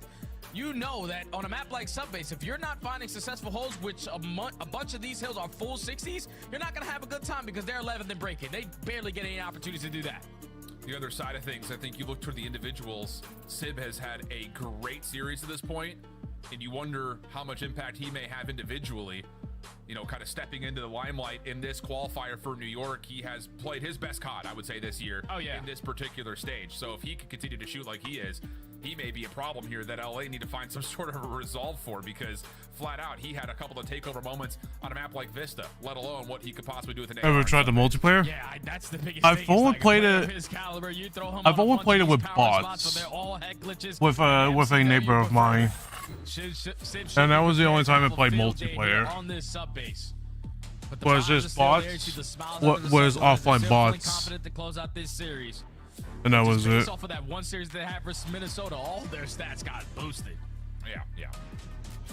This is for the overall season, though. So again, the trends and the patterns, the New York hardpoint may not have been as convincing as we would have maybe figured, with especially players like Hydra and Zip having the stage that they are. But across the season, New York has been pretty darn successful in being able to at least find points per 60. Just comes down to, can they continue to have that same success here versus a Thieves team that is, again, kind of not just trialing this map, but trying to add it possibly into the pool.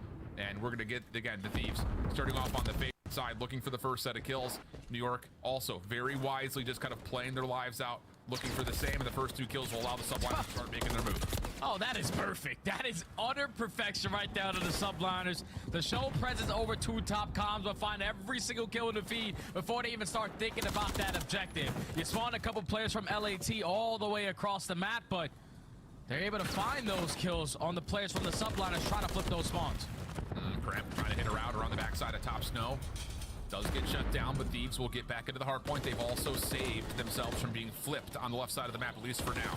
Skies up top at glass. Good double from him. Ghosty has to deal with multiple threats, and it will be the combination of Skies and Sib that best Sib. So I was just gonna stream Gears of War. mildly goes the way of New York. The problem with Gears of War right now is that it's not that popular.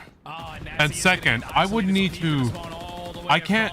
If I want to play another Gears, it would probably have to be Gears 5, unfortunately, because like there's no. And thing is, I don't have any friends that do play Gears of War now. I don't think I have friends that ever played Gears of War. Or streamed Gears of War. Looked like Nasty had covered all of his bases, but like, how can I stream Gears if I don't have any friends to play with that game? Like, yeah, I can. And plus, if I want to play Gears of War 3, I would have to pull out my Xbox 3. I have to pull out my Xbox, which that is going to be another pain in the ass, though. That's going to be another pain in the ass to play because, well, I don't have Xbox Live anymore, obviously. But I mean, also, right now, I mean, my capture card is like only capturing certain things. Trying to control majority of this middle of the map. He knows that the spawns are going to be right on him. How many I've more got. can he get? Only able to find 2, but Subliners take the lead, and now they're running up the score. Yeah, Sib will just spawn up and be a part of this defense immediately. Why is dropping around the backside, Skies also loses up top, so here comes the threat immediately for Thieves, and they actually get the spawn out already. So Kismet has to get off the hard point, just trying to find kills, and wow, that is absolutely perfect for Thieves, and they're still finding the kills, getting the read that New York have already spawned out. At least LFUs are playing better in this map than when they did against Miami. They got when they played this map against Miami, they got absolutely smoked to hell. The Subliners able to reinforce their way back on in for the final 20. You now have Skies contesting off this rotation, and all he wants to do is find a couple kills, but guarantee that he's staying alive. Yeah, that almost felt maybe a little bit too free right there for New York. Hydra goes uncovered. He gets around the back, and after what was a flawless break for LA, they don't really stay to take advantage of the opportunity that they created for themselves. So now you have to get done over towards 4, and Skies is still teeing off in your back line. Kismet now from the front trying to split the focus. Pistol out does well, but the Thieves will still spawn a couple of members nearby as the hard point stays neutral. Yeah, but Sib is still here to contest it. He's now allowing his teammates to get into the play. A swan out for one player in Joe Deceives. Has yet to be read. He's just hoping that his teammates can find a little bit of success on the backside, but not a single player from LA find any kills. So it's a Subliner successful on the break, looking like they're going to walk away with this final 30. Yeah, definitely is, especially with Hydra watching over the middle of the map. He sees the chance. You might as well just rotate. Glass as well. So I can play as general round for this transmit one. that info and make my way over to try to influence P5. Not going to happen though. LA, decent bounce back. Again, it just feels a little bit odd. This is the way the map is playing out right now.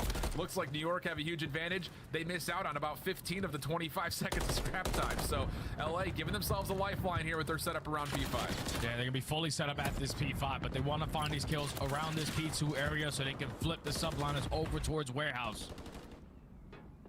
As Jodas, he's at least able to find one. Not at least the Kismet spawning at Warehouse. You're just hoping that the rest of the teammates can find a couple more kills so you can control this hill fully. Stagger kills coming out for LA. New York battling back though. Once again, hard point goes open.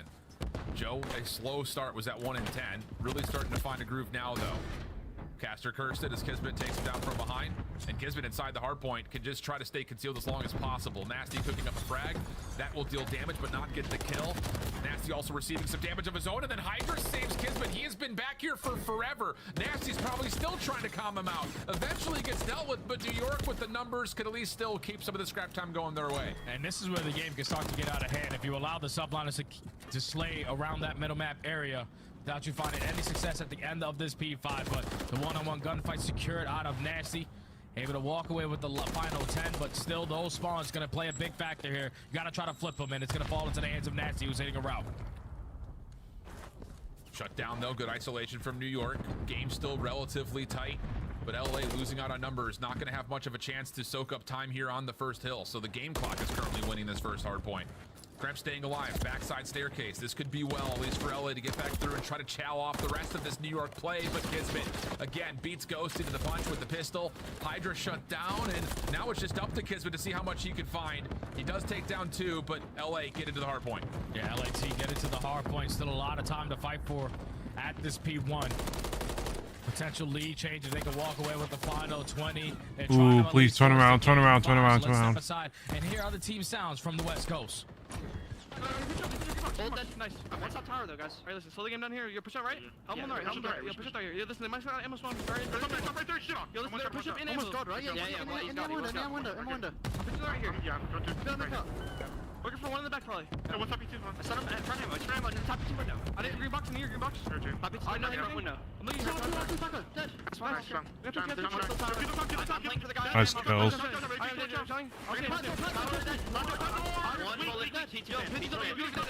Push up flat. I'll push up flat. Push up flat now. Go on your god subs. Listen, I'm one shot mid. I turn alive. No. I'm on your god subs. Yeah, I'm on your god subs. Ooh, that's so not what you want. He's gonna be close. I'm stunning it. Stay down, stay down. Come on. Stay down. Oh, so close. Nice push. Let's break this fucking hill here. Come on. Keep it up. I'm going to pick the one. Missing both ARs. I'm going back tower. I'm going tower. Pushing out server. Pushing out server. Yo, back tower. Tower steps. I don't see him, bro. Using ammo. Could have been ammo? One shot. One's back right time and then out time. Listen, I'm blocking out. I can hit your wall. I'm blocking out. One out with you guys. Yeah, go ammo. One shot. No. There's one out with you. There's two one time. Only one. Two one time, one ammo. Thunder bunker. Yep. I got one kill. One top. That is such a lucky nade. I can't chat. One shot. I'm going to bunker. Shot time. I'm on the door. Whoa. I'll block. Actually, never mind. You got it. Time, one shot. One's back right. One shot, one's back right. I'm dead. One back right. Nading your back right. Come on, man. Just get time. Get new. Come on. Just rotate new. Let him off at least. Well, that's not a good cutoff. Two in ammo, guys. I've gone third. Anyone plan on me? Talk on, I'm nading it. You have a nade? Nade got to me. I can play here. Remember, every kill's big. He's top right in the corner. Oh, I died for your server. Here, one server. Oh, it's been an absolute battle of a complete tug of war here. A mixy sub base to be sure, but for the first moment, we may have some stabilization. New York good through the old time, but LA perfectly set up here for new. Yeah, and this is not an easy hill to break on in. So if you are the subliners, it has to be methodical. It has to be in sync. You have players working around the pinch, potentially going to block those back spawn, and at the same time through the front angle, they are finding the kills. Now every single player from LA going to spawn across the map. Nasty, you just got to play your life. And New York very aware that Nasty's back here. May not make much of a difference though. Nasty still finessing, and now all of a sudden here comes the hit from LA from the front. Kills from Nasty continue to be tallied up, and how about that for LA? Again, just making something out of nothing, keeps them in the game. Scrap time's gonna go their way. New York defaulting for rotation. Yep, you gotta hit that early rotation because you're going over towards the P5 where you wanna at least show Ooh, nice kill there. Over at that P2 area. Now Joe Deceives here to watch that cross, gains the info on two players already pushing out, but he's not able to find either one of those kills. And that should lead to the subliners winning their rotation over towards New, and quite some time before LA can even get close to this hard point. Yeah, but there are a couple of kills to allow LA to try to surround this hard point. Ghosty up top, recognizing the threat in disguise, transmitted and taken care of cleanly, and how about it? LA flush out the New York setup nearly completely. Hydra down low towards ramp, dealt with good teamwork, and all of a sudden LA have gotten a lifeline to get this thing back to neutral. And that's perfect plays right there from Nasty specifically to win that one-on-one versus Sib. He knew that he was working his way behind enemy lines, but he commits on that gunfight to continuously spawn New York subliners on the bad side for this P5. It's now with only 20 seconds remaining on this hill. Ghosty is on 5 in a row. Is he going to put himself in position to find the 6? Yes, he does. He's starting to have that takeover moment. Oh, absolutely is. That's now 7 in a row. LA gonna take the lead. They also hold on to the favored side. They also have the cruise missile. The deck is starting to get stacked in favor of LA, making this comeback happen. Pressure time here for New York. Yeah, pressure time indeed. They win the first gunfight over towards Water Street, but now Ghosty still trying to get it done in the objective. Finds himself on 8 in a row, but instantly going to be traded. So now the subliners are already in towards the P1. You're going to invest the cruise missile so your teammates take back the map. Better find value off of this. Kismet, first one to drop in the exchange. Trades though, staying level. Joe, front side at tunnel, has also been stunned up. Hydra's still holding on to the backside staircase. Hardpoint continues to stay open. But now New York, the patience starting to run out as they try to make their play around because they know they have to find a way to rotate. Nasty holding on, now looking up and over. He comes around the backside of the play. Sib trying to deal with them, but Nasty just playing his life. LA still spawning towards P2. Yeah, LA still spawning towards P2, and they're walking away with this final 15 seconds with this last kill onto Skies. So you're going to force the rotation coming in from the subliners, and Kismet is able to win a big one-on-one gunfight, so they're going to be here. Spawns are still decent, though, for LA. They've got the numbers on the backside of the hard point. 225 is what it's going to get to the 209 of New York, and the kills are starting to come through to allow LA to get their setup inside the hard point. But New York have cleared mid-map. Here comes their break. Here comes their push. All it needs is one more hold if you are LAT, and we'll be able to force the game 5. Kremp finds the first cut. You just got to watch every single angle. Sky's trying to watch around the back. Kismet hitting over through May's side. Hardpoint once again opens up. No one on the interior for now. Just needs 6 seconds though. Kremp starting to pop off 5 in a row. Hydra kill down. Following up. Oh! Saves the day. New York still alive, but again, LA can just rotate if they want to. They only need 4 seconds. Yeah, subliners can no longer wait in here. If you are LAT, you already have the spawns for next, so why not hit this old hard point? Because you know where the subliners are going to be coming from. As they're going to be here to apply the pressure, they can still close it out here. You got a person in the hard point, but he is going to fall, and now that's 4 dead. Thankfully, you got the spawns over towards New. You just need one new hold. Hydra has to go absolutely incredibly massive.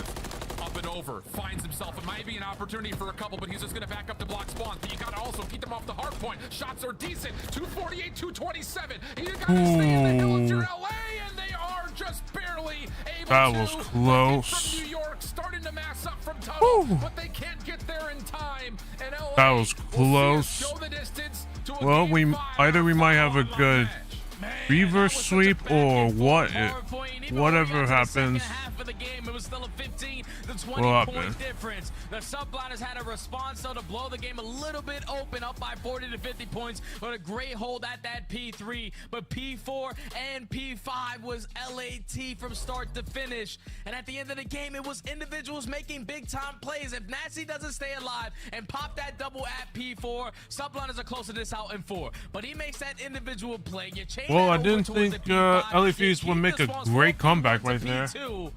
And that hold percentage where we talked about that they needed to fix on in the later half of this game, the setups were a lot better. The crossfires, everything was clicking. The communication is always firing.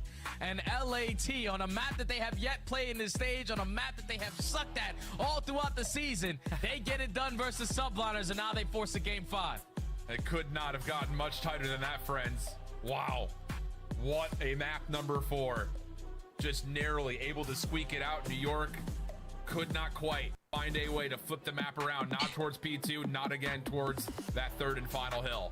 But it doesn't get much closer than that in terms of how a sub base goes. Back and forth, that double helix of a game flow. And now we start to talk an interesting storyline, because we got map number 5. The win means so much for so many of these squads. A 3-2 win for LA puts them into the upper bracket, sends Carolina to the 9th. LAG get in the 8th. If it's a 3-2 though for the side of New York, they secure themselves, of course, the upper bracket. Carolina gets in, LA stays in, and LAG bounce out. So there's still a lot on the line here. And the interesting thing about all of this, Jay, is that this is a map that has not been great for New York, and LA haven't played in some time, so it should be interesting. Yeah, High Rise is going to be fun, man. Who wants it more in this series? The final match of the online qualifiers. Just one more map left. Oh, High Rise and Sydney. We'll see how this still might not be good for LFEs, since you got Hydra gonna be probably going into your base a lot, but we'll see. Upgrade your game with the Scuff, the official controller of the Call of Duty League.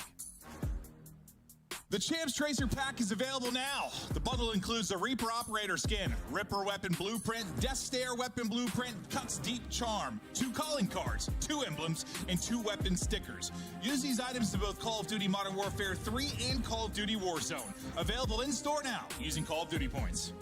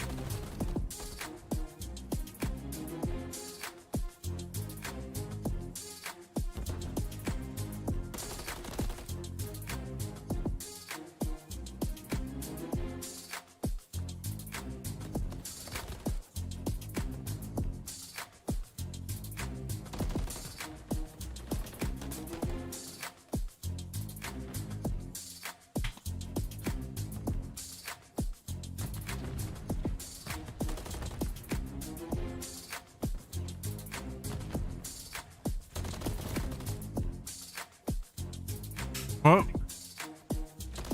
like, I'm gonna be honest, I did not think that LFEs would be able to win this power point, but well, I mean, they have made some. Well, it seems like because Prep is shooting this time and not getting shit on, so that's one thing that LFEs are definitely improving on. It's just absolutely slaying.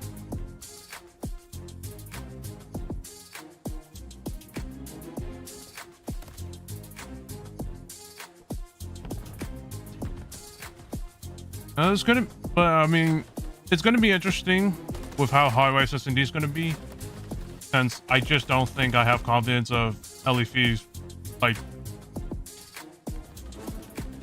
in terms of the strats that they do, it's not as well oiled. It's not as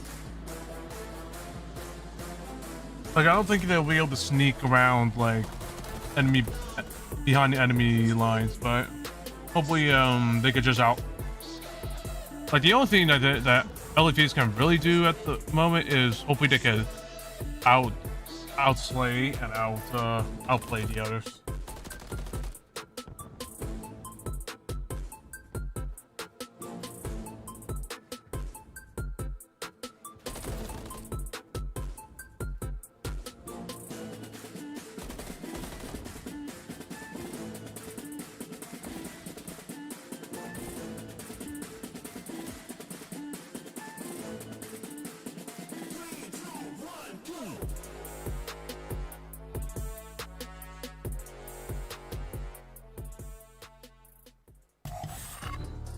Welcome back, everybody. We've got one more map here. We're not going to let Online Modern Warfare 3 end so quietly. Lots on the line, but not just for this overall match. Again, if you've been following along the Subliners on Twitter, they have been pushing this one ring, an extra ring from their championship year last year, and they did announce their winner. Big congratulations to Andrew Gonzalez, who will have an absolute treat, I'm sure, displaying that guy. And if you want to see the full video and everything that's been happening with the promo for it, you can, of course, head on over towards Twitter/X at the Subliners and give them some love. Really cool opportunity, I think, just to kind of share back with the community some of the successes that they found last year, Jay.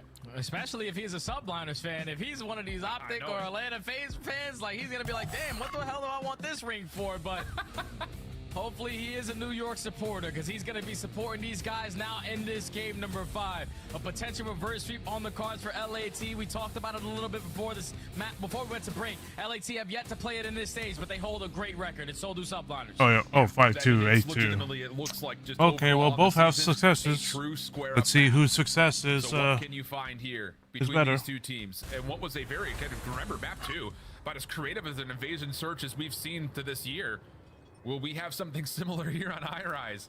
As will be LA starting off on the offensive side. Again, the numbers are so good for both these two teams. Not much separating them on either side. Yeah, the only thing that's really separated them is that first blood fight, because Subliners sitting at 10th overall on this map compared to the Thieves, who are 3rd. So they usually find that opening duel. But so far into this round, it's slow and steady wins the race. You just want to try to get a feel out of what the setup is looking like from New York. But with them having so much presence over towards B Street, it's not going to be easy to work this B site. Now Sib just kind of floating, playing this however he so chooses to. His Hydra staying very safe. Sky's the same thing, just kind of watching over the top of the trash can through the B alley. Sib not seeing anything in the cross, and as he drops down, it's Joe Deceives from the ladder. Finds the free first blood. We stay 4v3. No plant yet, and New York are actually looking to contest this. Yeah, because you could already see Kismet has worked his way from that A site right in towards B. So Jodo sees if he doesn't check this corner, and he is going to do so. Not able to find the kill, but the trade is going to be there. Numbers still in favor of LA. Now you can work that bomb plant. Yeah, say Hydra's just trying to sneak his way in, see if he can find one more kill, put a little bit more pressure on the clock. Not happened, and now Skies has been seen over through mid. Can't finish the kill through that mid fence line. And so 3v1 post plant setup, and Skies just does not have any room to work with. This would be a miracle 1v3. Yeah, this is going to be tough. He's trapped. Every single player from LAT had their iron sights pre-aimed onto him. But they come out on the opening attack, where they stand a really good chance at finding success on. Two of the top teams that we have on the attacking side for high-rise search and destroy. And with LAT finding that early first blood, catches some good timing onto Sib, they just keep the numbers traded in their favor and secure the first round. Every round is going to feel so important. I mean, I think the biggest thing here is, you know, again, upper bracket implications. Set yourself up for a better chance at making playoffs if you're a bubble squad. But at the same rate, if Thieves could find a way just to win this match, not only do they get the upper bracket, they also get a little bit more cushion between the other teams that are tied right below them. But a first blood this time for Kismet has New York feeling decent about their chances to get to B quickly. That's a big first blood, especially onto Krem, because you know how aggressive he likes to be on the map, but Ghosty instantly with the response. Gets that kill and gets out of dodge. Ooh, that's unfortunate. He could have got the kill. Keep the man advantage in favor of New York. Yeah, Joe, he had a lot of damage in early. Ghosty trying to find a way to convert on it. Not going to happen as Skies from topside propane takes us to another 1v3 situation. Nasty good for the first. Time to finesse this maybe a touch, but I believe Skies has just seen him go towards bottom blue. Sure feels that way. Hydra's repositioned. Skies still watching over the top of a heady, essentially down low in the underground, and no way he continues on that 1v3 rampage. And that's basically the same exact round that LAT had in their opening attack. You find that early first blood. You apply the numbers over towards that B site, trade effectively, put the bomb down into 3v1. Then Sky's just gaining that info, not allowing Nasty to get away, secures that final kill of the round. It's just, it helps with the subliners, especially on high rise. Even though they're 10th overall in first bloods, when they find first bloods, that conversion rate is #1. So they show it there. I mean, that's been their success story pretty much throughout the entirety of the season. Their ability to convert on first bloods has been nearly unrivaled, even though maybe at times it doesn't come all that often. So back to the offense, go LA. Trophy systems in place for both squads. Hydra, this may lead to something a little bit cheeky. Checks over towards maybe a delayed route towards bottom blue. Nothing here. Sib, though, in trouble over towards the outside at elevator. Now puts a lot of stress on this New York defense to move around. Yeah, it's the second time that Sib has dropped in that positioning for that first blood. So now you're just forcing the rest of the sub-minus players to try to cover a little bit more ground. They've already taken A Street away from them, and according to blue, but even with Kismet falling, Hydra effective on the trade, still numbers advantage LA. Yeah, and it's still so difficult for New York to rotate back to defend this B plant. So you're gonna get a 3v2 post plant setup here. Hydra.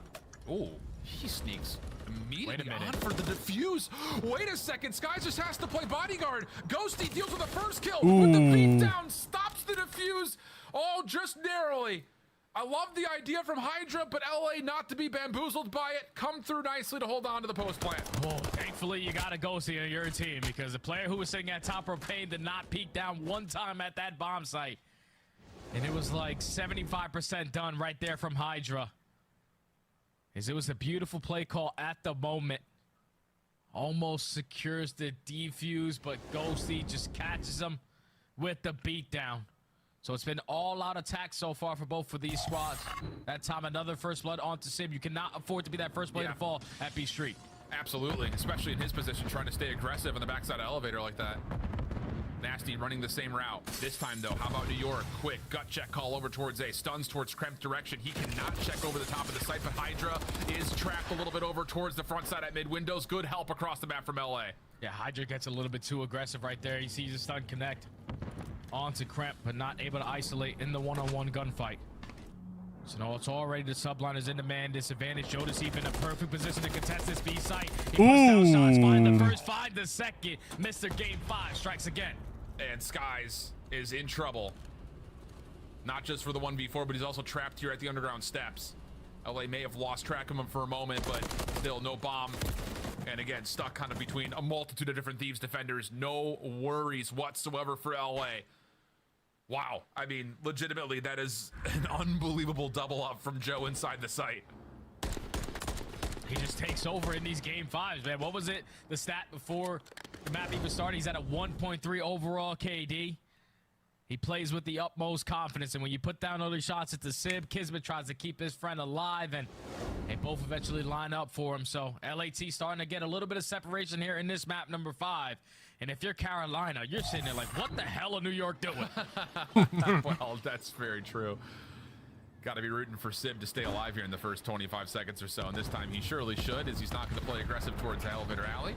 Nades for LA, though. Tossed over towards the windows. Nice They nade. actually catch one onto Hydra. So another first blood for the Thieves. Great news here for LA, as they can just pause for a moment, give themselves a setup, and play the rest of this round out with the man advantage. Yeah, they have been dominating that first blood column so far. That's now 4-1.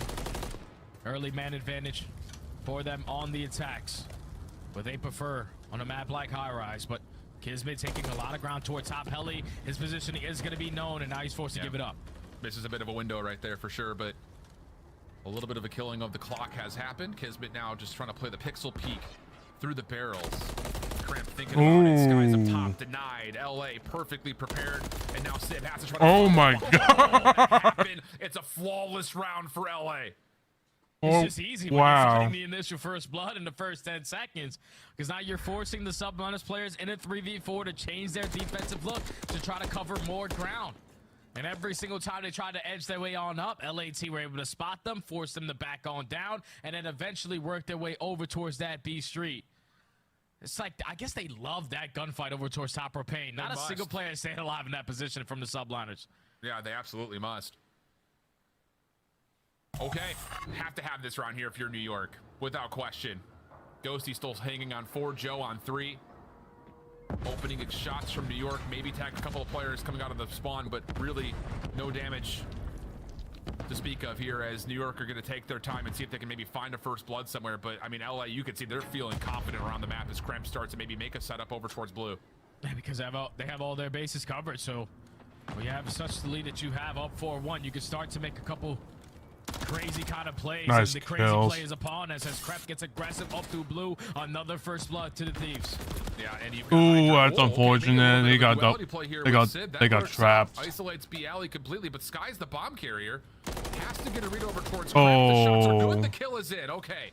Good recovery from New York. Now it's just on to Nasty. That double team right there at the forces the gunfight, doesn't quite take it, and New York get the must-win round. Is a piece, AC is unfortunate. They just got trapped. Like, both were weak. There was nothing they could really do. But I thought if other than was to just that chow. That's all they could really do. Was gonna put a bow on the round, but he secures that one-on-one, keeps the numbers in their advantage, and then eventually just locate the final player to secure the round. So the Subline is able to stop the bleeding for a little bit. But it's been all on the attacks. They need a defensive win. They need it badly. And I think a lot of it has to be, how can we even contest this B street right now? Because it's been a problem. Trophy system down. Skies is going to substitute out Sib to try to play over towards the alley, and Hydra's going to step in towards the site. He's already been seen. Sib watching over the top of this, and Hydra's just going to try to default to playing on the alley in this corner. Yeah, he's just hoping that his AR's going to assist him in these gunfights, long distance, get a couple players weak. You're going to send in Hydra for the finish. Damn. That is going to be Sib finally winning that engagement over towards that B street. He actually finds that kill through bottom pit, so early first blood, New York. And that's an exit now for Hydra as well with the 4v3. Kismet, the sole defender over at A, has seen the threat, starting to mass over towards this A site. Off the cross, Sib gets another. And okay, how about this for New York? Ghosty, Nasty, trying to work together bottom blue. New York have sniffed it out. At least they've gotten one of the two. Sib on 5 in a row, looking for the beatdown for the cruise missile. Not quite able to earn it. But Ghosty is low and he's trapped. Yeah, he's trapped in a 1v3 now. Kismet able to spot him. Or is he? Doesn't spot him, but the information is already gained. Now Ghosty is running for his life, spinning every corner. Now with the rival 9, we're dancing. Eventually Hydra's able to take him down. So the adjustments right there from the Subliners have different personnel attacking over towards that B street. But just shutting down that B alley, forcing LAT to work their way over towards A. You're not worried about if they're going to put the bomb down for free. So great plays from the Subliners to shut down their most effective play. Yeah, absolutely. And maybe a little bit lucky in certain regards, because Hydra's getting naded out over towards that elevator alley. But he stays just healthy enough to keep the position. Obviously, the help from beyond, super crucial towards him staying alive, and then also being able to get out. Because, yeah, there was a moment there where he almost felt like he was completely trapped up. But regardless, it's 2 rounds in a row for New York. Back to within 1, and now on to the more successful. Oh my The propane tank blows up onto Nasty towards elevator side, and it's another early 4v3 this time for New York. There you go. Subline is finding that first blood. So hopefully they can turn this into a round win, but just showing a lot of presence over towards A. You're not going to be able to think about that objective. They're trying to play for that second kill. Yeah, Kismet trying to see if he can catch Cramp on this little jump up.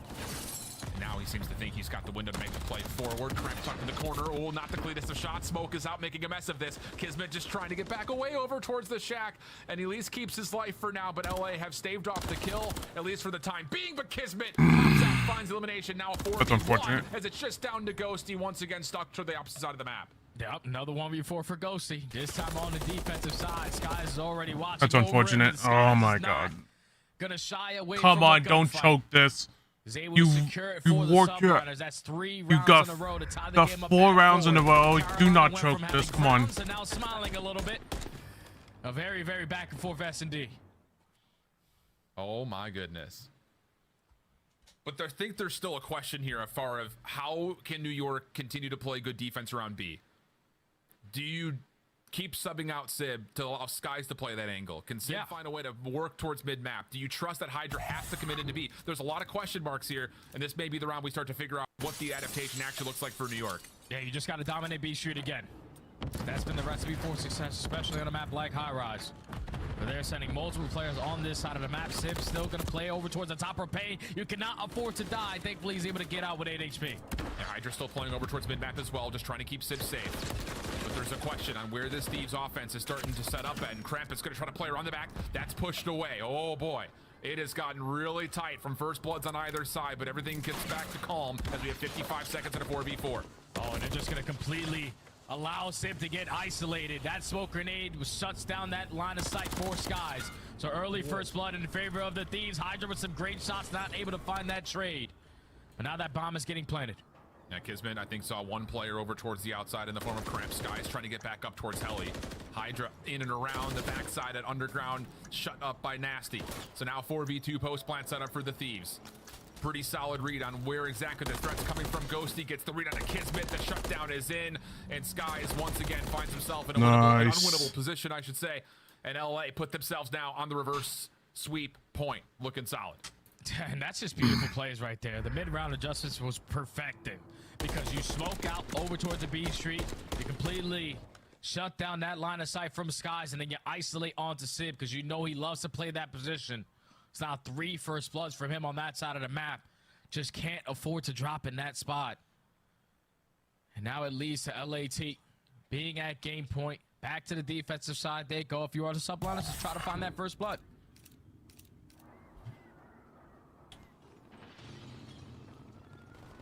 Trophy systems down. Thieves not really playing off the alley this time. Just playing Oh, in the middle. no, they knew it. That's towards a window that lands onto Nasty somehow. So now you've got a flood coming through the bottom. Some team shots come through, but Krep's still able to find the elimination. So we go 3v3, and New York, all of a sudden, Well, they got the kill. flood towards B. The problem is they're backing up, and they get the problem right now is that they're backing up, and they're gonna get the bomb plant for free. Yeah, but LAT, they gave up all map control. So if you are the subliners, you just gotta withstand the nades and the stuns coming in, because you're gonna turn this one into a 3v3 post plant scenario. So now LAT have 40 seconds to work with. Kismet out and about now. Sib, whoa, he's gotten deep over towards the LA Thieves defensive windows, but he's been seen and tagged. Now he just has to play his life, wait for a little bit of help. The chase is on. Kremp finds the kill for 3 in a row. Ghosty finds Kismet over the top. Nice! Not gonna happen. New York will falter. A reverse sweep for LA. A critical 10 points. And of course, Holy shit, nice shot, Thieves. Holy shit.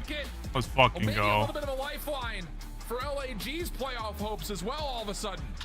Oh my god. Like, I did not expect Thieves to win this, but I had hope, and my hope was right. Even though I lost the pick'em, even though I didn't choose Thieves as the pick'em, glad they kind of redeemed themselves against the top 4 team. Not hold it down for you here.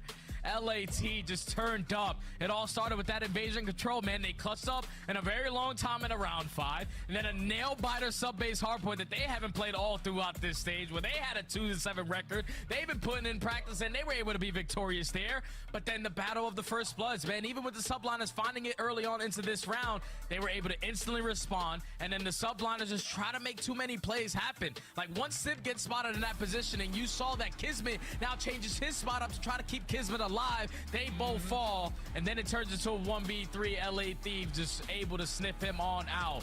Such a great game number 5, a fantastic series to end the online qualifying stage all throughout the season.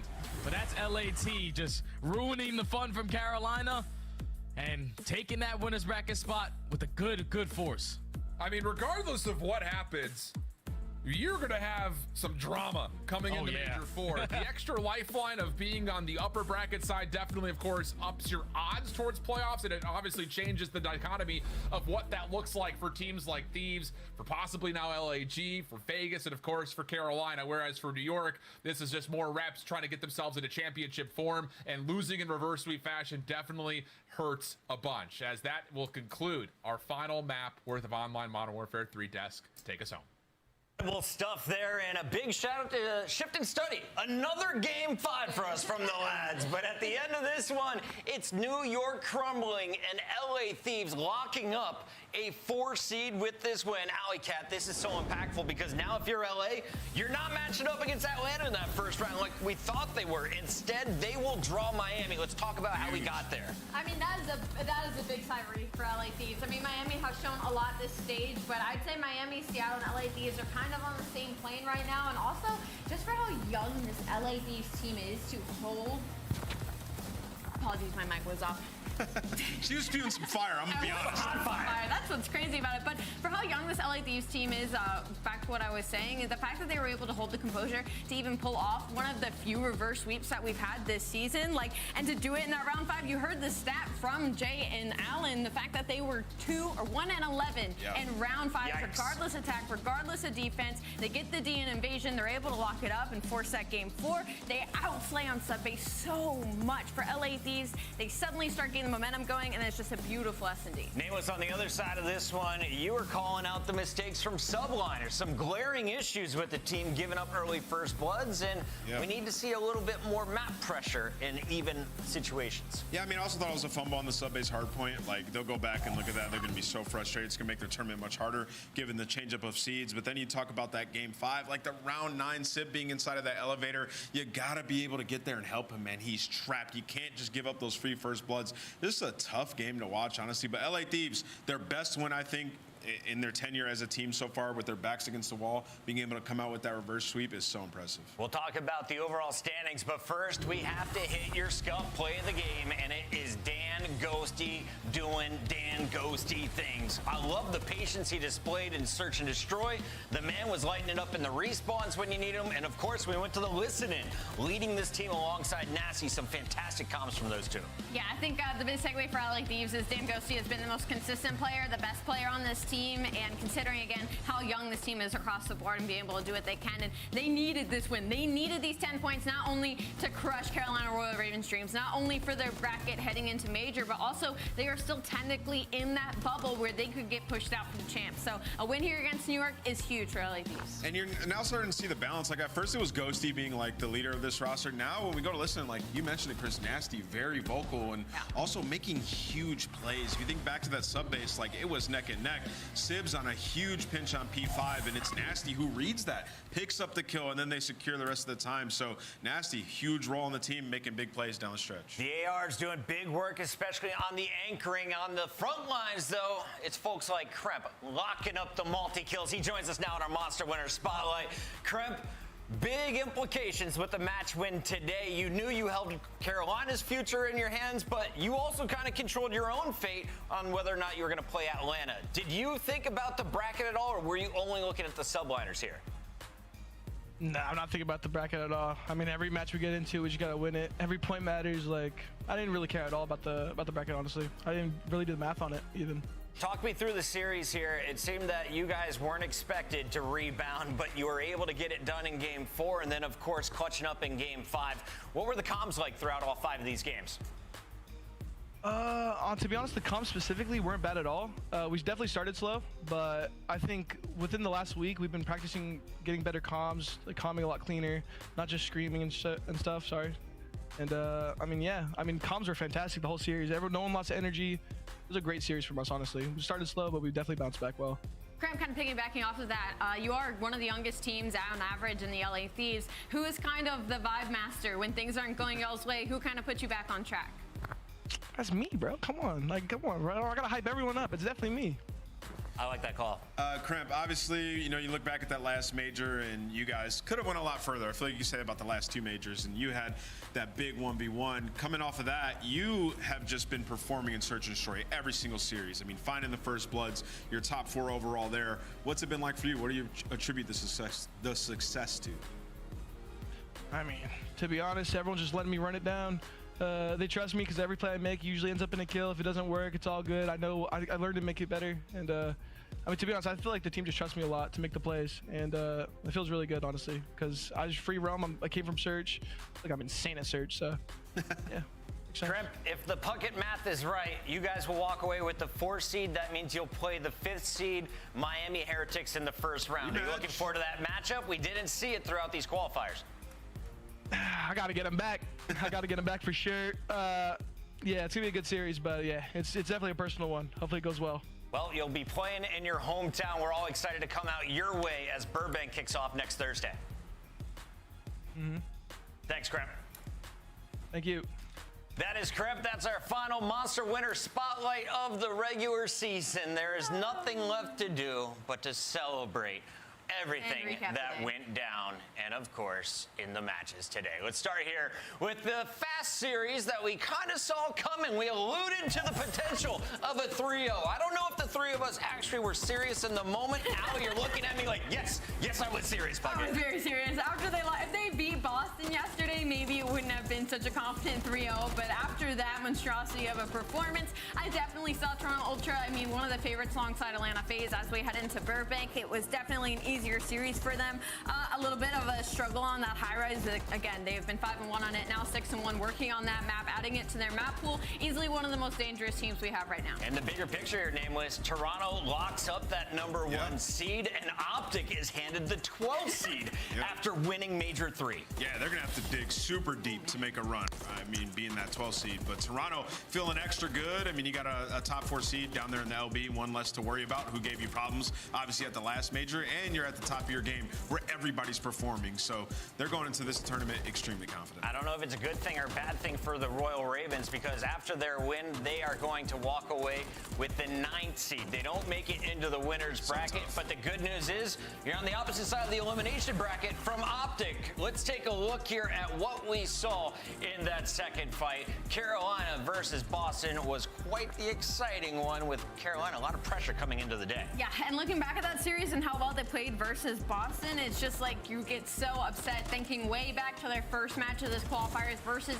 LAG that spelled the tragedy that would be now Carolina starting in the elimination bracket once again, fighting for their lives to try and make it to the top 8 for champs. But regardless of that, I loved what I saw of the first map and the Search and Destroy. Still need to clean up some of these respawns if Carolina want to make a run at Burbank, but it was a good series overall. I mean, they've placed, what, top 8 or top 6 at every tournament, right? So they know that they can perform on land. Yeah. It's just too many online losses, and especially in Game 5. They fought very, very hard, and now they have one more opportunity where they control their own destiny.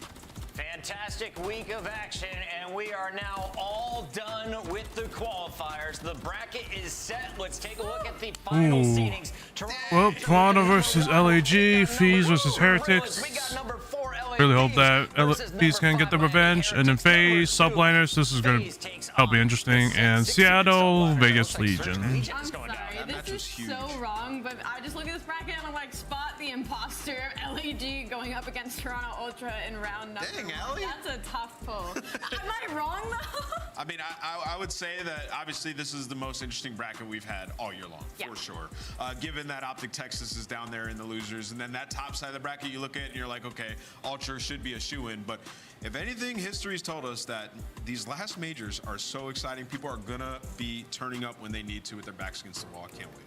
This doesn't add up to my Puckett math. I'm gonna have to double check that bracket, but I'm probably wrong. They're probably right. What I do know is this is our schedule. We will be kicking off at 3 p.m. If you're tuning in from the East Coast, that'll be noon out there on the West Coast for Thursday, June 27th. It's gonna be a banger, especially that 6 p.m. if Atlanta has to face off against the Subliners in our opening round.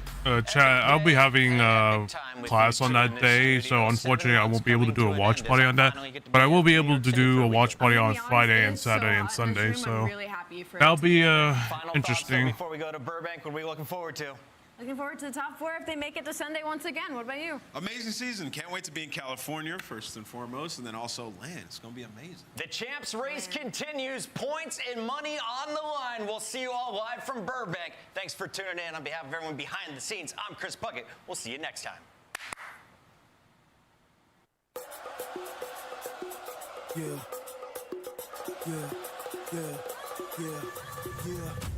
You out of here, you can feel it right. Light it up till it's feeling bright. On the move like we feel it groove. Out of sight like we dynamite. Busting in like we finna fight. Get the pin it right, I'ma pin it right. Trying to run, I'm the winning type. Heat it up like some beat it rice. Bet I beat you to the finish line. Cause we out to get it feeling fine. Keep it up or we'll be creeping up. One another mountain sleeping rough.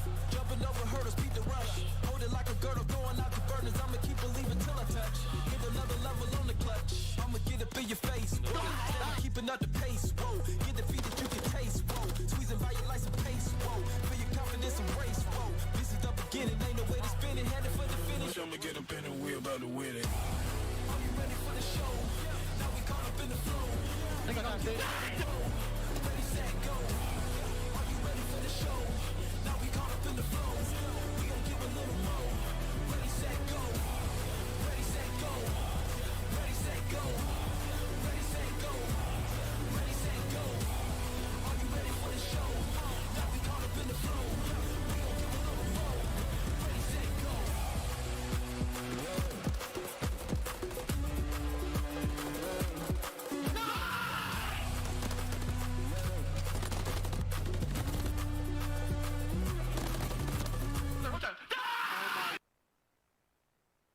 Give me this last kill if you can. Defusing. Fucking Rich, Snoopy, one shot dead. I have a streak. Yeah. You have a trophy? Yeah, no. Let's wait. Let's wait. You get it. You're further. I'll just get it if I defuse right now, right? Yeah. But like I'm close too.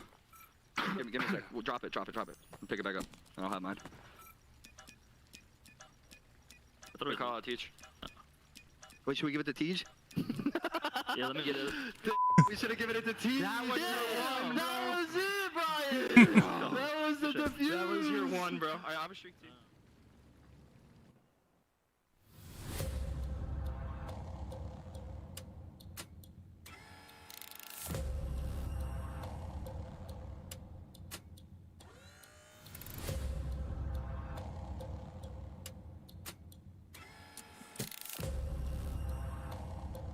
Well, as we have for today, chat.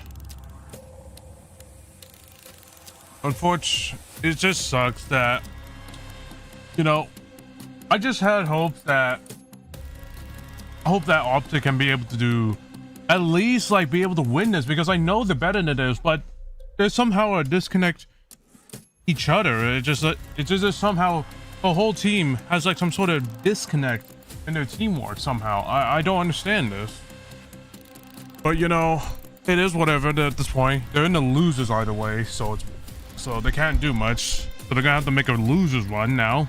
Hopefully they can pull some, hopefully they can just, you know, just regain, you know, refresh their mind, take a mentality break, and then just practice a lot more in this tournament, because like this is just unacceptable by everyone, because like you win Major 3 and then somehow you win one match and then you just lose 6 matches in a row, and these matches are not even bad. These matches are not even top 4 matches. They're matches that that ultra subliners and except for today, subliners just got absolutely choke slammed. Well, not choke slammed, but they just got reverse swept. But it's just like it's just frustrating to see, you know, Optic just do this bad. It just doesn't make any sense. But I'm really hoping that they can, you know, just at least make a comeback and be able to just, you know, hopefully, you know, just wipe everything what happened these few weeks and just, you know, just gotta go back and you just gotta go back and you know, work your ass off, and hopefully they could get a win. Well, Well, anyways, y'all, thank you all so much for coming to the final online qualifier watch party. Major Fours next week. Major Four tournament is going to be up, and going to be a bit of an interesting day. It's going to be an interesting weekend because we don't know. I really hope that LFEs can be able to capitalize on their wins, but it's going to really depend on how well they're going to practice, and hopefully they could get the revenge on Miami, but we'll have to see. Anyways, y'all, that's really all for today. I don't think I'll be doing a watch part. I don't think I'll be doing another stream today because I'm going to be doing a bit of my homework and such. And I got some. I'm gonna try to see if I could try to. I'm gonna see if I could try to fix my computer today, and hopefully things will turn out well. Hopefully things will work just like before. But I will have to swap some components and a bunch of other shit. And I also have to look for. I'm looking for stuff at the moment. Anyways, y'all. If you love today's watch party, make sure you like the stream and subscribe, and make sure you hit that bell for the notifications. And don't forget to check out my socials right here. And do be sure. And those for those that are new here, I do mainly stream on Twitch, so make sure you all follow me on Twitch right here. And and also follow my Twitter as well, where I mostly interact and just kind of, just let y'all know when I stream and such. And if you want, you can join my Discord. And also check out the sponsors on my esports org that I'm a part of. Slaves is sponsored by. And check out their merch line as well.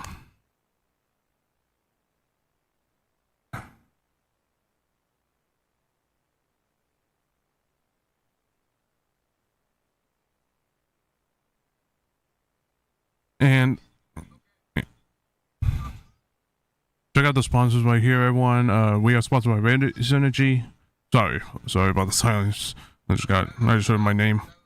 But yeah, go check out the sponsors right here, and do also check out the for those that want to support the merch, the esports org that I'm a part of. Make sure you check out the merch right here, link down below. Anyways, y'all. That's gonna be all for today. Thank you all so much for watching. It's an unfortunate day for Optic, but a great day for my hometown team, LA Thieves. And y'all stay frosty. Stay safe out there in the world. And y'all have a good rest of your Sunday. I'll see y'all in the next stream.